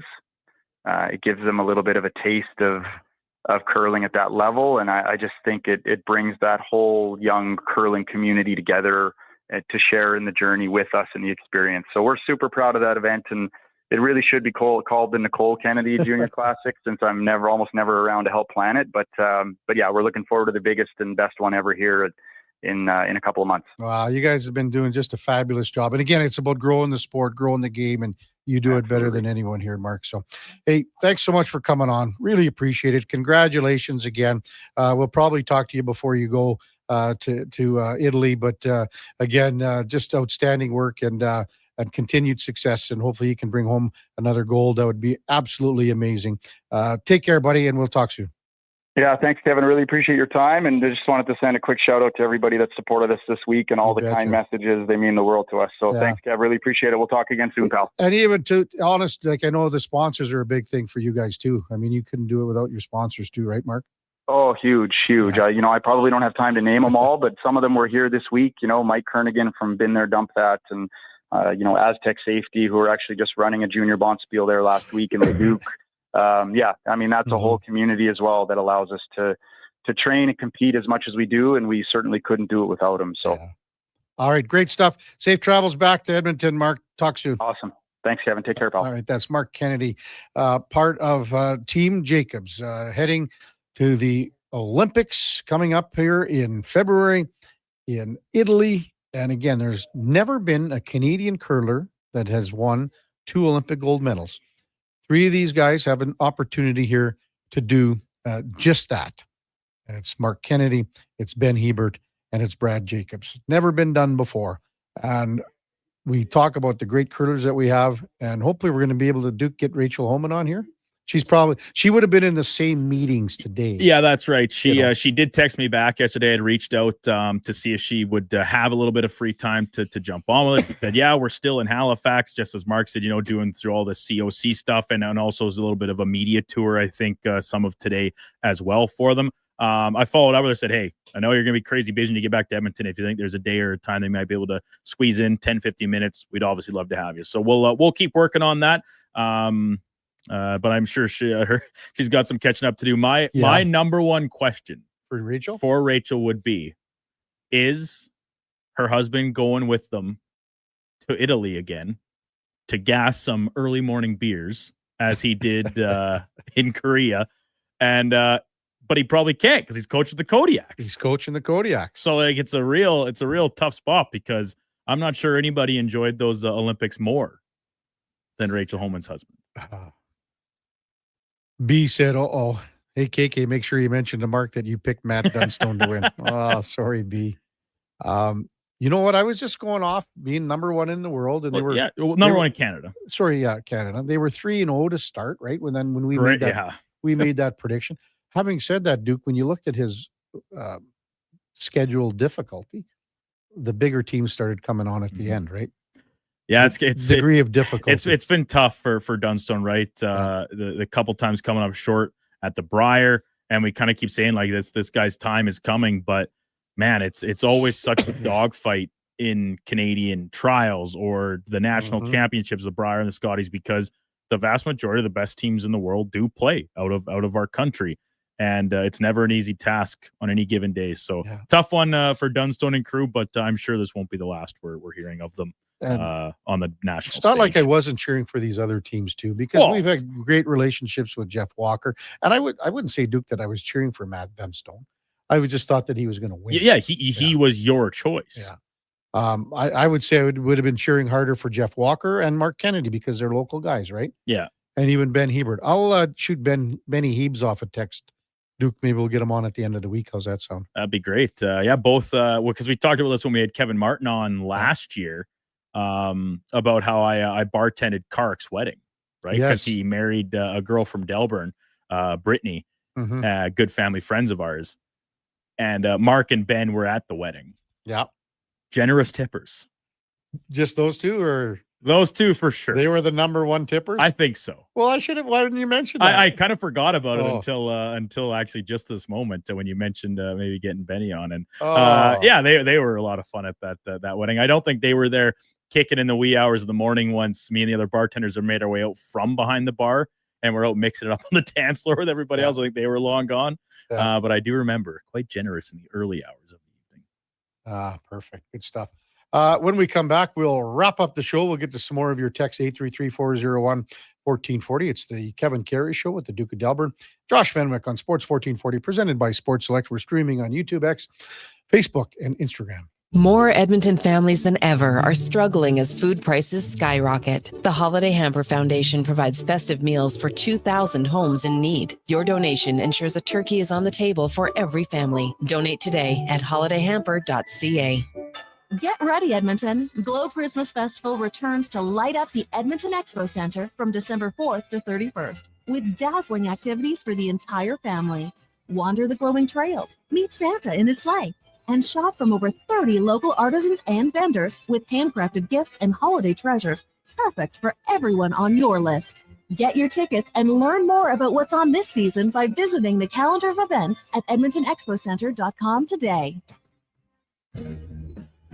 Hey everybody, it's Chief Principe and Jason Strudler. Join us on a 7-night cruise through the Mexican Riviera, leaving from Los Angeles and including Cabo, Mazatlan, Puerto Vallarta, and more. While we relax and cruise the tropical waters and have some drinks with umbrellas in them, you could attend an intimate meet and greet with legends like Bill Ranford, Jason Strudwick, Kelly Buchberger, Ron Lowe, Jack Michaels, Louis DeBrusque, and more. Don't miss out on every hockey fan's dream cruise, the Edmonton Hockey Legends Cruise. It's going to be one hell of a trip. Price start at just $23.99. Part of the proceeds support the Ben Stelter Foundation and Kids with Cancer. The Edmonton Hockey Legends Cruise, July 2026. Visit cast.tours/Edmonton or call 1-833-347-7678. Book now and save $500 per cabin when you mention promo code Stingray Radio. That's cast.tours/Edmonton. This is Andrew Walker, host of the postgame show on Sports 1440. After every hockey game this season, tune in and chime in as we talk about the game. It's all sponsored by Legacy Heating and Cooling. Don't get left in the cold. Visit legacyheating.ca. Mission Rally and Auctioneering's Calgary, Edmonton, Winnipeg Public Unreserved Heavy Truck Auction is this Thursday at 9 a.m. with Tridem, tandem, and single-axle trucks, including tractors, decks, dumps, plows, vacs, man lifts, pickers, refuse trucks, and more. Info at maauctions.com. This Christmas, Subaru is proud to support the Little Warriors, a national charitable organization dedicated to protecting children, raising awareness, and helping survivors heal from the trauma of child sexual abuse. Join us for a Phil Forster event at Rally Subaru in Subaru City. We're collecting much-needed items like AAA batteries, art supplies, backpacks for kids, winter gear, and laundry essentials. Drop off your donations at either location and be entered to win a free detail package. Thank you for your support from Subaru. Mission Rally and Auctioneering's Calgary, Edmonton, Winnipeg Public Unreserved Equipment Auction is this Friday at 9 a.m. featuring graders, excavators, forklifts, loaders, man lifts, skid steers, plus commercial trailers including 3 unused 2023 Timmins 55-ton triaxle lowboys. Info at maauctions.com.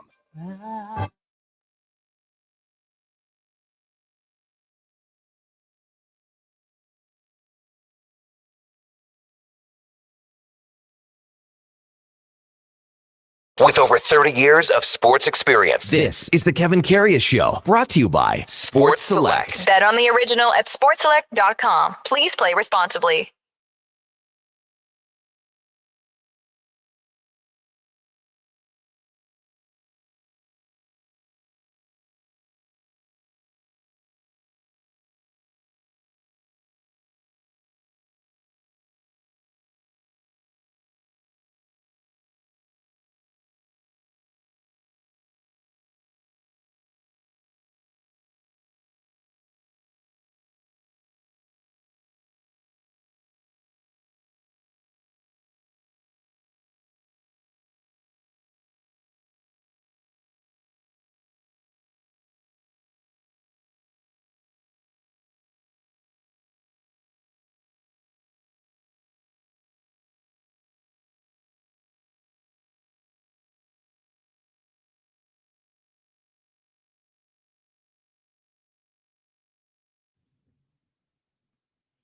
Oh boy, Duke, is this what we're starting out right now? Every day, the last song except for Fridays, or what? Are we having a little more Christmas songs on? Well, it's December 1st. That's what that's that's my hard line. That's what I believe in. It's a personal belief. And do I need a ton of Christmas music and stuff this far out still? 24 days? No. But if other people are already fully entrenched in it, December 1st, I serve as a happy medium to kind of, give in. So the Christmas music will slowly kind of build. It's going to come in, right? Yeah, like maybe a song a day for a week, and then a couple a day next week, and so on and so forth. Obviously, that week of Christmas, it'll be pretty heavy. Do we know our Christmas schedule here yet? Oh, I know you're not working. Well, I'm working the Monday, Duke. Tuesday and Wednesday. Well, Tuesday's the 23rd, right? That is correct. 24th is Christmas Eve, and there's really nothing going on. I think the morning show is way more popular than the afternoon show. I'd agree. I think Gregor doesn't even do much in the afternoon, do they? So anyway, we'd like usually or just on Christmas? Well, he leaves. Yeah, I don't know about that. So then off Thursday, Friday, correct? Right? I would assume so. Yeah. So I'm going to work the Monday, and then you'll be driving the ship Tuesday, Wednesday. Very cool. Is that something you can? Is that something I'd be interested in? You got to tell Donnie. You know that. I did. And what about this Friday? Well, he knows he's in this Friday because you ran into him when you were leaving last week, and he said, "Yeah, Kev just talked to me," and I told him I was like, "Well, we're going to need you. I think the week of Christmas too." He said, "All right." Yeah, just the Tuesday, Wednesday, Duke. Right. And Wednesdays are right off. You guys you got to put in the best ofs and whatever. Yeah, we'll pull some best of interviews. I'll have to go back and pull through the files and see which the Mark Kennedy one right now. I think that will be a great one to include in another couple weeks' time. There's been some dandies, maybe some fun conversations with some friends of the program this past year. Northside Lou says your Mariah Carey quota is done for the year. Montana to Rice. Duke, what do you want for Christmas? That's a good. My sister texted and asked me the same thing yesterday. She has your name? I think she might. Yeah. Oh, well, if not her, probably her husband, Brother Wilson. Maybe he does. Oh. I remember the one year Brother Wilson had my name. He just got me a nice new crisp pair of denim. It was jeans. Oh yeah, it was exactly what I needed. Well, how do they know your waist size and everything? Because I haven't changed. I'm wearing the same size. Easy, Seinfeld. No. Do you cut the there is nobody. There is nobody that loves to call me fat and make fun of me more than my sisters do. And my only response is I wear the exact same size of jeans I did in high school. Like your waist. Well, I haven't gotten any taller, Kev. I'll tell you that much. As much as I'd like to. Okay, but are you wearing the stretchy waist now or what? No.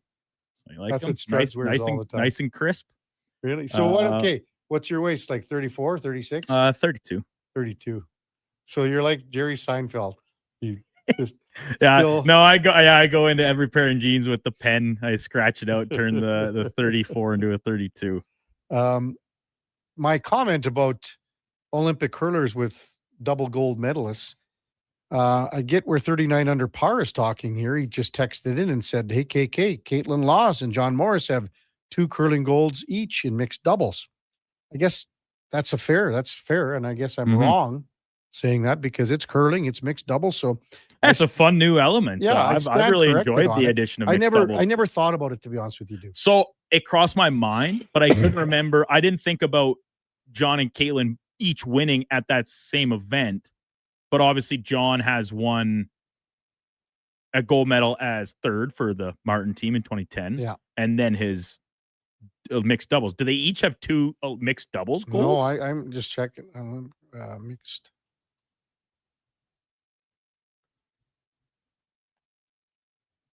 I just had this sheet open and I closed it. 2018 Laws and John Morris.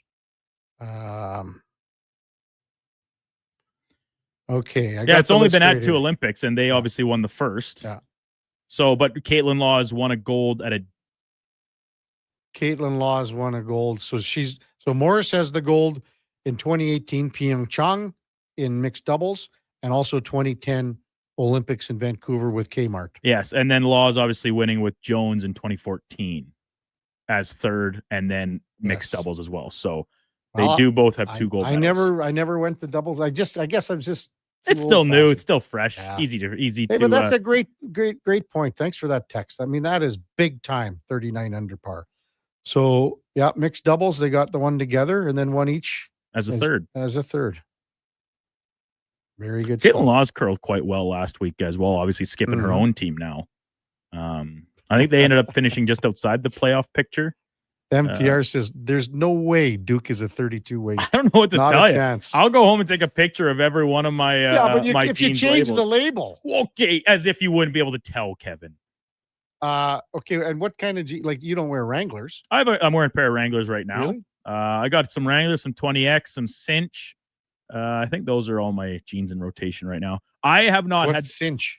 Cinch, that's a brand. Okay. It's a brand. Is that the elasticy? No, it's just the Cinch Western wear. It's I don't know what to tell you. It's the name of the brand. The only jeans I've bought for myself, probably in maybe ever, have been for weddings. Like for the black ones. Well, no, I don't have black ones. They're dark blue. I had to buy a pair for my sister's wedding. Your white ones. My white jeans. I bought those at Old Valley Village. They're real nice. I wear them curling actually a lot of the time. Really? Yeah. Sometimes golfing if it's a special occasion too. Yeah. So for my buddy Bryce's wedding this fall, and then my sister's wedding, that's a lot of years ago now already. 5 years, I think. Chad says, text in, Duke, tell KK where the Cinch up label is. What's that mean? I don't know. So is the label like on the side or something? Well, most jeans, the label like with the side, like inside your left hip, not on the back. Like I don't know, maybe traditional pants. Although think about it, like my dress pants, all their labels are there too. on the hip. Well, I don't know what Chad's talking about, where the cinch up label is. Is it cinch up or just cinch? It's just cinch. Oh. He says it's on the fly. Oh, yeah. Yeah, like just the name cinch. It's on the inside of the fly. That's a good point. I hadn't thought about that. Huh. Well, there you go. You learn something every day. So true. Oilers practice this morning in about 8 minutes. You heading down there, Kev? You know what? I figured you'd be bustling down there because you miss your buddy Speck and you wanted to see him. If I went down there, I wouldn't want to go in the room because, I'm still coughing and barking. Right. And they don't like when the guys come in like that. I would think so. That is one thing. If you're a media guy and you go in the room and you might have a bit of a cold, they go, get the hell out of here right now because they just can't afford it.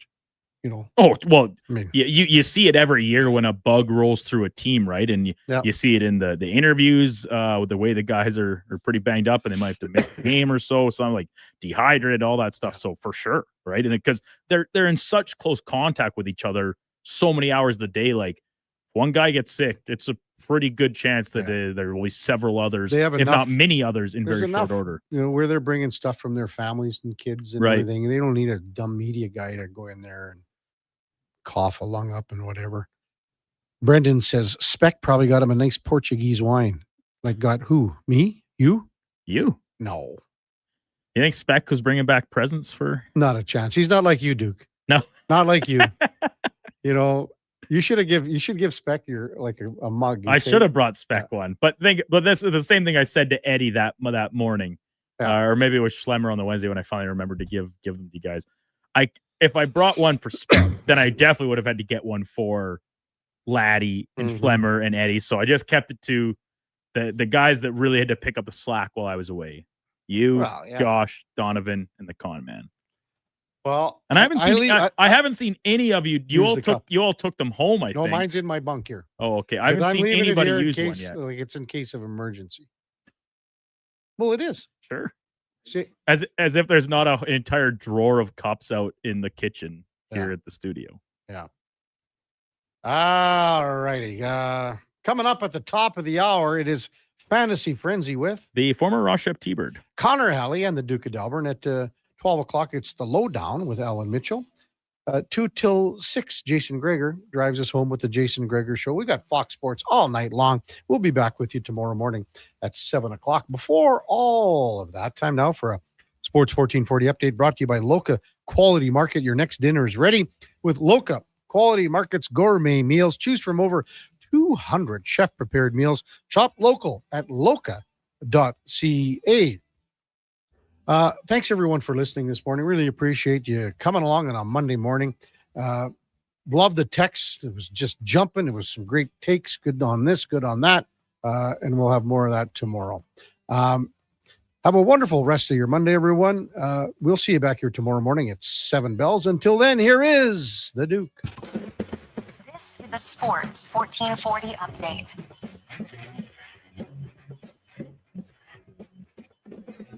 Handful of games in the NHL tonight. Devils and Blue Jackets kicking things off. Battle of Pennsylvania when the Penguins visit the Flyers. Jets are down in Buffalo. Blues host the Ducks. And the Nightcap has the Utah Mammoth in the Bay taking on the San Jose Sharks. Defenseman Cal Foote reportedly signing a contract with the AHL's Chicago Wolves. Chicago, the AHL affiliate of the Carolina Hurricanes. Foote has not played in the NHL since the 23-24 season while with the Devils. He was one of the 5 members charged in the Canadian 2018 World Junior Hockey sexual assault case. Monday Night Football tonight, wrapping up Week 13 in the NFL. The New England Patriots hosting the Giants at Foxborough. Jackson Dart back in the lineup for New York. Kickoff there coming at 6:15. And in the association, 9 games total, including Cleveland in Indiana, Brooklyn hosting Charlotte. Clippers take on the Heat, Denver playing Dallas, and Houston there in Utah against the Jazz. Coming up on Sports 1440, it is Fantasy Frenzy with Hallie and Douglas. I'm Brandon Douglas at your Sports 1440 update. Sports 1440 in West Edmonton Mall.